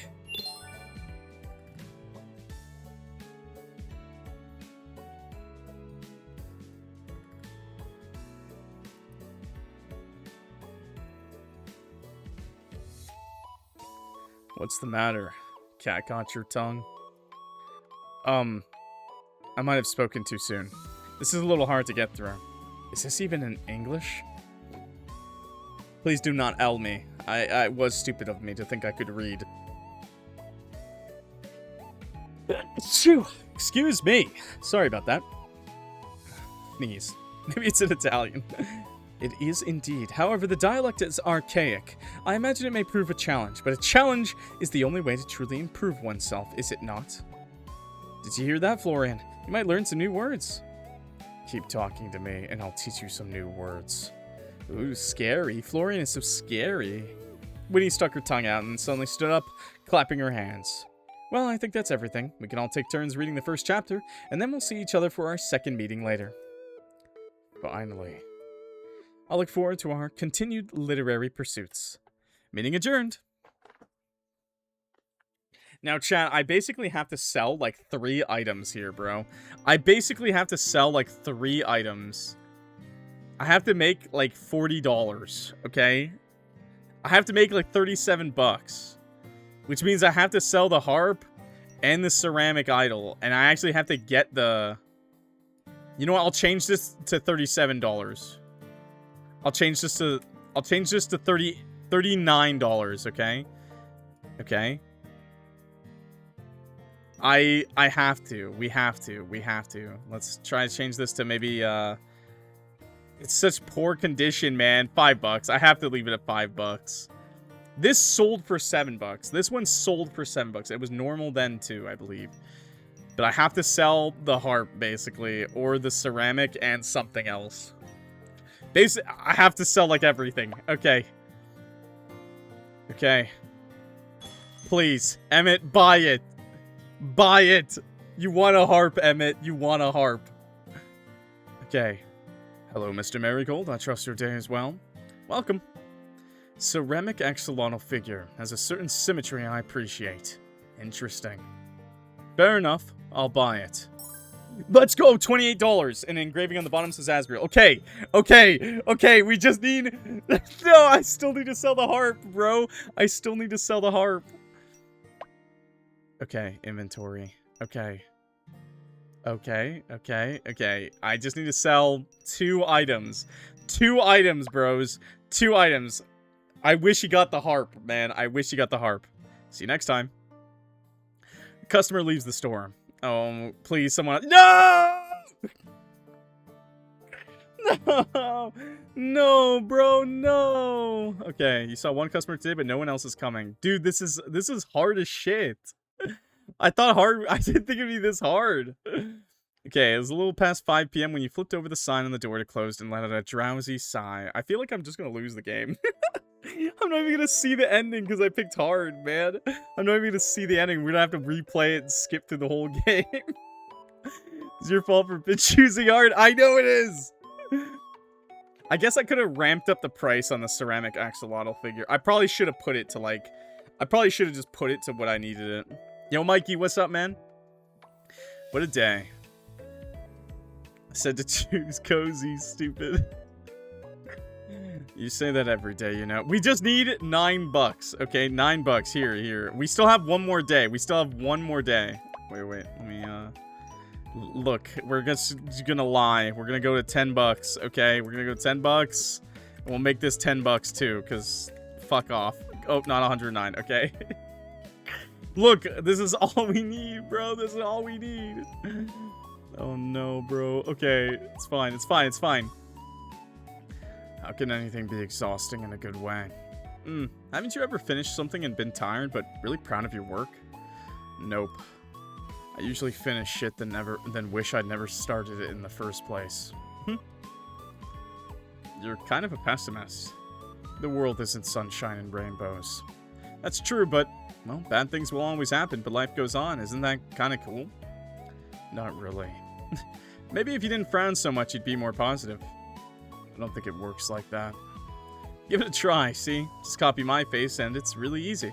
Just relax your muscles, and... No, still frowning, I see. It's not a frown, it's just my face. That's unfortunate for you. What's that supposed to mean? Nothing at all. Nosy must run in your family or something. Noisy, annoying, and a complete pain in the ass. I've got cat again. Come here. Hi. Why did you come back? You want to hang out? I've got a cat. He's hanging out with me. Sorry, by the way, if you're not okay with that. If you're angry at me for pausing, I'm sorry. I've got a cat and he wants scratches on his ear, and that's just the way we do things. I stop, I pet my cat until he gets upset, and then he's like, "Get out, let me out." It's like, "Leave me alone." I don't know what his deal is, though. You forgot gorgeous, charming, and funny. No, trust me, I didn't. You grinned and Florian turned away from you, looking around the store. I don't know what his problem is. He's just angry. My cat. He's just yelling at me, sorry. It looked as it always did, a mess of knickknacks and clutter, but a clean one. Florian did a good job, even if he always tried to deny it. Hey, Florian, I was wondering something. You're always wondering something or another. You never stop asking questions. It's good to have an inquisitive brain, you know. Keeps me young, or something like that anyway. Is it? It seems like a lot of effort, especially when you could just keep your mouth shut and think to yourself instead. Anyway, as I was saying, I knew that you grew up in town, but not much else. You haven't always worked here, right? What did you do before? Is it important? That depends how important you think getting to know each other is. Not important, then. I think you default to being mean when you feel shy. Look, I used to be in college, but that didn't work out, and I dropped out. There's a college here. That's surprising. Didn't know the population of Willowmist could support it. No. It was in the city. Did you say you always lived here? I was only gone a few months. It hardly counts. Well, why'd you drop out? Get bored of your major? Why is this so important to you? You've got a magic book upstairs, right? Why don't you go bug it instead? I don't know if Barnabas would like that. He has a name. Hey, I didn't pick it. He came pre-named. Though to be fair, Barnabas is kind of a rocket name. No, it's not. You're changing the subject. Barnabas has nothing to do with this. I'm interested in you. Health complications, alright. I couldn't stay, but I also couldn't come back when... Ugh, look, fine. If you're so desperate to know, I'll tell you, but can we sit down? My head is killing me. Of course, we can use my room upstairs if that's alright with you. Florian looked to the side, a dusting of red appeared on his cheeks. Now who's trying to get into who's... Now look who's trying to get who into bed. I never mentioned the bed. I never mentioned bed, did I? I never mentioned anything about my bed. You're the one thinking about that. I never... No need to deny it. You literally just brought it up. Look, you're cute, but I think that's jumping ahead a little, don't you think? I'm not... You don't... Ugh.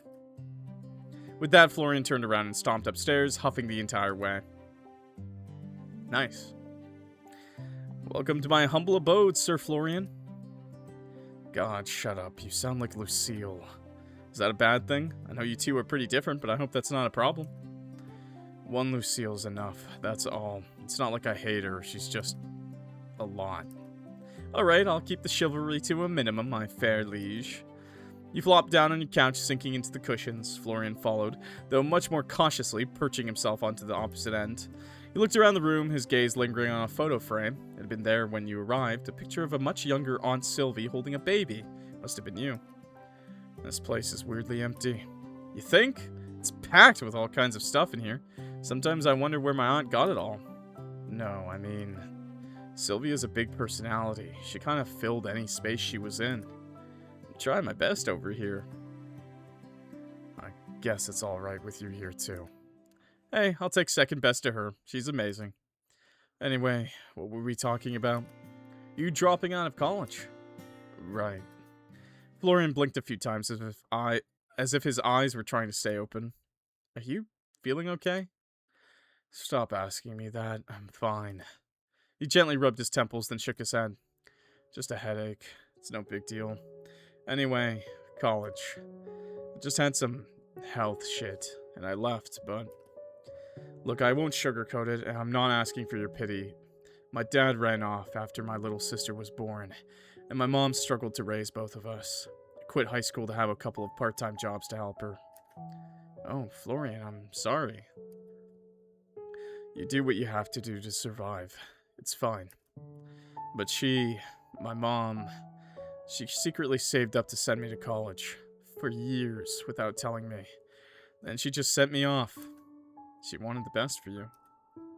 Yeah, but why should that best not include them? But fine, whatever. I went. And I couldn't face them when I dropped out. They think I'm still in the city, living my life, getting my degree. I can't bring myself to tell them otherwise. So wait, they live in Willowmist, but they have no clue you're here too? Florian, why? They would probably love to see you. I can't face them. Yeah, that's... How could you? I understand. She gave up everything for me, and I just let her down completely. What am I meant to say? Hey, Mom, turns out I'm a fuck-up who can't even make it through a semester of college. Surprise! She'd be happy just seeing you and knowing you're safe. That's what parents do, especially if it's not health-related. Especially if it's health-related. That's how it should be. That's not how it always is. But also just... I can't... Not like this. Florian's head sank into his hands, his shoulders trembling. I'm not who I was when I left. I'm not her perfect little son anymore. Let's just grab him in a hug, because I'm trying to riz him, but also... I don't want to do the hand on shoulder. All I can think of is that meme where it's just like the guy on it putting his hand on the shoulder. He's got this smug ass smile looking at him. Like, brother. No, I can't imagine. That's all I imagine. Without thinking, you leaned forward and pulled Florian into a hug. He stiffened, his breath catching, and his hands hovered over your back. What are you? I'm sorry, Florian. Really. Slowly, though, his arms wrapped around you and he squeezed you tight. It's not like it's your fault. There's no reason to be sorry.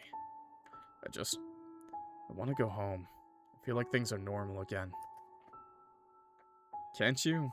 I truly, honestly believe that your mom would just be happy to see you. It's not just that I don't deserve it anymore.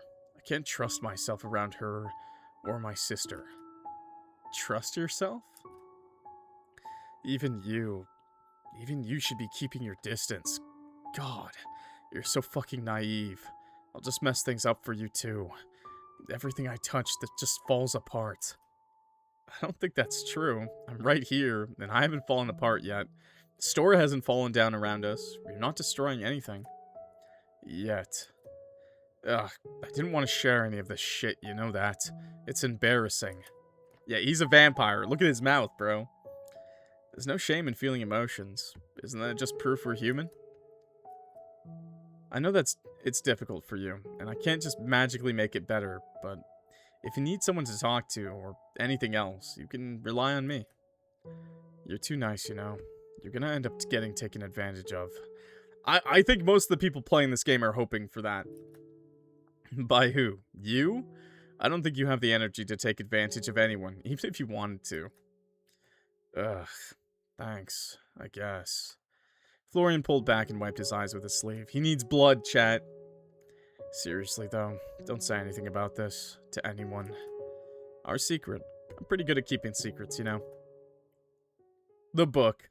Hardly, you've known me for less than 24 hours, and you've already broadcast my existence to the entirety of this quaint little establishment. At this rate, I expect you'll be handing out pamphlets by week's end. Truly, your discretion is legendary. What the... There he is, my favorite talking book in the whole world. Not a lot of competition there, but don't let that hurt your feelings. And to be fair, I haven't told everyone yet, only Florian. Oh, Florian, meet Barnabas. Barnabas Florian. It literally talks. Did you think I was making it up? No, but I didn't expect. My reputation precedes me as always. Hello, Florian. It's a pleasure to meet a friend of my esteemed master, or some drivel. Some such drivel. Barnabas isn't very nice, if you hadn't noticed. No shit. You will have to excuse me, as I was rudely interrupted in the middle of my rest. Your rest? What does a book have to be so tired about anyway? Plenty of things, you impudent creature. The effort it takes to communicate with my new master, for example, is truly a Herculean task. At that, Barnabas floated across the room and landed on the desk. It just flies. God, I'm too tired for this shit. Now I've embarrassed myself in front of two people. Great. Fortunately for you, I have the displeasure of being in service only to my pitiful master, and as such have no one to share your shame with. Just ignore him. I'll put him in the drawer if he keeps it up. The audacity! Fine, silence me, but mark my words, you will soon regret it. Bye, book. This must all be a lot for you, too. Just a little bit. I like to think I'm pretty good at running with things, but sometimes, I'll be honest, I don't even really know where to start. But I've got all the time in the world to work it out anyway. Aren't you going home in 3 months? Okay, I've got 3 months to work it out. Thanks, Florian. Sorry, I wasn't trying to make it worse. I'm just kidding, really. I'm having fun. I'll be fine. I wish I had a drop of your optimism. Change fucking sucks. Yeah, but sometimes it can be really great, too. I've only been here a week, and it feels like I made a whole bunch of friends. It's really, really great. Yeah, well, you're easy to like. Am I now? For some people, not me. You don't like me at all? Aww. Damn, I've already planned out our wedding and everything. What? Our 3 kids, Alexis, Jasmine, and Michael, a white picket fence, and a dog named Bobo. You just throw it all away? Throw it all away? It doesn't exist. You're delusional. So that's a no to my proposal? No. So it's a yes? No, I mean it's... God, you're so frustrating. I love you too. Don't say stuff like that. And seriously, Bobo? What kind of name is that? What do you suggest then? Toaster. Toaster! It's a good name for a dog. It's not better than Bobo. I disagree. Me too. Don't worry, Florian. I agree with you on this one. At Florian's more than serious tone, you couldn't help but grin. Fine. Toaster it will be. Hey, that's not... I feel like I've just been scammed into a marriage. You have! This is all legally binding. God, please tell me you're joking. I am, but I do like you, Florian, as much as you try to be unlikable. I'm not saying we need to be best friends, but I do hope that we can get along. Yeah, fine. I wouldn't mind being friends with you. And you're not terrible to work with. We're getting somewhere now. Hey, what's your sister like? I can imagine you as a super doting older brother now that I think about it. I mean, yeah, I guess I was. She's super bossy and a pain in the ass, but, well, she's my sister. How old is she? 10, probably 11 now, actually. Do you have any photos? Scooted a little closer to Florian on the couch. Yeah, I think so. Florian reached into his pocket and took out his phone, flipping through his photo album. He couldn't help but lean in to see what was on his screen. He could see pictures of a little girl, a woman who must have been his mother, and Florian himself, though a few years younger. It was hard not to notice how much brighter Florian looked. He lacked his signature eye bags, and he had a wide smile on his face. It was the kind of smile he'd never seen from him.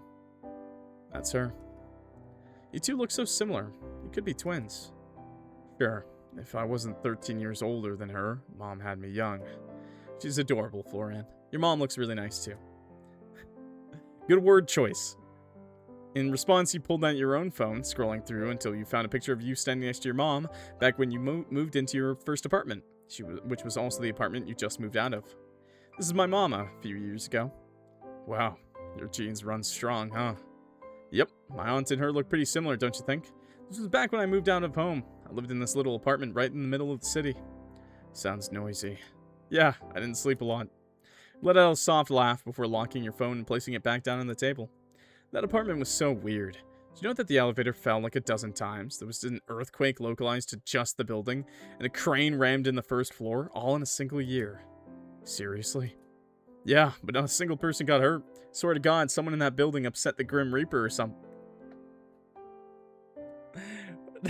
No way, bro. No way.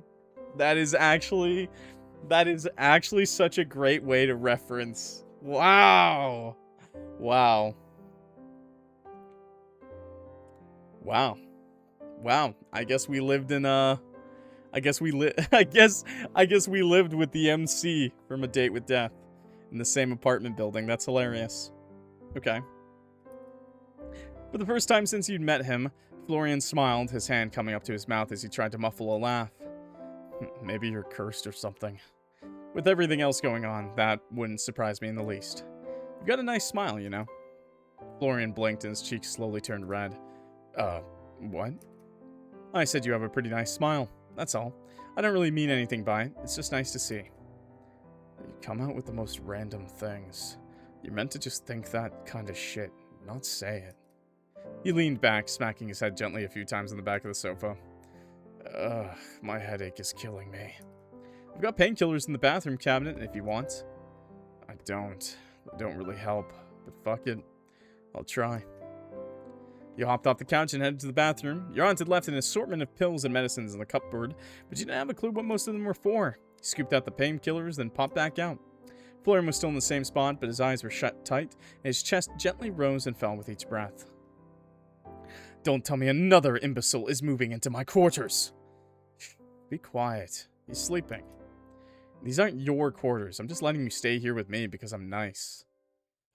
Shh, Barnabas, they say. You're interrupting the poor tired man's beauty sleep, they cry. Well, fine, I'll just be silent then, if that is what you desire. Carefully, you draped a knitted blanket over Florian's legs, then settled in next to him, watching his sleeping face. He looked peaceful. Much more peaceful than when he was awake. God, you really were exhausted. You gotta take better care of yourself, you know that? Well, you probably hate me for it, but I'll let you rest for a bit, okay? Maybe I'll close my eyes for a bit, too. Just a little bit. That'd be okay, right? Night, Florian. With a yawn, you drifted off to sleep as well. Yeah, sleep together.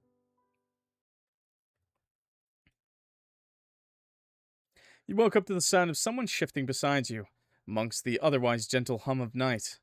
Lazily, you open your eyes, expecting to see Florian on his feet, embarrassed about falling asleep beside you, but instead you noticed a shadowed figure hovering above you, leaning towards you. Yo? Hey, yo. Hey, yo! What is he doing, bro? It's okay. Take me. We'll have fun. You blinked, trying to wake up your sluggish mind, and finally realized it was Florian. He was close to you, and his eyes were half-lidded, his expression distant and unfocused.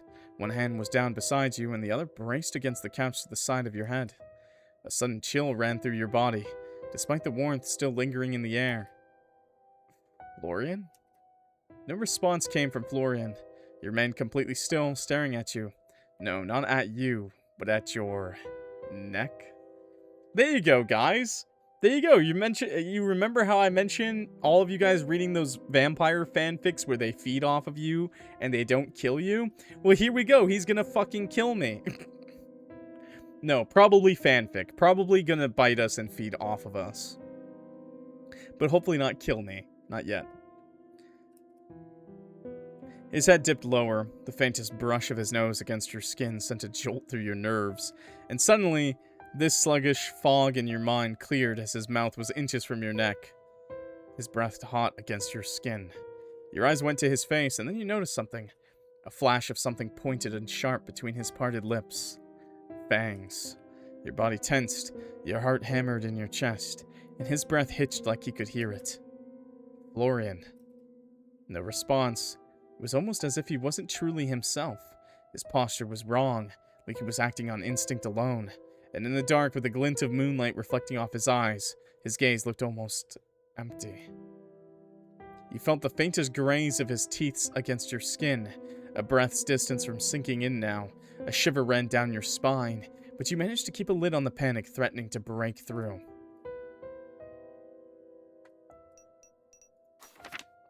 Reach up and touch his face. You lifted a hand and reached out, cupping Florian's cheek. The movement caused his eyes to open wider and his lips paused. Slowly and ever so gently, you brushed your thumb across his cheek, expecting warmth radiating from his skin, but instead finding him as cold as a corpse. Your hand shook slightly, and your breath was ragged and shallow. Florian, are you there? At the sound of his name, he blinked a few times and then looked down. When he saw where he was, he recoiled as if burned, falling off from the sofa and landing heavily on the floor. His breathing was erratic and his hands were shaking, but he couldn't bring himself to look up. Shit. Fuck, I didn't mean to. Florian, it's okay, calm down. You pushed yourself off the couch and crouched next to Florian. Don't come near me. Florian, seriously, it's fine. It's all okay. Just take a breath. Tried to put a hand on his shoulder, but he backed up, his face twisted in a pained grimace. Just don't come near me. Fuck. I can't believe. I'm a fucking idiot. I shouldn't be here, around people. Fuck. You didn't hurt me, but I wanted to. I wanted to so badly. But you didn't. You inched forward until you were next to Florian again. He turned his face away from you, but didn't protest. His breath was coming fast and ragged, like he couldn't quite catch it. You're, don't say it. I'm not a vampire. You could see Florian's body trembling even in the dark. I have to go. Is that what all this sickness has been about? You're hungry? I can't do this. Not again. I can't do this to anyone. Oh, I have to let him feed, chat. As quickly as he could manage, Florian pushed himself up and ran for the door. Florian! He was fast. Faster than he should have been, especially given how weak and shaky it looked. In moments, you heard the door downstairs slam shut. Sad face. You jumped to your feet and rushed downstairs, knowing full well that Florian was long gone, but wanting to try anyway. Maybe he's in the storeroom. Damn it. Are you looking for Florian? Oh, Winnie. You turned to see her sitting on the counter, transparent legs hanging over the edge. The ledge. Edge. Yeah, I was hoping you'd still be here, I guess. He ran off really quick. He looked upset about something. It's complicated, but I think I might have hurt his feelings. You don't happen to know where he lives or his number, do you? No, Florian doesn't really share that kind of stuff. Right. I'll have to talk to him tomorrow then. Moonlit Fangs completed Florian's event 1. The angst! Your eyes went to the clock. It was only 7:30 p.m. You hadn't slept for more than an hour or two. Felt like much longer. Your stomach growled and you remembered that you hadn't eaten dinner yet, and that you were pretty much out of food. I'll have to head out and find a grocery store, so I guess I'll just keep an eye out for Florian. Not that I'll likely find him at a grocery store if he's really a vampire. You turn towards the door before stopping in your tracks. Is everything alright? Winnie's legs stopped kicking back and forth, and she stared towards the ground, biting her lip.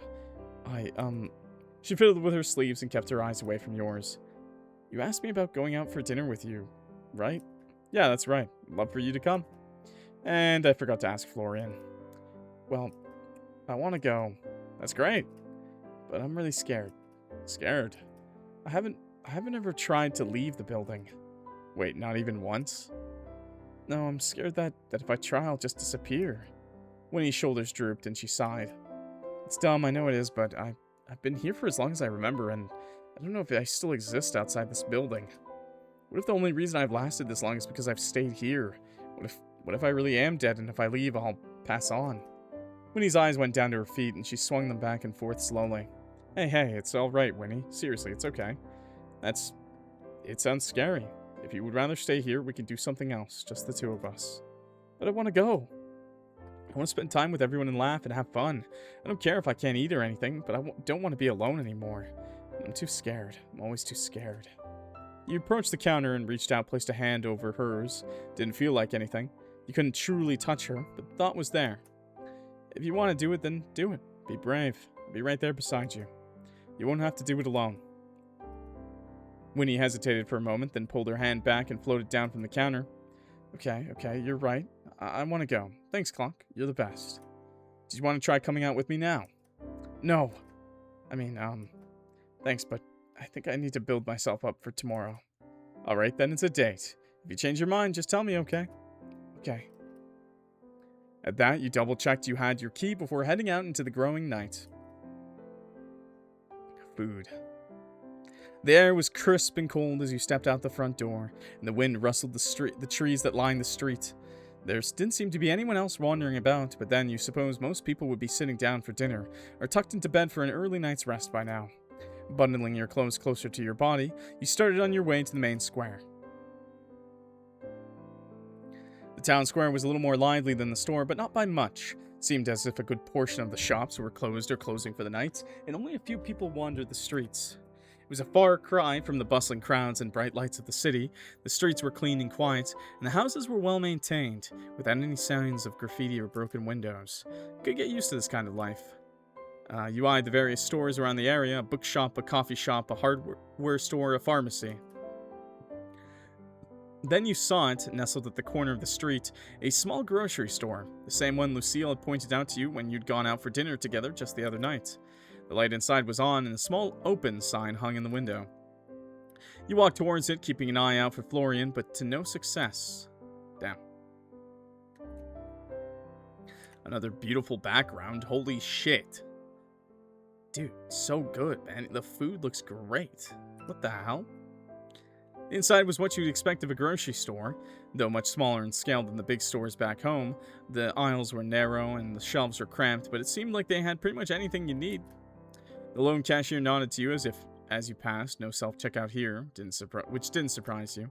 You won't take over it today, computer overlords.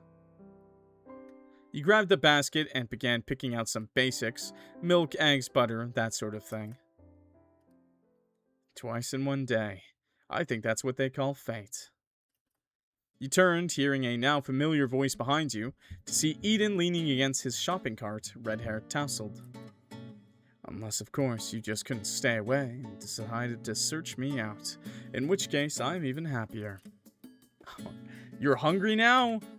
Bro, grab a pineapple and bite one. Eden grinned, and it was a little infectious. Actually, the allure of a full stomach pulled me here. Fate it is, then. So, what are you making for dinner? I'm tossing up between a sandwich or a cup of noodles. Oh, you shouldn't break out the fine china just for me. But I always like to impress on the first date. The cup noodles are usually a hit. I have a slightly more refined palate. How about instant mac and cheese? Now we're talking! The microwavable kind. course. Now you're speaking my language. We do not make KD in the microwave, though, okay? We put that on the pot. It's better, and then you eat it out of the pot. Yeah, we just met this new love interest. The one on the right is us, the MC. You're cute, you know that? And I think Lucille was telling the truth about you being a shameless flirt. I'll have you know that I'm the pinnacle of virtue. If a person is beautiful, shouldn't they be told so? Eden leaned over his cart further, his eyes scanning you up and down. And you're definitely beautiful. I'd feel flattered, but I bet you're like this with everyone. Only the most beautiful ones. He grinned and you rolled your eyes through, though a smile crept onto your face. You glanced down to his shopping cart, but were surprised to not see any food. You instead noticed an assortment of cleaning products, gloves, string, and duct tape. Oh, sweet, he's murdering! Suddenly, my dinner looks like a 5-star restaurant compared to yours. I'm not hungry for duct tape. Maybe as a treat after dinner. You both laughed, and it was a weight lifted from your chest. The events of earlier that night melted away as, if only for this moment. Oh, I do a lot of DIY stuff, so I'm stocking up. Really? That doesn't look like woodworking supplies to me. You do look like someone who knows a lot about woodworking. I've worked with wood once or twice in my life, yeah.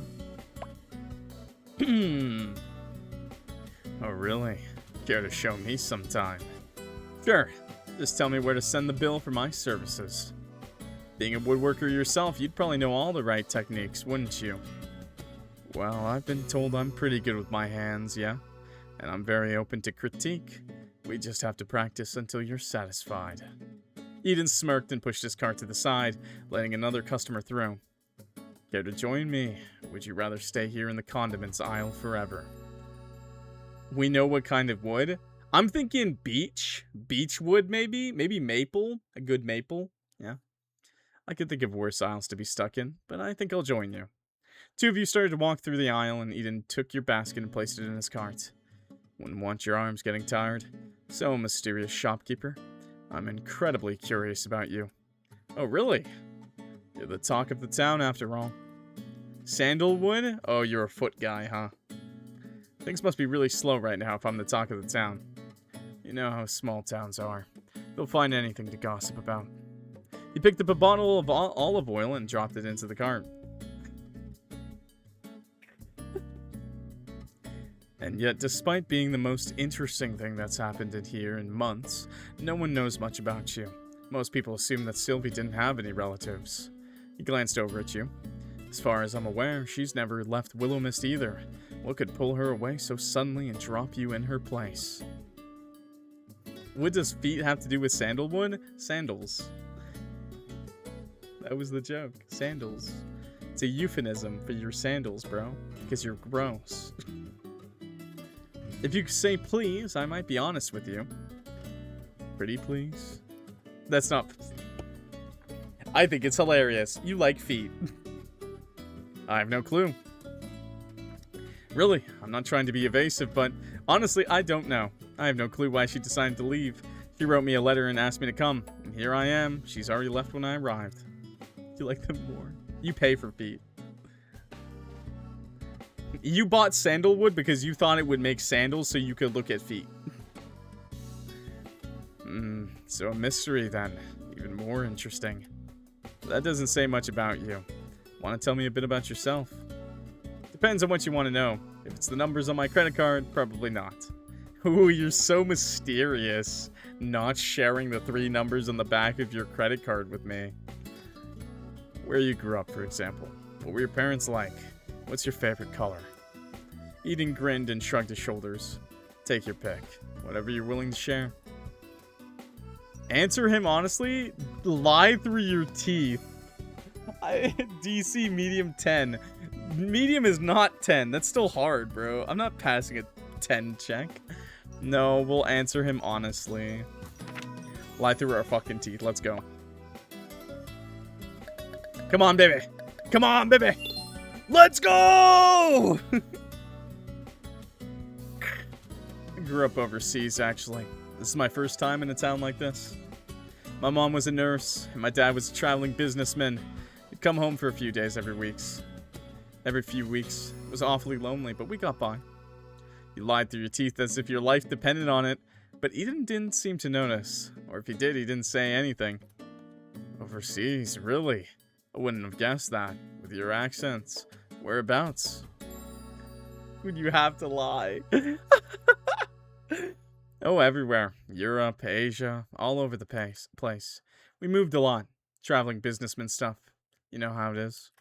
Eden tilted his head to the side. Well, I'm a little jealous. I've never been overseas. Really? Should give it a chance. There's a lot to see out there. What, and leave you behind? I couldn't bear to make you even more lonely. True. How would I go on without the man I met 12 hours ago? What can I say? Love works in mysterious ways. Alright, Mr. Mysterious. What about you? What about me, what? Acting all coy now, are we?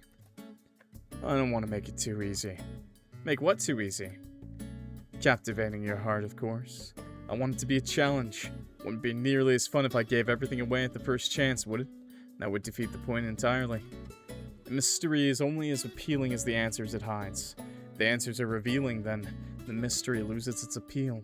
Do you understand what I mean, mysterious shopkeeper?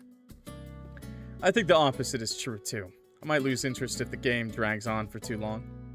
But I'd best share enough to keep you guessing, How about this? I've recently discovered that my favorite color is orange. Uh-huh. And I bet when you meet someone with blue eyes, your favorite color is blue. Do I really seem that shallow? I think Lucille doesn't dislike people for no reason. Eden glanced around as if to check no one was watching. Don't tell me you brought your guard dog with you grocery shopping. Maybe I did. Should jump out when you least expect it. You love orange? Oh my god. Oh my god, that character's hair is orange. You must love him. I promise I'll be on my very best behavior then. Eden added a few more things to his cart, mostly small things and nothing that could be considered a meal alone. Single potato, flour, but no other baking ingredients, a box of gelatin. Amidst the chatter, you found food for dinner too. A sandwich of some kind, yes. Sandwiches will have to do for now. Proper meals could start tomorrow. Found fresh bread in the baking area of the store and some lettuce, tomato, and cheese. Yeah, see, that's way better than noodles. I mean, noodles are nice, but this is way better. Two of you continued circling the store until you'd found everything you came for. Dinner for the night, some fresh fruit, and a few essentials like soap and toothpaste. It wasn't much, but it would do. Eden, however, kept your basket hostage in his cart as he continued onwards, no sort of rush. So, have you always been like a carpenter? Oh no, I tried my hand at a lot of things actually. A jack of all trades, master of none, that kind of thing. Most recently I was a bartender, but it wasn't for me. And before that, a cook, a painter, a photographer, and a waiter too. Noodles are good when you're a poor student? Oh man, I mean, they're the cheapest thing, but there's still some cheap stuff that you can get as a student, okay? Is any of that actually true? At least half of it, probably. Maybe. Really though, I didn't come out into the world expecting to be a carpenter. It just sort of happened. It was a niche that needed filling in Willowmist. The last carpenter disappeared under mysterious circumstances that had nothing to do with me. Why do I doubt everything you say to me? Maybe you're a good judge of character. He is a murderer. Cool! He added a couple more things to the carts and then began pushing it down another aisle, one you'd already been down twice already. What made you pick carpentry, though? That's a pretty specific skill. Like I said, I'm pretty good with my hands. Looked down to his hands, but he was still wearing the same gloves from that morning. There's something satisfying about making something real with your own hands. You start with an idea, a few scraps of wood, and suddenly, there it is. Something solid. Something that exists because you willed it to.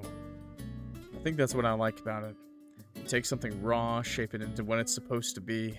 Simple, straightforward. A piece of wood doesn't argue with you about what it should be. That's oddly deep coming from you. What can I say? I'm an oddly deep man. I'm sure you'll get to know that about me soon enough. Oh, we'll find out how deep you really go, okay? We'll find out how deep you are, okay? He added a few more items to the cart before continuing onwards again. Followed more amused than anything else. I'm starting to wonder if you're leading me in circles, Eden. You can't blame a man for wanting good company. So it was on purpose. Yo, what's up, Kulioka? Of course, I wouldn't miss the chance to spend more time with you. But I suppose now the game is up. Shall we? He motioned towards the counter, where the cashier was still idling away. Grabbing your basket out of his cart, you checked out first, then headed outside. It had gotten much cooler again while you'd been inside. The breeze rustled the leaves overhead, and a few stray leaves spiraled down from the branches and landed in your hair. You reached up and shook them loose. Eden followed close behind, carrying several bags. Thanks for waiting. What, did you think I'd ditch you and run off? Maybe. I don't think I've got a good read on you yet, Clock. You're interesting. I was considering it, but then I imagined you standing all alone in the cold with big sad puppy dog eyes. Couldn't do it. Big sad puppy dog eyes. So that's the kind of man I am in your mind. I don't mind playing that part. Well, I was going to say a lost child at the supermarket, but I thought you might take offense. He flashed you a playful grin before glancing across the road.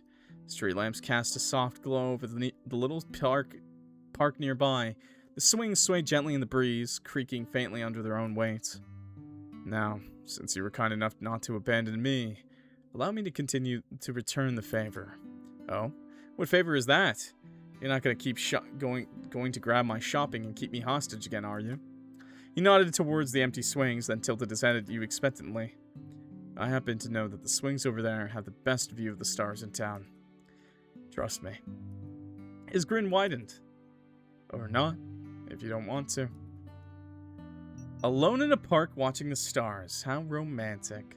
You have to say yes no matter what. Sure, why not? I'd like to spend more time together, but that one's the heart option, so. Alone in a park watching the stars. How romantic. I didn't realize that was your style, Eden. Oh, and what did you think my style was?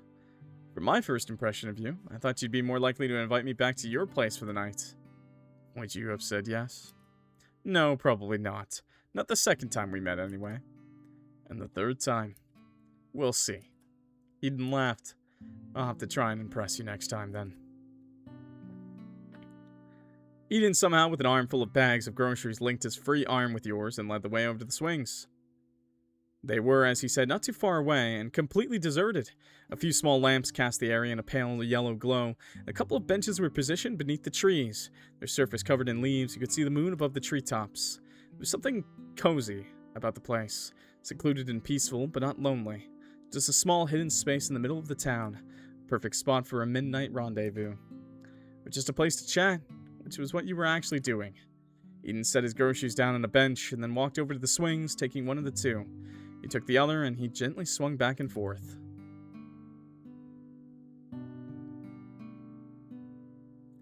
So, what do you think of Willowmist so far? That's a good CG, man. That's a good one, too. What I've seen has been beautiful. Kind people, great food, and the night is clear and cool. It's a lot quieter than back home. I could get used to this. And you're staying for 3 months. That's a decently long time, but also no time at all. Yeah, 3 months and then it's back home again. You sound a little disappointed about that. I don't know if I am or not, really. Things have just been a whirlwind ever since I arrived. Now it's already been a whole week. I'll blink and then it'll be time to leave. Eden chuckled and held a little tighter to the swing's chain, still looking up at the stars. Then why leave? Well, my mom is still back home. Even 3 months without seeing her is a long time. Don't you ever miss your parents all the way out here? I'm sure I would, if I knew them. Oh, I'm sorry. Don't be. Really, family is a little meaningless to me.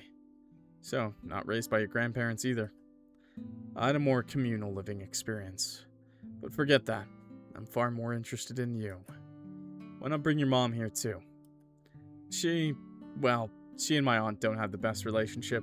Not that I know why. I wish I could have gotten her here. She would have loved it. You let out a small sigh and pushed the swing a little harder, trying to get a little more height. A shame. Knowing you and Sylvie, I bet she's incredible. You want to hit on my mom now, too? Swear everyone in this town is after my family. Why would I do that when you're right here? I could just tell you like it here. Would have been nice if she could see it through your eyes, don't you think? Yeah, that is a good CG. Yeah, maybe then I'd have some idea why she and my aunt don't get along. I always thought family feuds were supposed to be dramatic, but I don't even know what started it. You've never asked her? I have, a bunch of times. But every time she changes the subject, it tells me to drop it, so eventually I did. Maybe you should ask your aunt. She might not have the same hang-ups. I'd love to, if I knew how to contact her. No address or anything. I have literally no clue where she went. Ever the mysterious woman. Anyway, 3 months is a long time to be away from home. No friends you're leaving behind, a job, a lover maybe. Nope, no lover. Why, you offering? Eden laughed at that, a gentle yet hearty sound. Maybe I am. Keep in mind, will you? How does such a lovely person not have anyone waiting for them back home, I wonder? Maybe I just haven't found the right person yet. Hadn't, you mean? We met this morning, after all. Wow, and you're already making assumptions about us. Someone's getting out of themselves. Someone has to. I'm not going to sit around and let someone else make the first move. Eden grinned. Besides, I don't think I've been imagining your interest in me, have I? Who can say? Maybe I'm just a friendly person. Maybe. But there's a difference between friendliness and flirtation. And I suppose you think you can tell the difference, do you? I like to think I'm not too bad at it. Yes. Well, you're confident. I'll give you that. I do like confidence in a man. Confident I shall be, then. Eden leaned in slightly, his elbow resting on his knee, his eyes glinting with mischief. Hi, Crystal. And what else do you like, since we're on the topic? Oh, I don't know. Honesty, a good sense of humor. Lucky me, then. I happen to be hilarious. Debatable, I think. Oh, and here I thought I was making quite the impression. You are, just not necessarily the one you think. Eden placed a hand over his chest, feigning deep offense. Wounded, surely I am. But if I'm to be known for something, I'll take bold and devastatingly handsome over funny, I suppose. You rolled your eyes, but before you could quip back, his tone shifted just enough to make you pause. I've always admired boldness, you know. Some people spend their whole lives waiting, hesitating, but I'd rather move forward, even if I don't always know where the path leads. That's an interesting way of looking at things, isn't it? If you're standing still, you're letting the world decide for you. He rocked back slightly, his gaze drifting towards the night sky, but his voice remained light and playful. And if I had stood still, I wouldn't have met you, would I? Wow, is this how you get all your dates? Would it work if it was? You tell me. I think it might. For a brief moment, he felt quiet, swinging just a little, letting the cool night air settle between you. Then with a slow inhale, he spoke again, softer this time, like a thought slipping out before he could catch it. I've never been the kind of person who was meant to stay in one place. I was made to move forward, to keep going, to see things through. His fingers curled loosely around the chains of the swing. His gaze flickered towards the treetops as if searching for something beyond them. I suppose people like me can't stop. If I sit still, the world will just keep changing without me after all. And what happens when you get to where you're going? I suppose I'll let you know when I get there. Eden smiled and reached his hand out. Before you could react, he'd plucked a single leaf from your hair and held it up. Twirled the leaf between his fingers, watching it for a moment before tucking it behind your ear with a soft, deliberate touch. There. Perfect. You think so? I'm not sure a leaf is the best accessory. You make it work just fine. He leaned back slightly, resting his arm against the swing's chain as he regarded you, a slow, knowing smile on his lips. It's strange, isn't it? Some people spend their whole lives searching for a place to belong, and others, they just don't fit somewhere. They just fit somewhere, like they've been here all along. Are you talking about me or you? You. You're like a missing piece, finally clicking into place. The quiet between you stretched on for a moment before Eden laughed and pushed himself off the swing. But enough about that. You should get some sleep before I convince you to stay out all night. You say that like it's a bad thing. I just hate to be responsible for you sleepwalking through your store tomorrow. I wouldn't want you to miss our date. It's not a date if everyone's going. I'll just have to work extra hard to make sure you only look at me. Ah. He scooped up his grocery bags with an easy motion, shifting them over his shoulder. Shooting you a playful glance, he took a few slow steps backward, his silhouette cutting sharp against the lamplight. Don't miss me too much, alright? I think I'll survive, Eden. Good night. Good night, Clock. Eden grinned, turning on his heel and sauntering off into the night, leaving only the faint echo of his footsteps on the quiet street. You exhaled, leaning back on the swing, watching the sky stretch vast and endless above you. Town was still, the only movement the occasional rustling of the trees in the night breeze. Some people spend their whole lives searching for a place to belong. With a shake of your head, you pushed yourself up from the swing, then collected your groceries from the bench. Cracks in the finish. Eden's event number 1. I could definitely see him being, like, super popular, by the way. Now level 4. Okay, let's level up our stats a little bit. Now, Smarts makes you accurately assess an item's worth and spot fakes before they cost you. Luck increases the chance of rare items appearing in markets, auctions, and sometimes you just get lucky. Charm increases the chances of customers paying more during haggling, buying more than one item, and offers you better deals in markets and auctions. Okay. Style draws more customers to the shop and makes your wares more appealing, raising your chances of making a sale. I kind of want to do style again, but I think I'll do charm. I think I'll do charm on this one, okay? Wait, did I not get a level up? Wait, I leveled up, but I didn't get a point? Oh, that's so sad. Wait, that's so sad. Wait, you don't always get points, bro? That's fucked up. No new unlocks. That's fucked up. You can't just level me up and give me nothing? No. Fuck, I didn't even realize. Began to trace back the path home that was quickly becoming as familiar to you as the back of your hand. It wasn't long before you were back in the town square that was now completely deserted. Streets were empty save for a cat darting into an alley, and the only sound was the creak of a distant wind chime as it swayed softly. It's kind of a nice feeling, walking at night. Never realized that. Glanced upwards towards the sky, the moon shone bright and clear, illuminating the night and the surrounding houses. Wasn't a cloud in sight, a beautiful night all for yourself. Or almost all for yourself. A flash of something caught your eye, the form of a tall, lanky figure, sitting on a rooftop overlooking the square. You watched for a moment, a little more than a shadow, before disappearing out of sight.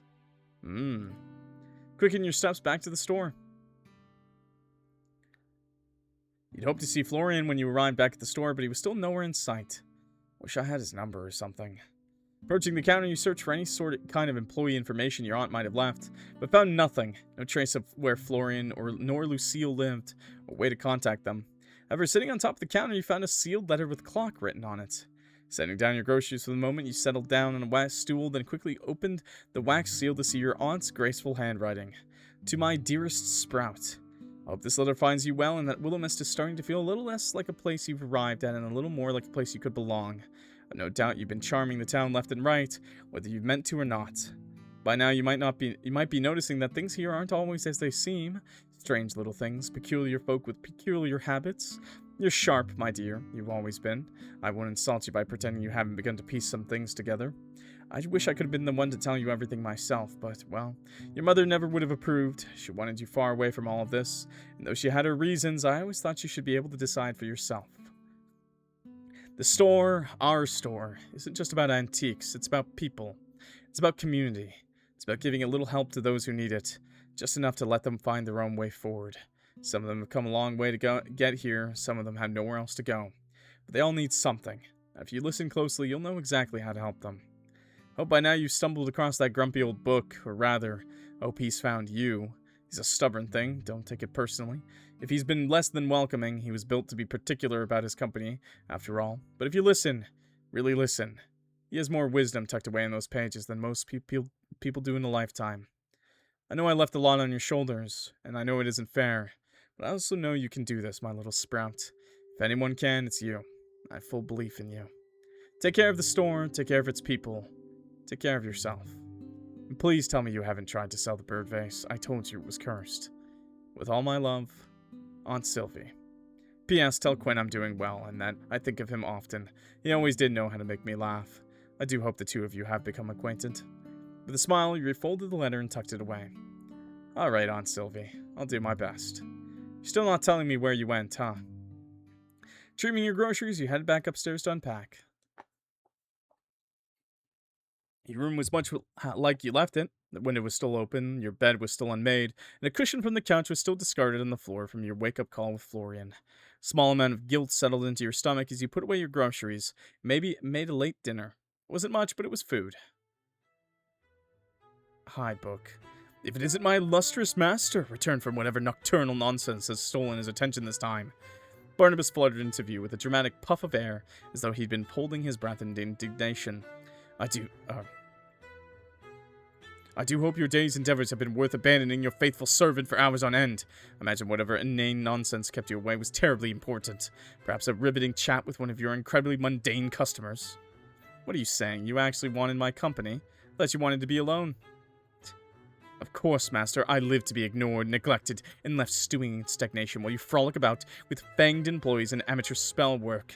It brings me immeasurable joy to gather dust alone in your tiny, cramped abode. Something tells me you're being sarcastic right now. You don't say. What a master of deduction. How will I ever escape the clutches of your incredible intellect? I did ask if you wanted to come with me, you know. Which I did not. So what is it you want exactly, then? Not to be alone, but also not to spend any time with me? Precisely. Your wisdom knows no bounds, Master. Though to be candid for a moment, I much prefer your company over the lurking menace you insist on calling an employee. Honestly, a vampire, Master. Did you already know? I could hardly call myself a grimoire if I did not know the scent of a vampire. I didn't think being a book had anything to do with smelling people, but all right. Ah, right. I forgot that your brain lags behind sometimes, Master. Let me spell it out to you quite simply. Magic is in the air, the threads of reality, and the auras people leave behind. And vampires, they reek of old blood, undeath, and regret. They are more than simple to pick out.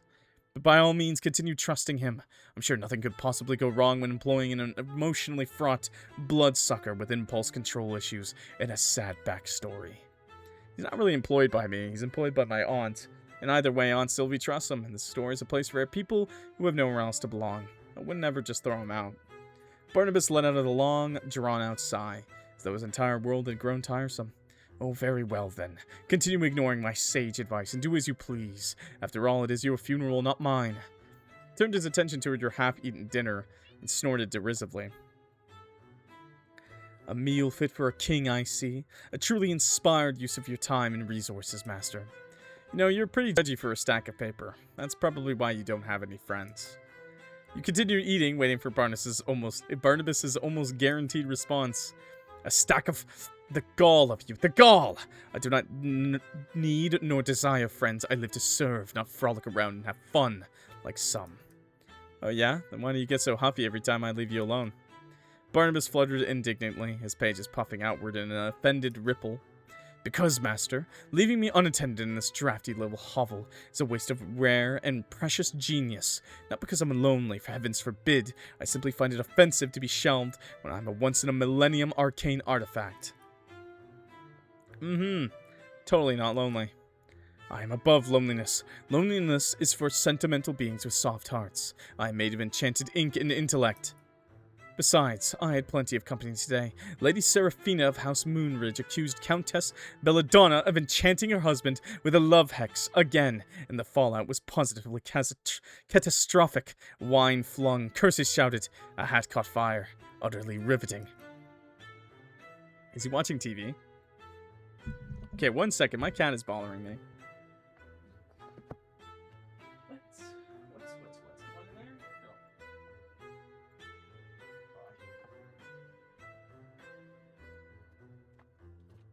Pngtuber model go crazy. Okay. I trapped the cat in a bathroom. He wanted it in the bathroom, so he can sit in there.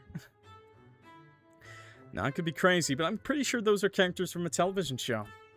The real sorceresses of Silverkeep, in fact. It does not surprise me that you know so little about it, but it is a fascinating documentary.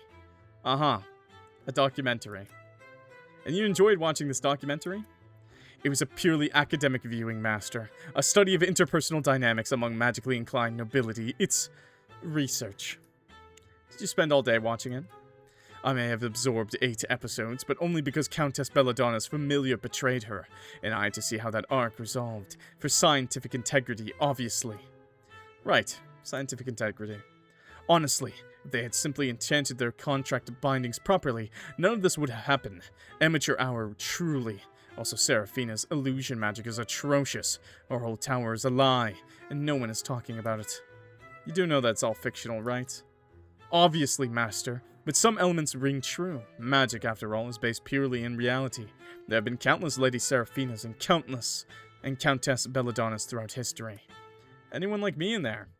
Why, yes, there happens to be a talking toad that advises the Countess. I believe the character is called Toadsworth. You share many qualities. Careful there, Barney. Compliment me too much and I might accidentally fall for you. You would not be the first human to do so, trust me, nor the last. Wow, ladies' man over here. Finishing your food, you cleaned up and then glanced over towards Barnabas, who was still watching you. It's late tonight, but maybe tomorrow we could do some more practicing.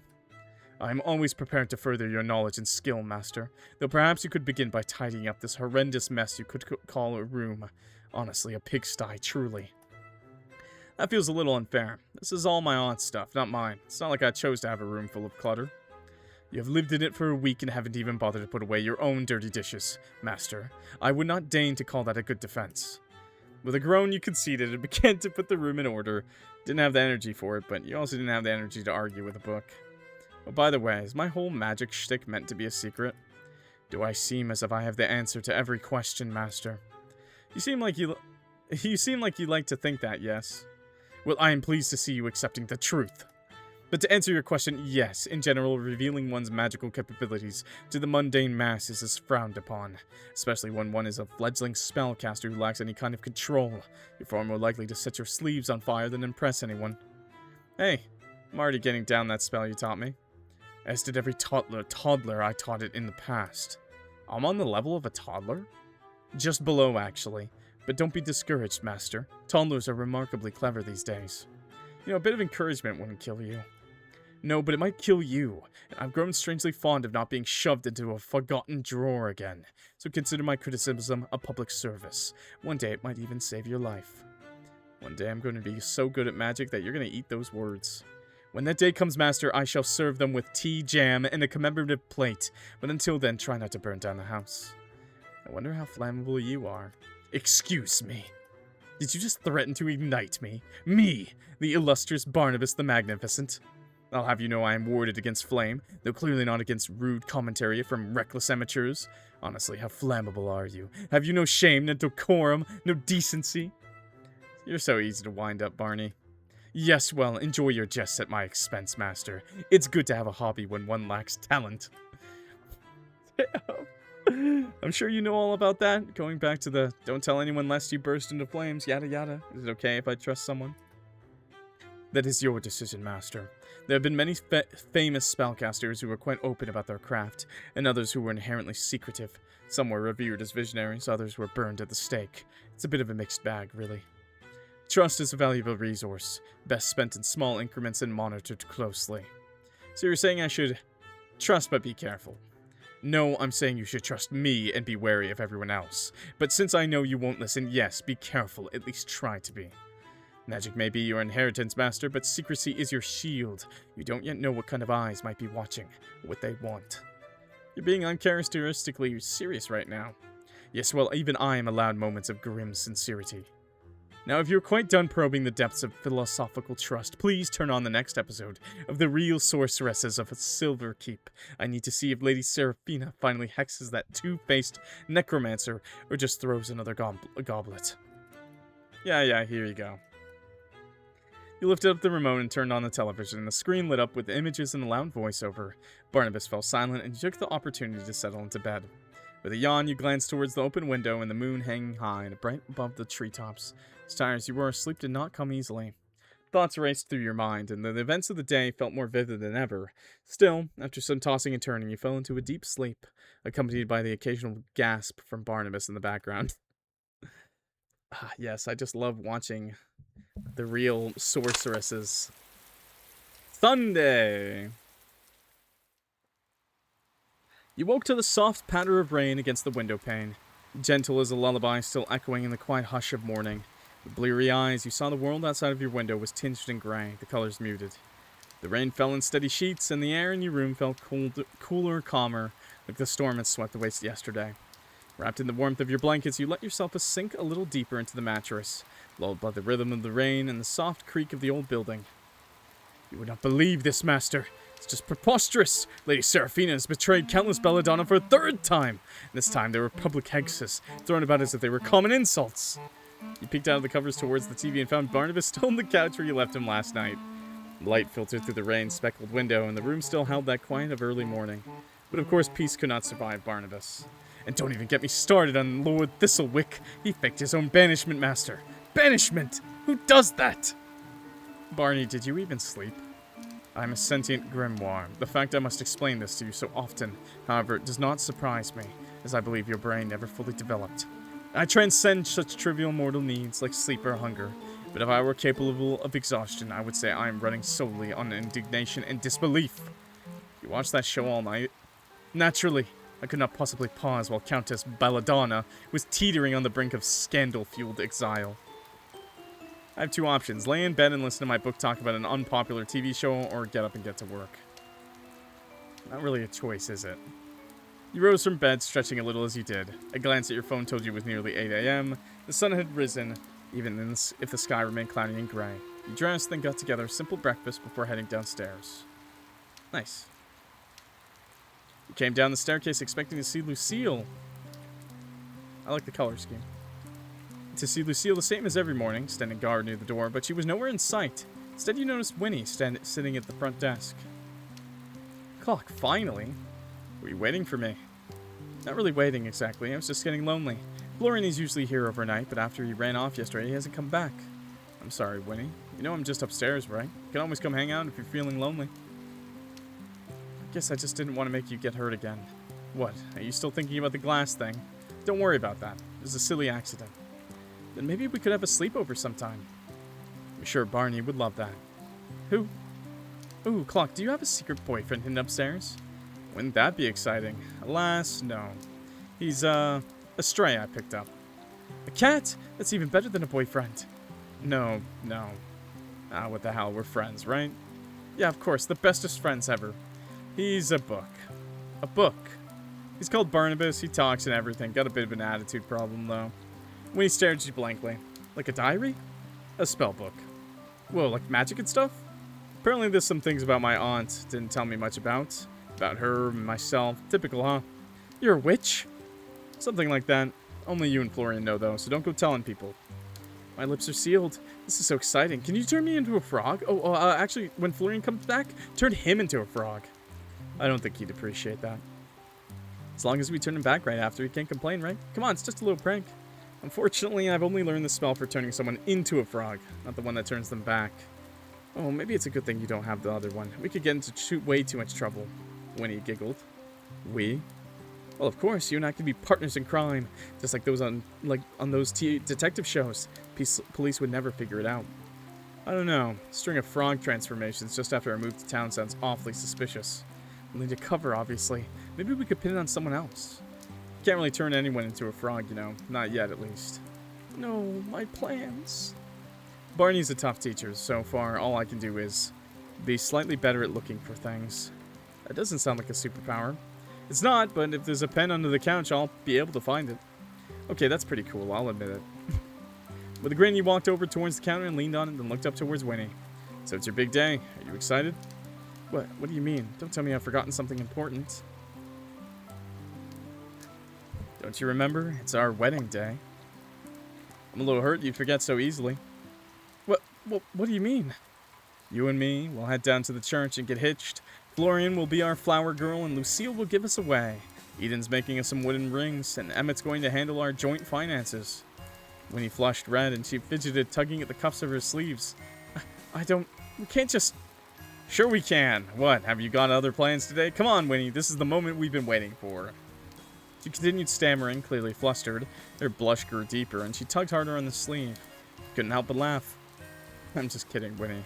We're going out to dinner, remember? Dinner? Oh, yes, of course. Winnie let out a long breath. Almost forgot, and then you went and made a joke like that too. I really thought you were serious. Why? Did you actually want to marry me? The scandal would be terrible. You know, an idol and her manager.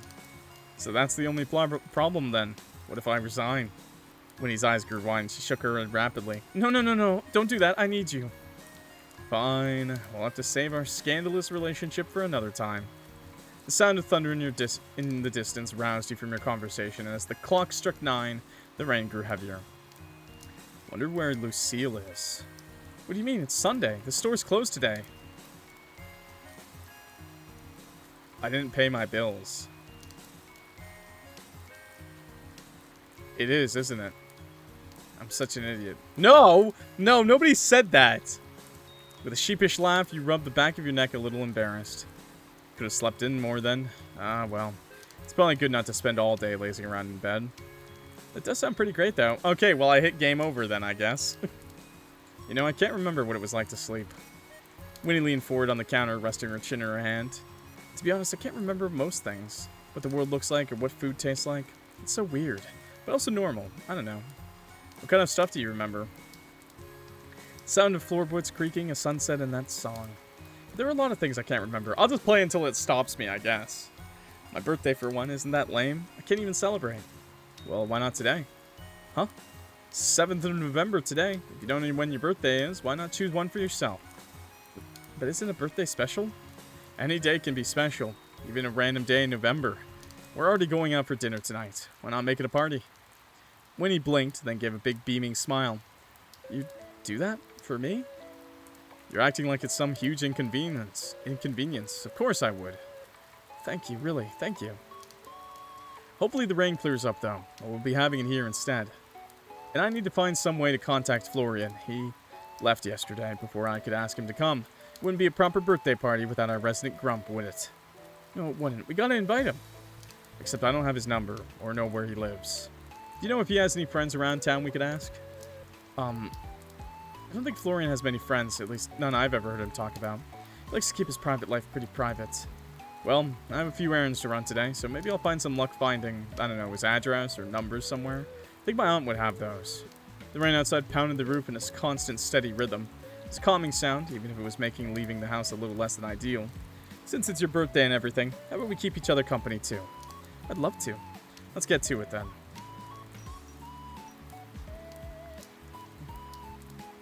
I don't have enough money to pay my bills.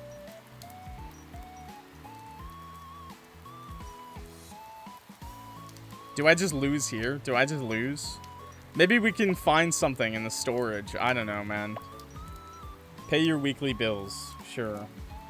Sure. Sure, bro. It's so Jover. It's just gonna be like, pay your bills. You can't pay your bills. Goodbye. Let's get to it then.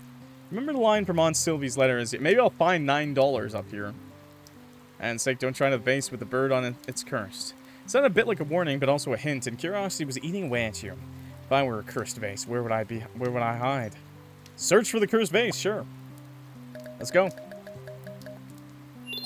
9. Oh boy.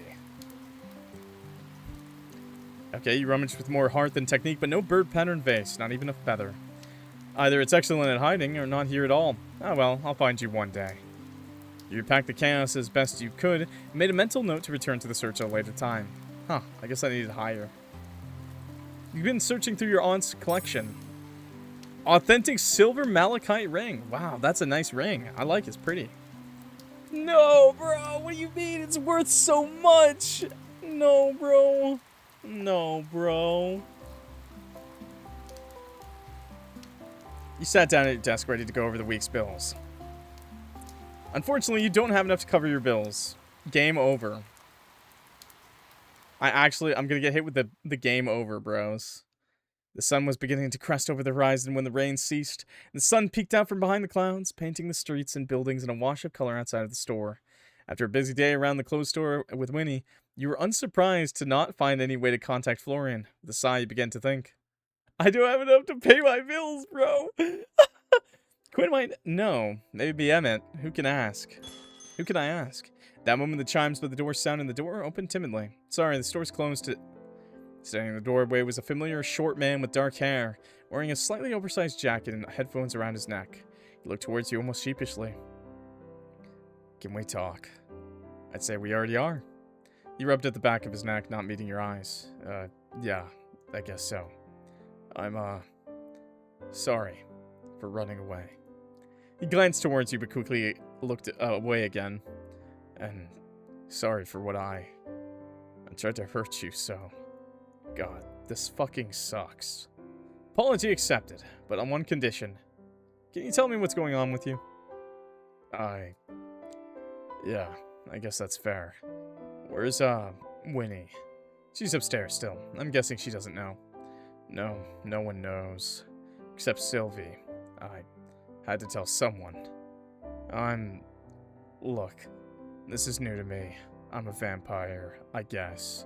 I don't fucking know. It's not like I chose this end. I hate blood. The smell, the taste, it's disgusting. I try to avoid it, but sometimes I'm not in control. I get so hungry, but all of my old favorite foods just don't work anymore. Man, this is good. Reminds me a lot of Tokyo Ghoul, actually, this way. So I try to keep to myself and keep people away from me. All this tiredness had been hunger, huh? Yeah. But you've eaten now, right? You don't look as bad? I guess so. Well, there you go. No harm done. You say that, but you're not a danger to me. I believe that you're just going through some stuff. Yo, Fluff the streamer, thanks for the raid. Much appreciated. Hope you guys had a good stream yourself. My name's Clock. Nice to meet you. We're playing, the Willowmist Emporium of... Oh my god, it's such a long title. I forget what it is. The Willowmist Emporium of, like, Antiques and Curiosities. There we go. It's a dating sim made by the creator of A Date with Death. Hope you had a good stream. Okay, before a weak laugh escaped him. God, you're a fucking moron. Why aren't you scared? Because I like you, Florian. I don't think you'd really hurt me. You're an idiot. Oh, I'm well aware. It won't happen again. I won't let myself get into a situation where it could. So, just try to keep your distance, please. Ooh. Kind of an interesting choice. I'm not going to abandon you just because you're scared. Okay, if that's what you need. I'm not going to abandon you just because you're scared. I'll just be pushy. Just because you're scared of yourself. You can ask me to be careful, but don't ask me to pretend I don't care about you. I don't deserve that. Too bad. You got it anyway. Why? Why the fuck are you so nice to me? Why not? You're a good person, Florian. Florian stared at you blankly, a confused, almost pained expression on his face, as if the very concept was foreign to him. With a deep breath, he looked away from you, then back. Just don't expect anything from me, alright? I don't want to drag you into my bullshit. Then don't, but I'm gonna stick around either way. Now I've got a question for you. How does one go about inviting a vampire to a birthday party? A what? I meant to ask you yesterday, but things got a little hectic. You didn't invite us all out for... I'm just now realizing we're going out for dinner with two people who can't eat. God, am I just that insensitive or what? You're inviting me out? Yeah, of course. I'd love for you to be able to be there, but if you don't want to, I'll go. It's fine. It's more than fine. Wouldn't have been the same without you. Where does the birthday thing come into? Oh, we decided it's Winnie's birthday today. Is it her birthday today? Likely not, but today is as good a day as anyone for someone who doesn't remember their birthday. Another knock at the door and slowly opened once again as Lucille walked in, though you almost didn't recognize her. The first time since meeting her, she lacked her characteristic armor and instead wore a much simpler blouse and trousers. Pretty. She's so pretty. What the hell? Good afternoon, Sir Florian and Clock. How do you fare on this fine day? It's not a fine day, it's raining. How's it fine? It's been pissing it down with rain all day. And now the sun has risen, and the rain has departed. It is a blessing indeed. Nice to see you too, Lucille. You look beautiful today? I don't know if I can hit on her, bro. In front of him? I'm hitting on her. You look beautiful today. Well, you look beautiful every day, but it's nice to see you looking a bit more casual. Lucille blinked and her expression caught somewhere between surprised and flustered, though she quickly straightened, recovering her poise. You honor me with those words, Clock. I merely wish to give my armor a brief rest during our meal, though I did worry it would leave me feeling exposed. It's not like you're naked. Nay, but I wear my armor like a second skin, so it is akin to being bare. Beautiful is a word I am unused to, I must confess, but I am pleased that you would use it on me. A slight smile curved her lips. Next to you, I fear I may pale in comparison. Flatterer. The truth has always fallen from my lips with ease. God, let me leave if you're just going to stand there flirting, please. Flirting? I would hardly call this flirting, so Florian. Clock's intentions are pure. You're seriously going to sit there and pretend this isn't flirting. Complimenting one's appearance is simply a gesture of kindness and respect. Right, and I'm the king of Willowmist. I do not believe this town exists under a monarchy, Sir Florian. Florian sighed. It was sarcasm. Ah, my mistake. It is sometimes difficult to discern, though I appreciate your efforts, Sir Florian. Yeah, whatever. Well, everyone's here. Not quite everyone. Emmett and Eden haven't turned up yet. I love her so much. She's really great, actually. Winnie hurried down the stairs, and her eyes immediately lit up at the sight of Florian. Florian! What? You came back? Yeah, I kind of work here. Boo, you know that's not what I meant. I mean after you ran off last night. You fled during your shift, Sir Florian. It's my fault, actually, but we worked it out. It wasn't... Yep, all worked out. I am relieved to hear that. It is good for all of us to take an outing like this. Bonding as colleagues is a vital part of the work experience. You nodded sagely. Totally. Do I work here? If you count getting in the way of work, then sure. Hey, that's not nice. Don't make me make Clock turn you into a frog. Into a... what? I'm afraid I must admit ignorance on this topic as well. I mean, who can't turn someone into a frog? Lucille raised an eyebrow and Florian stared flatly at her, then at you. Anyway, Eden and Emmett still haven't arrived, huh? I wouldn't be surprised if Emmett just doesn't turn up. He's never wanted to get to know us before. Why would that change now? You shouldn't think such things, sir, Florian. He will surely arrive soon. However, if Sir Eden were to find himself lost in a ditch somewhere, then I would not be surprised, nor would I be upset. Ooh, I forgot you didn't like him. It is not a simple dislike. There's something uncanny about him. He's a skinwalker! She paused, considering her words carefully. The world has an energy, a presence. Some people are bright and vibrant, like you, Clock, and others have an energy that is quiet, more subtle. But when I look at Sir Eden, it is as if he has no aura at all. Maybe you just don't like him. It's not illegal or anything. I would like to think I'm not so petty, but... He's a shifty guy, that's for sure. I think he's fun! I think he's fun.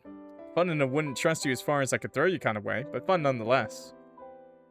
I will endeavor to take your opinion into account, and not simply assume the worst. I apologize. He's a murderer! He's literally buying duct tape, ropes, and bleach. You don't need to... Alright, gloves and bleach. You don't need to say sorry for not liking someone. There's a hell of a lot of people I don't like too. That is fair, but it is a shame to let distaste rule one's emotions.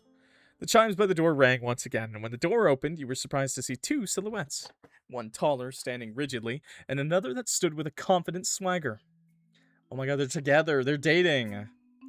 Honey, I'm home. I told you not to say that when we got here. And I told you I don't listen. Now who's ready for a night on the town? It's dinner, not a pub crawl.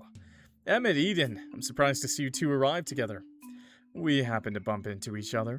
Fate can have such a heavy hand.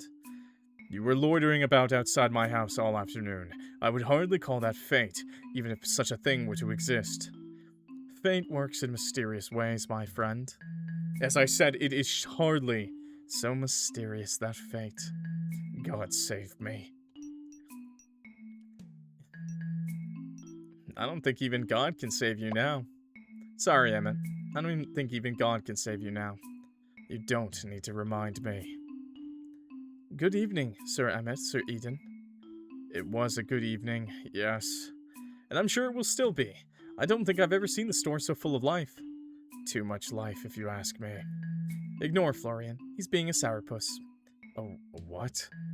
A sourpuss. Come on, it's my birthday. Cheer up. Can I have, like, 1 second, chat? I will be, like, right back. I will just be right back, okay?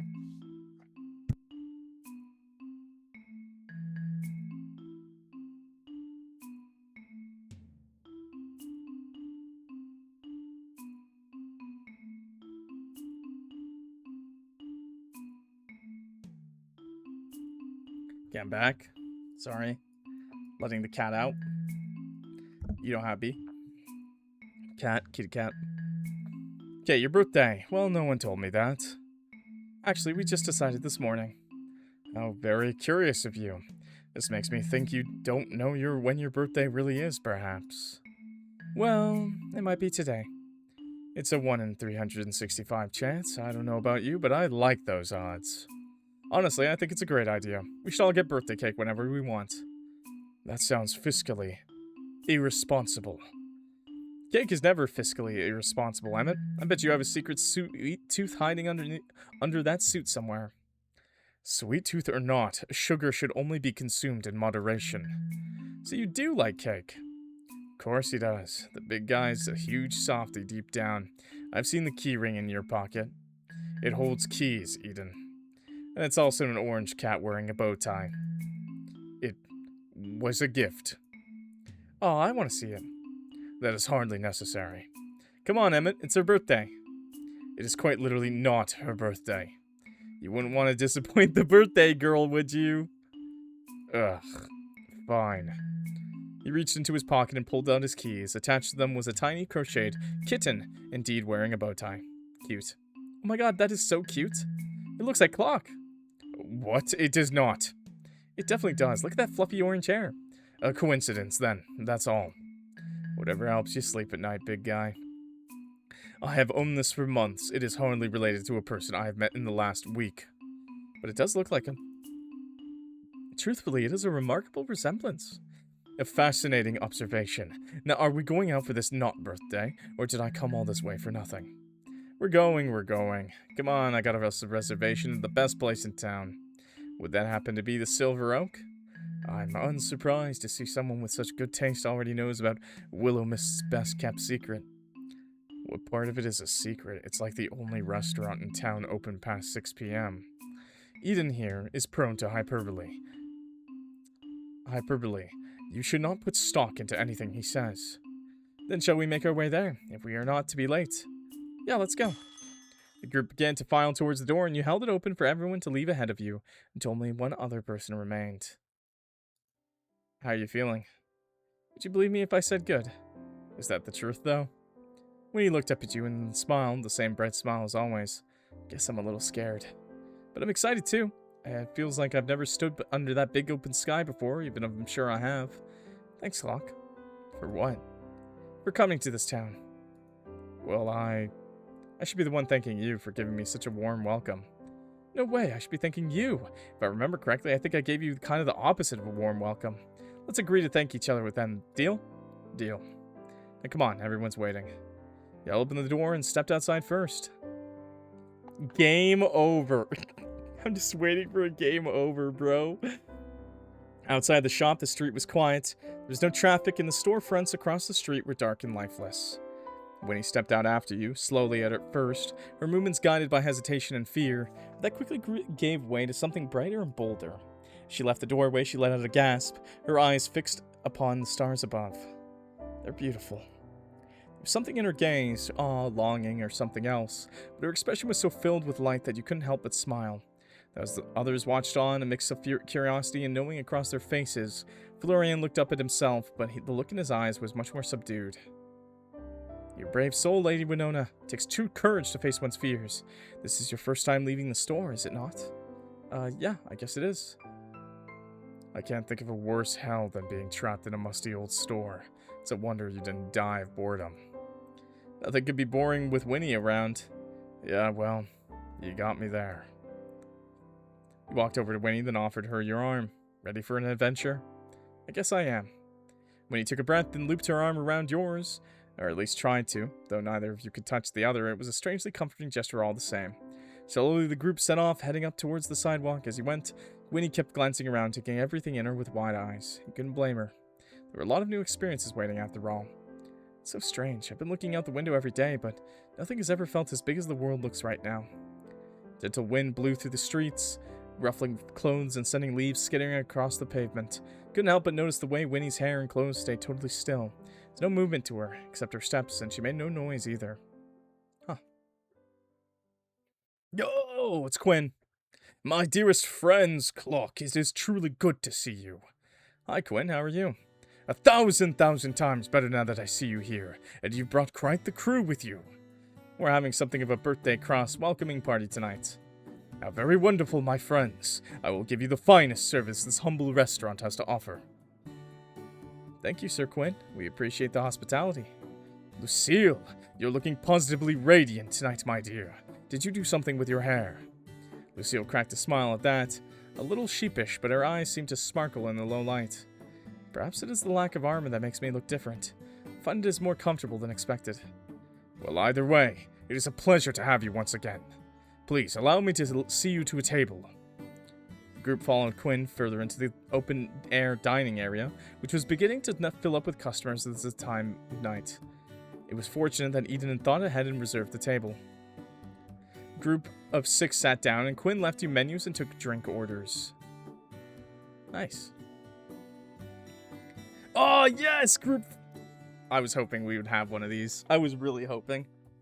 I was, like, really hoping we would have one of these, like a group photo. That's actually awesome. I'm gonna save on this. There we are. I didn't know you were so familiar with the owner, Clock. What can I say? I have a way with people. Not much is obvious. You have all of us wrapped around your pretty little fingers. I like how she's still a little transparent, too. Speak for yourself. Speak for yourself. Some of us are just trying to do our jobs. Perhaps that is something you should consider, Eden. You're trying to tell me that your relationship is entirely business? Entirely. That's how an employment contract works, yes? Eden let out a laugh after that, shaking his head. You play so hard to get. Emmett pushed up his glasses, crossed his arms, and looked away from the table. I'm not playing anything. I'm simply doing my job. If you were only doing your job, you wouldn't be sitting right there, right here, right now. I am simply... Look, do you two need a moment, or should I start handing out earplugs? Jesus. Shut up, Florian. This is like seeing a TV drama in real life. No, he's right. We shouldn't try to have all the spotlight. Not when we have the birthday girl and Clock right here. You know, it dawns on me that some of us know each other better than others. Perhaps we should get a bit of ice-breaking done. Like what exactly? Oh, I know. I saw this game in a magazine. 2 truths, 1 lie. Eden's eyes lit up. Now you're speaking my language. That sounds stupid. I am in agreement. This is a game for children. On the contrary, perhaps such a game would allow us to get better acquainted, though I'm unfamiliar on how it is played. It's simple. You just have to state 3 things, 2 of which are the truth, and 1 that is a lie. Usually everyone else has to guess which is which, but I think it would be more fun to leave people wondering. What do you say? Lucille made eye contact with Eden across the table, and a silent, unspoken challenge seemed to pass between them. I agree. This sounds quite interesting indeed. I'm looking forward to getting to know you further, Sir Eden. Careful. Beautiful people who know how to swing a sword are my weakness. I'll go first. Do I really have to play? As it is Lady Winona's birthday, and she wishes it, you must. Ugh, fine, whatever. Winnie beamed. Yay, okay, Alright, 1, I'm a really good singer. 2, sometimes I randomly smell disinfectant when there isn't any. And 3, I love the ocean. What a spread of options. Now all of us will be guessing all night. This is just stupid. You should not judge while you have not spoken your truths and lies, Sir Florian. Fine, but this is dumb. Florian crossed his arms and leaned back, looking away. 1, I used to be a vegetarian. 2, I'm an only child. 3, someone tried to kill me once. There. Are you all happy? I know, I am. Well, kinda, as long as someone didn't really try to kill you. Who knows? He just shrugged at that. It seems we are all learning more about you by the moment, Sir Florian. Great. That's just what I want.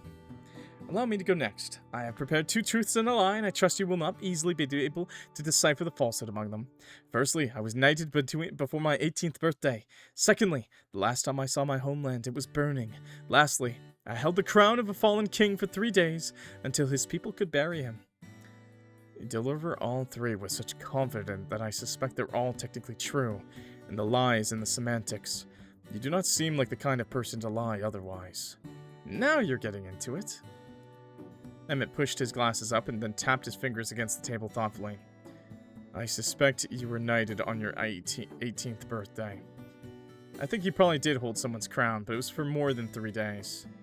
Or Lucy was still there after her homeland stopped burning? Look what you've done. We're not even supposed to be guessing. You're quite good at the game, Lucille. Thank you, Sir Eden. Just Eden is fine, you know. Aren't we friends? Sir Eden. Kinda cold. I suppose I'll go next, if only to get it over and done with. The pink in my hair is natural. I grew up a town over from Willowmist. I've never had a cavity. Does that suffice? This is more than I've got out of you all week. I told you I have no interest in personal relationships. That one's definitely the lie. It wasn't a part of the game. But it is a lie. I have a sneaking suspicion you might actually like us. Some of us, at least. Not you, at the very least. What about Clock? I find Clock tolerable, in a business sense. Easier to deal with than Miss Marigold, that's for certain. Tolerable? There, Clock. That's pretty much a marriage proposal coming from him. I am already regretting coming. There's no need to have regrets, Sir Emmett. It is in the company of comrades that even the most hardened hearts soften. You're not helping. You're not helping, Lucille. On the contrary, I believe I am offering him a valuable opportunity for introspection. Translation, you're stuck with us, Emmett. I think I need a... Nice. Drink, then rejoice, my friends, for your wish is my command. Quinn set down drinks all around the table, a wide smile on his face, before pulling out a small notepad and taking your orders. You watched as everyone ordered, minus Winnie, before it stopped at Florian. I'm not really... Go on, Florian, it's my treat. Actually, we were planning to share something, weren't we? Were we? Yeah, remember, Quinn, could we get the pasta for 2? Fantastic taste! I would expect nothing less from my wondrous Sylvie's relative. She adored my pasta. Oh, I miss her. She'll be back soon enough. I'm sure she misses you too. Quinn smiled a little wistfully. Your words warm my heart. But come, we should not waste a moment. To the kitchen! Quinn left once more and the chatter slowly resumed. Eden and Emmett started bickering about something or another, while Lucille stood and began showing off some stances and sword swings to Winnie. Florian, however, lightly pulled on her sleeve. Hey, thanks. For that, I mean, I appreciate it, I guess. You'll just have to pass me pasta under the table for now. Probably should have picked something you eat with your hands. I could just start filling your pockets with it. Pocket pasta is the best kind! Yeah! God, you're stupid. But thanks. Clock! Yes, Winnie? You haven't had your turn yet. Well, if I remember correctly, neither has Eden. Then I suppose I shall have a turn. We'll have to save the best for last, and... Let's see. I had a lovely childhood. I was born in the most beautiful garden in the world that you never find on any map. And I've read over 10,000 books, though I couldn't tell you what any of them were called. 10,000 books and no titles to note. That is most peculiar. Doesn't an average person read like 700 books in their lifetime? I haven't read any. You don't count. Maybe they were boring books. Even boring books have titles. Forgetting every single one is statistically impressive, I suppose. I've always loved being statistically impressive. What kind of garden are we talking about? Tulips? Ooh, are you a man-eating tulip person? I could be. What do you think? I wonder what his might pertain to. I feel like that's your hint. Because all of them are kind of some kind of... something, right?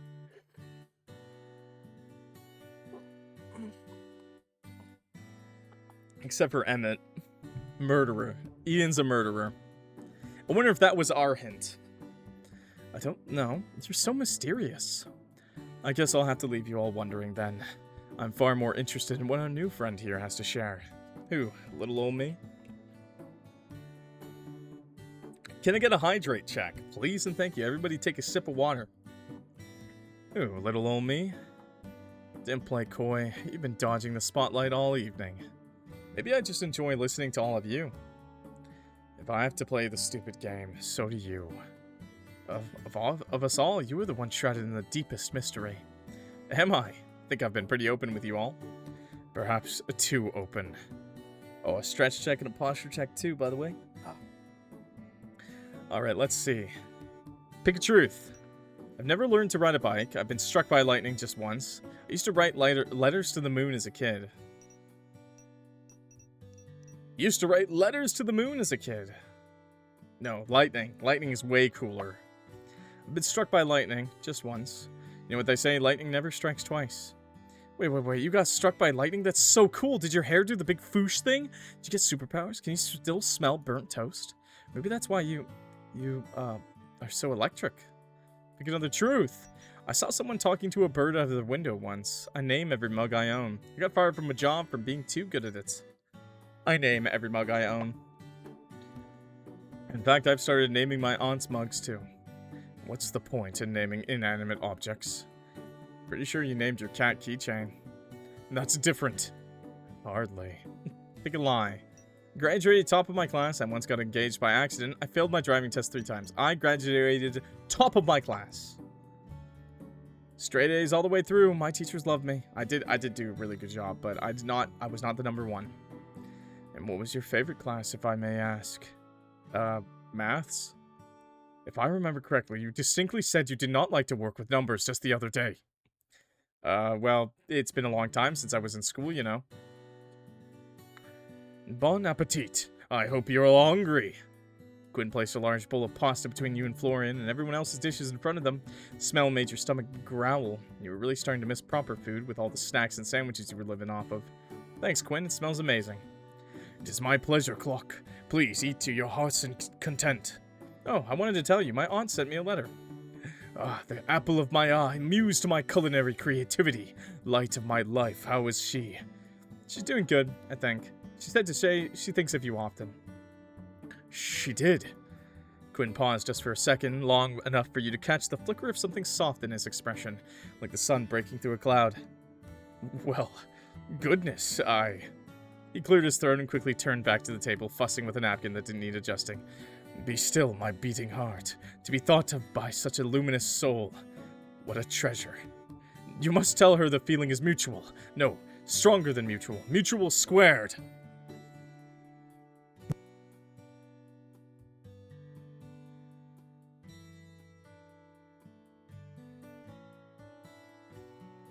But I'm sure she knows that.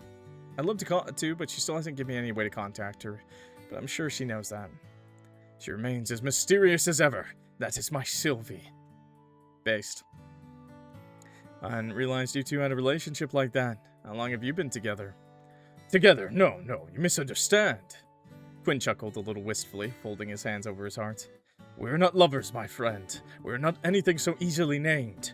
Sylvie is the kind of woman whose presence alone is enough to change a man.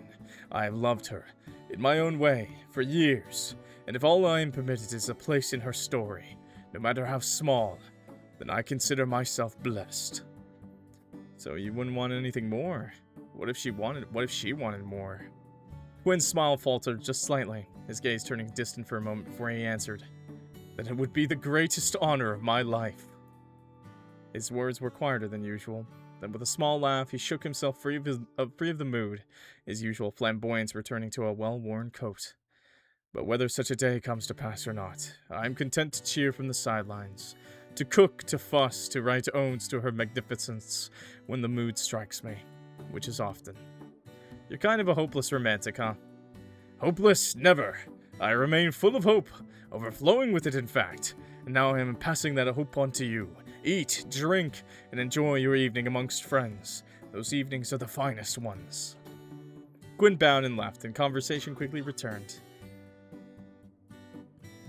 Game over. Wow, I can't believe you actually just came out and asked him like that. Why not? Love is a subject I'm fascinated by. I mean, I thought it was pretty well known that he's head over heels for her. It's news to me.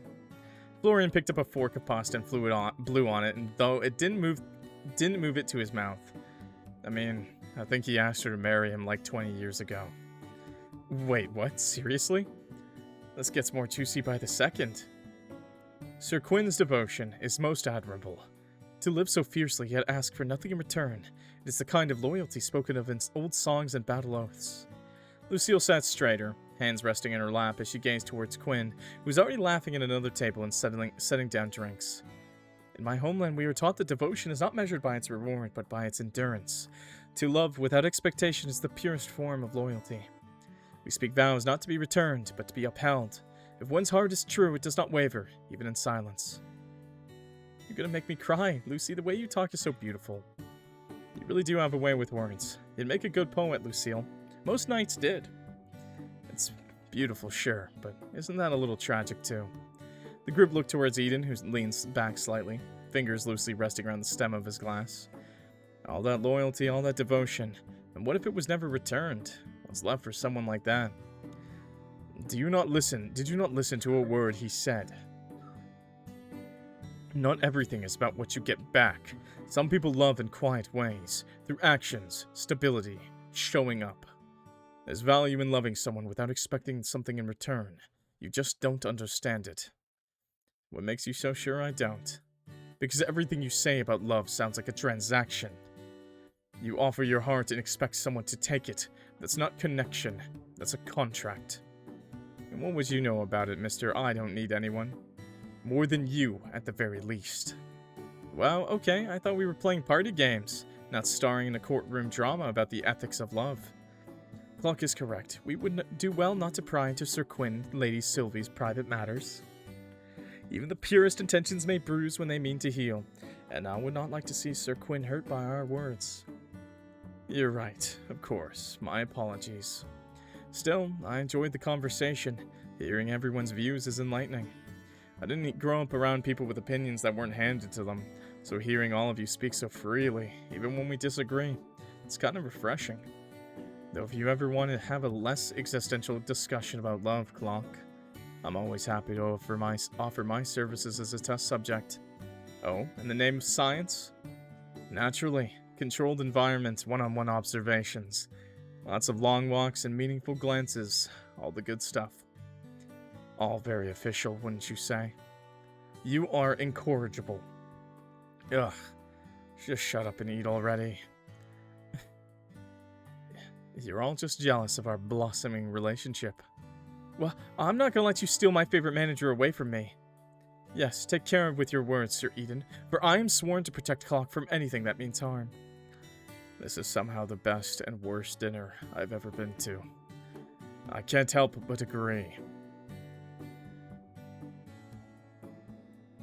Emmett reached out to the glass to the left of his plate, lifting it for a quick sip. Emmett, that's not... Too late, Emmett had already taken a mouthful, pausing as the taste hit him. He slowly set the glass down, blinking once. Your drink.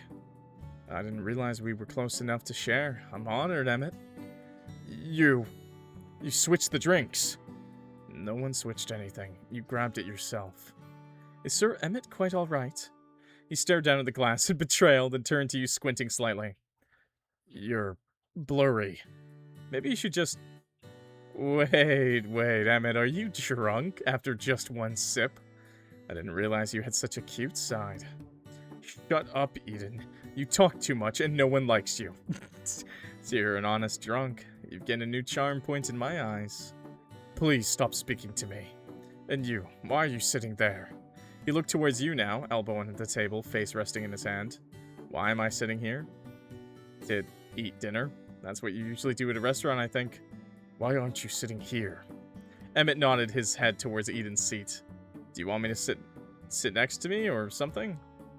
Oh man, if I could eat popcorn, I would be eating popcorn right now.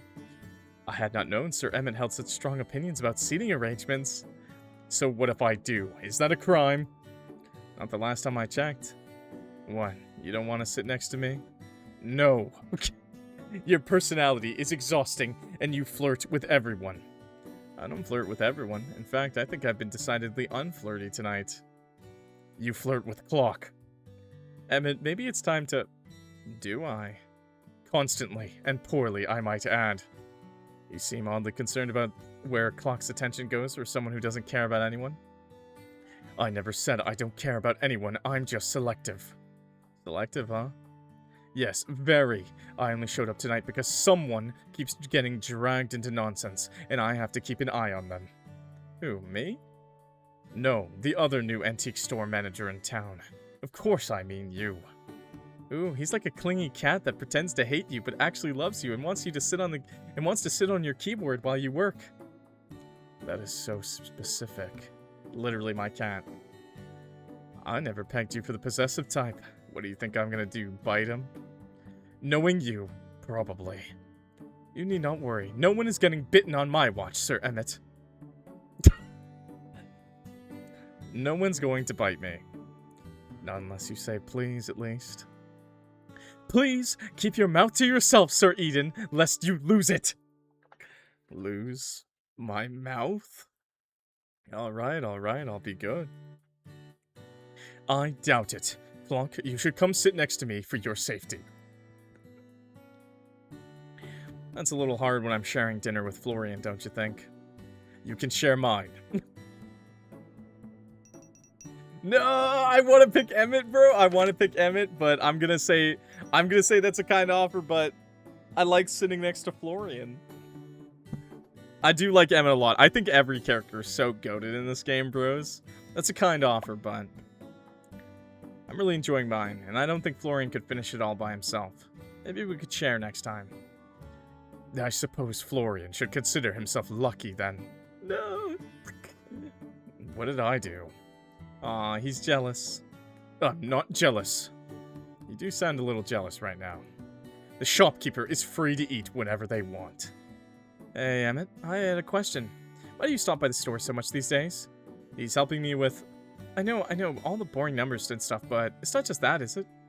It's part of my job. I'm ensuring the transition is smooth and that Clock isn't unintentionally ruining the store's finances. I have done that. I did do that. Come on, Emmett, just admit it. You're hovering. It is not dishonorable to show concern for one's companions. Are you checking in on me? Of course I am. Clear just started adjusting his glasses. You were suddenly dropped into your role with little warning.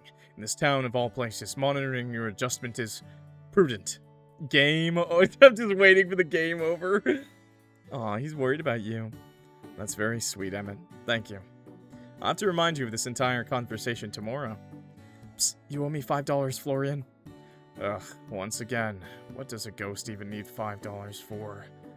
Well, go on. What bet at my expense did you make this time? I bet that Emmett had a soft spot for you. I mean, he never stopped by so much when Sylvia was around. You picked up the last of the pasta on your fork already full to bursting. Apparently eating a pasta for two all by yourself was difficult work, though fortunately no one else had seemed to notice Florian's lack of eating. Winnie hovered over towards Emmett, poking fun while he attempted to swat her away unsuccessfully. Eden and Lucille were engaged in a lively conversation about something or another, and for a moment he felt at peace. It was strange. He hadn't known anyone here for longer than a week, and yet, here you all were, talking, laughing, having dinner together, like you'd known each other all your lives.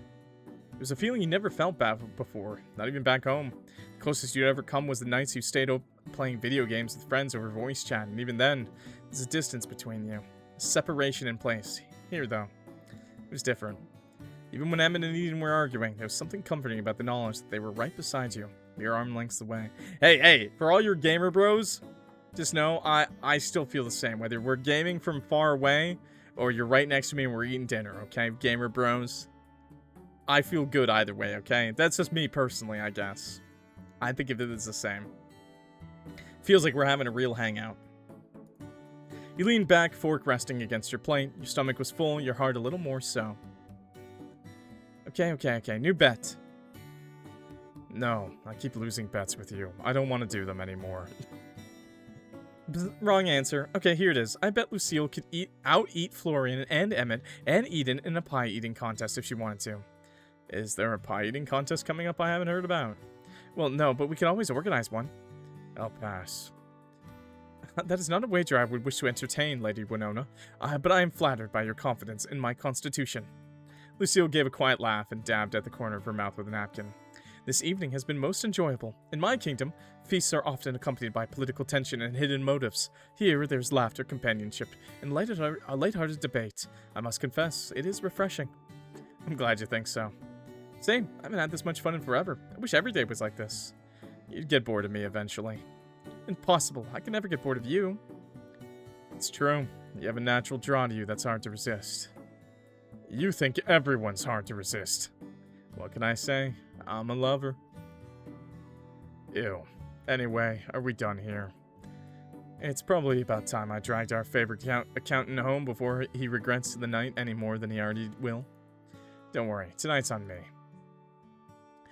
They all want us so bad. I know, man, it's crazy.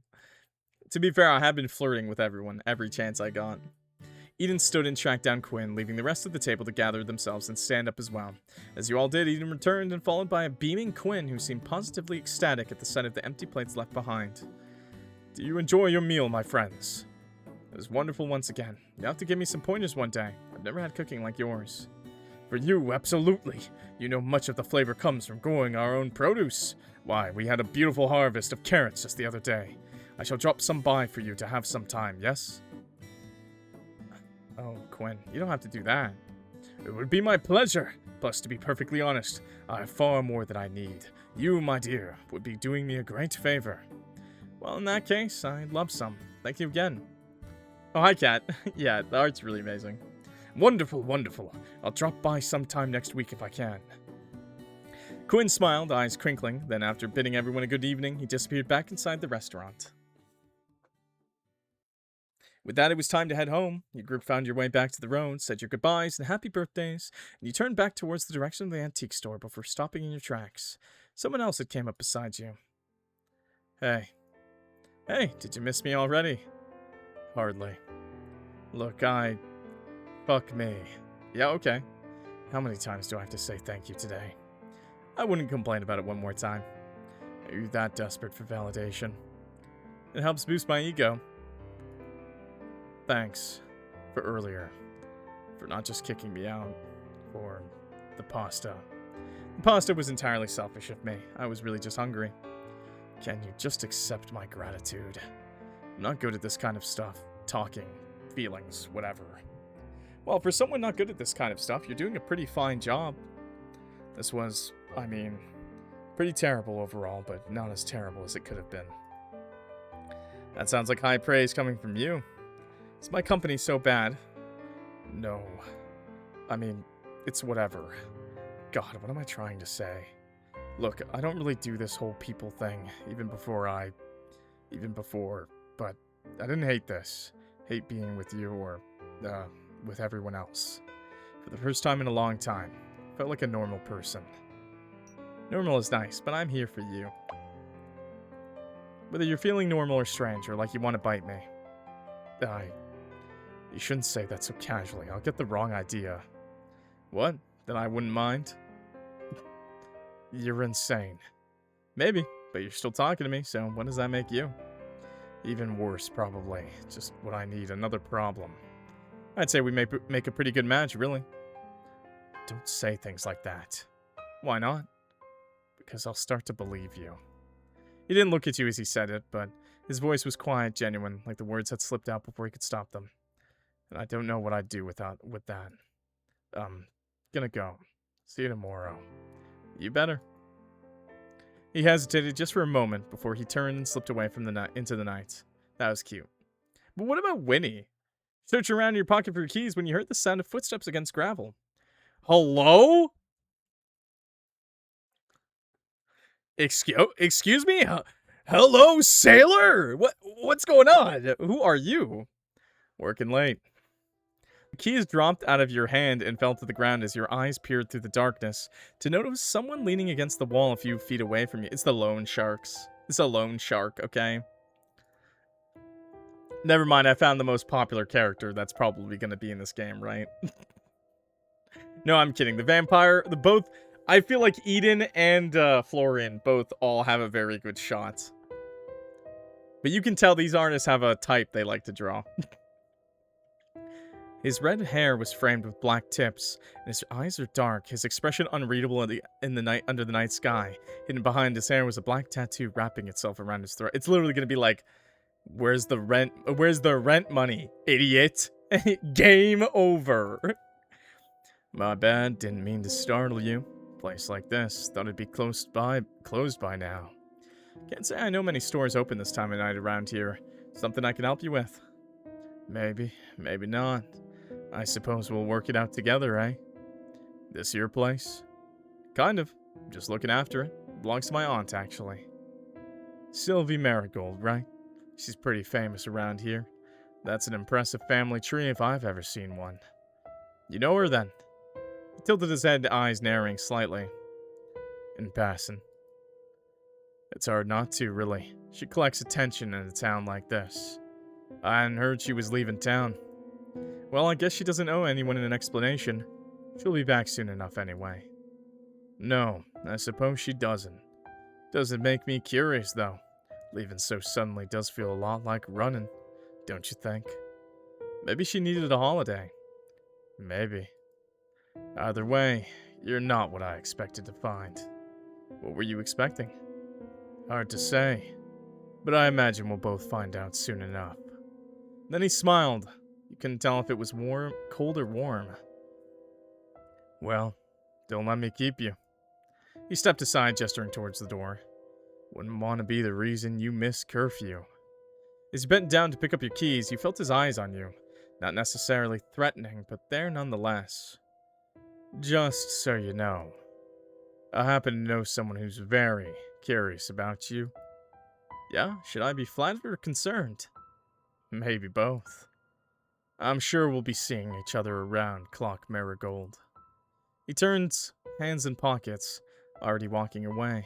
Hey, what's your name? Kale? Kale. Don't forget it. Alright. You hurried inside and locked the door behind you. Kale? Kale? No. Kale. Well, I say, here I am, a humble spellbook. The book! Patiently awaiting their master for our promised training session, only to be abandoned, left to wither all day in this dusty room. I'm not surprised, master. Just disappointed. Barney! Listen, our lesson might need to be put on hold just a little bit longer. I bumped into someone outside. I suggest watching where you're going then, master. It takes no magical prowess, so you should be able to manage that much, I assure you. He knew my name. My aunt's too. Said he was just curious, but something felt off. Did he reek of sulfur, speaking cryptic riddles, glow ominously? I do hope he wasn't glowing, master. Strangers who glow are never up to anything good. What? No, nothing like that. He just had red and black hair. Just kinda cool, I suppose. Black tattoo on his neck. Said his name was Kael. Kael, you say? Yeah, does that mean something to you? Kael, a tattoo on his neck. Stars above where I've heard that name before. Cleared his throat very deliberately. Well, I would never jump to conclusions without proper research. That would be terribly unprofessional of me.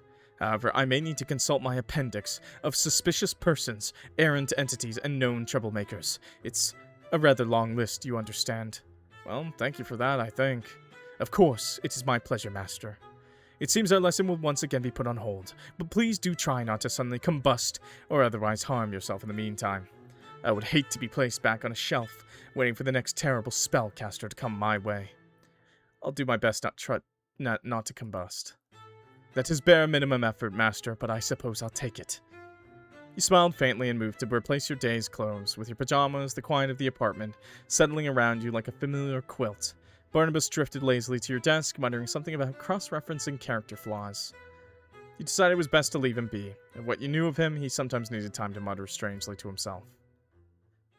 Turned towards the window, your reflection soft against the darkened glass.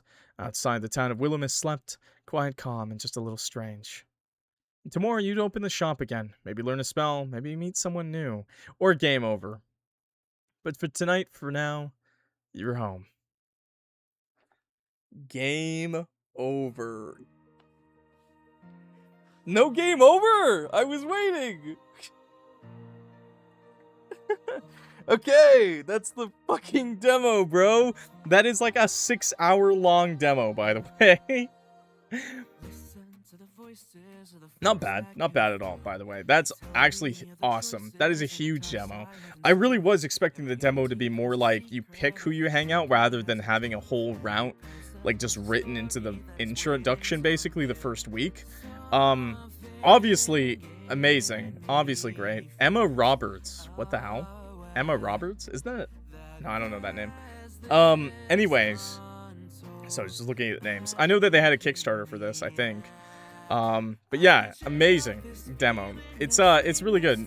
It's kind of game over. It is game over, but I guess I would recommend not picking hard mode, by the way. I would recommend not doing that. Don't do that. It's hard. Oh, and me. Thank you for playing the demo for the Willowmist Emporium of Antiques and Curiosities. We hope you enjoyed the first week of the game. Please consider wishlisting the game on Steam if you haven't yet done so, too. I actually already have. That's how I got the demo. I'll leave the link in the description below, too. Oh, hard mode is hard. Shut the fuck up. No, I think the problem with hard mode is that you probably have to save scum. If I'm being honest, you probably have to save scum. And I don't want to save scum. I don't want to save scum, bro. I don't want to save scum, so that's what I'll say. But yeah, it was pretty cool. We got all these cool CGs. We got these backgrounds, too, which is really awesome. I think that's so cool that you can check these out. These CGs. That's pretty awesome. Each one we got, obviously. Still really cute. A lot of these are really great. Sag.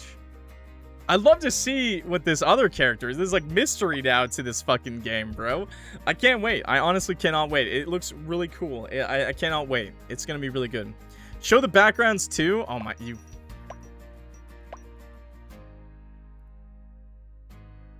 They all really were top tier though. The front and back. The bedroom, night, day. The attic, night and day. The square, the town. The bar, the restaurant. And the grocery store. Which I was a little surprised there was a grocery store, but yeah. Want a screenshot so I can make it my PC background? Oh. I'm gonna be there, bro. I'm gonna be there. But where's my morning one? I think the morning one was there. The morning one is only here, I think. That is the morning one. That's the morning and the night. For the bedroom... There was the rainy day one. There was the rain... That's the only one missing, I think, is the rainy day. The rainy day, I think. Yeah, it's missing the rainy day. You'll be there too, I guess. Which one do you want? Which one do you want, bro? I'll send it. I'll send the files, okay? I'll send the files. I gotta make my own fucking background. This one here. Here, I'll send it. Oh, never mind. I can't do it. Anyways, great demo. Great game. I'm gonna wrap this up. I liked it a lot. It was a really great game. I'll post it in the Discord right now for my chatter. It is a really beautiful background. Yeah, anyways.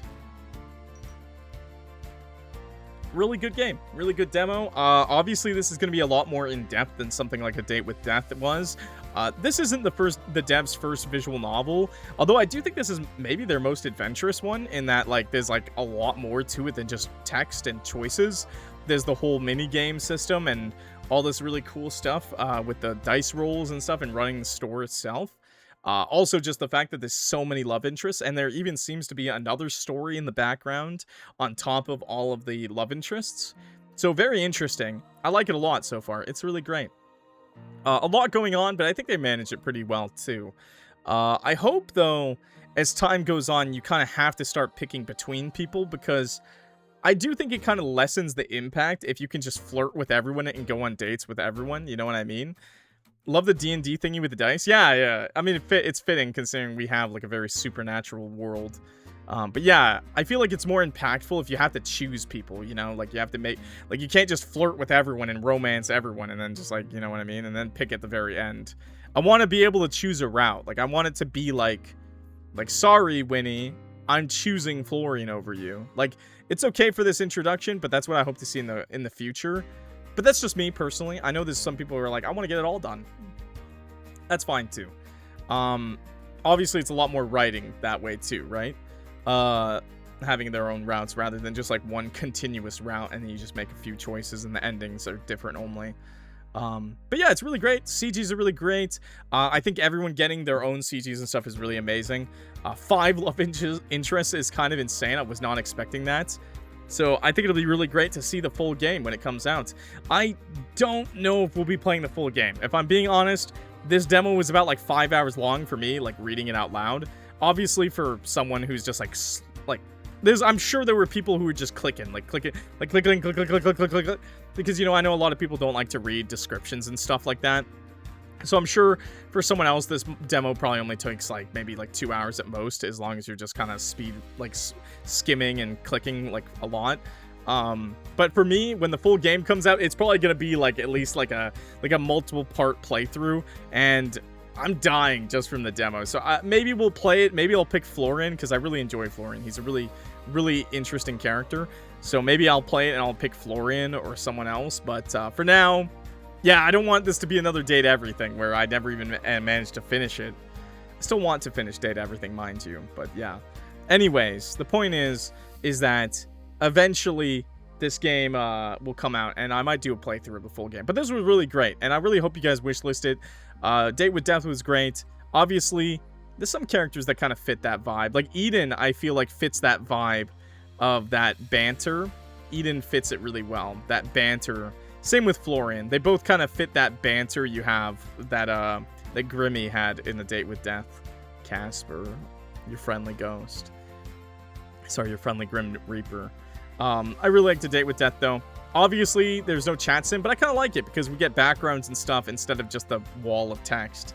However, my biggest criticism really is that giant half the screen box. I won't lie, I don't like it. I don't like it. It takes up too much of the screen. I don't need to see that much of like the history of options. And it just takes away from the backgrounds that look amazing, you know? So that's my only real criticism. But everything else was top-notch, you know? Everything, really. I'm talking to a wall. True enough, I'm talking to the wall. Okay. Thank you so much for watching, everybody. I really appreciate it. If you liked this video, please click that like button and subscribe. Please help me. Even if you didn't like it, please do it anyways, because this killed me to record. So please do that, okay? And with that, I'm clocking out. So thank you so much for watching, and I will see y'all in the next video. Peace.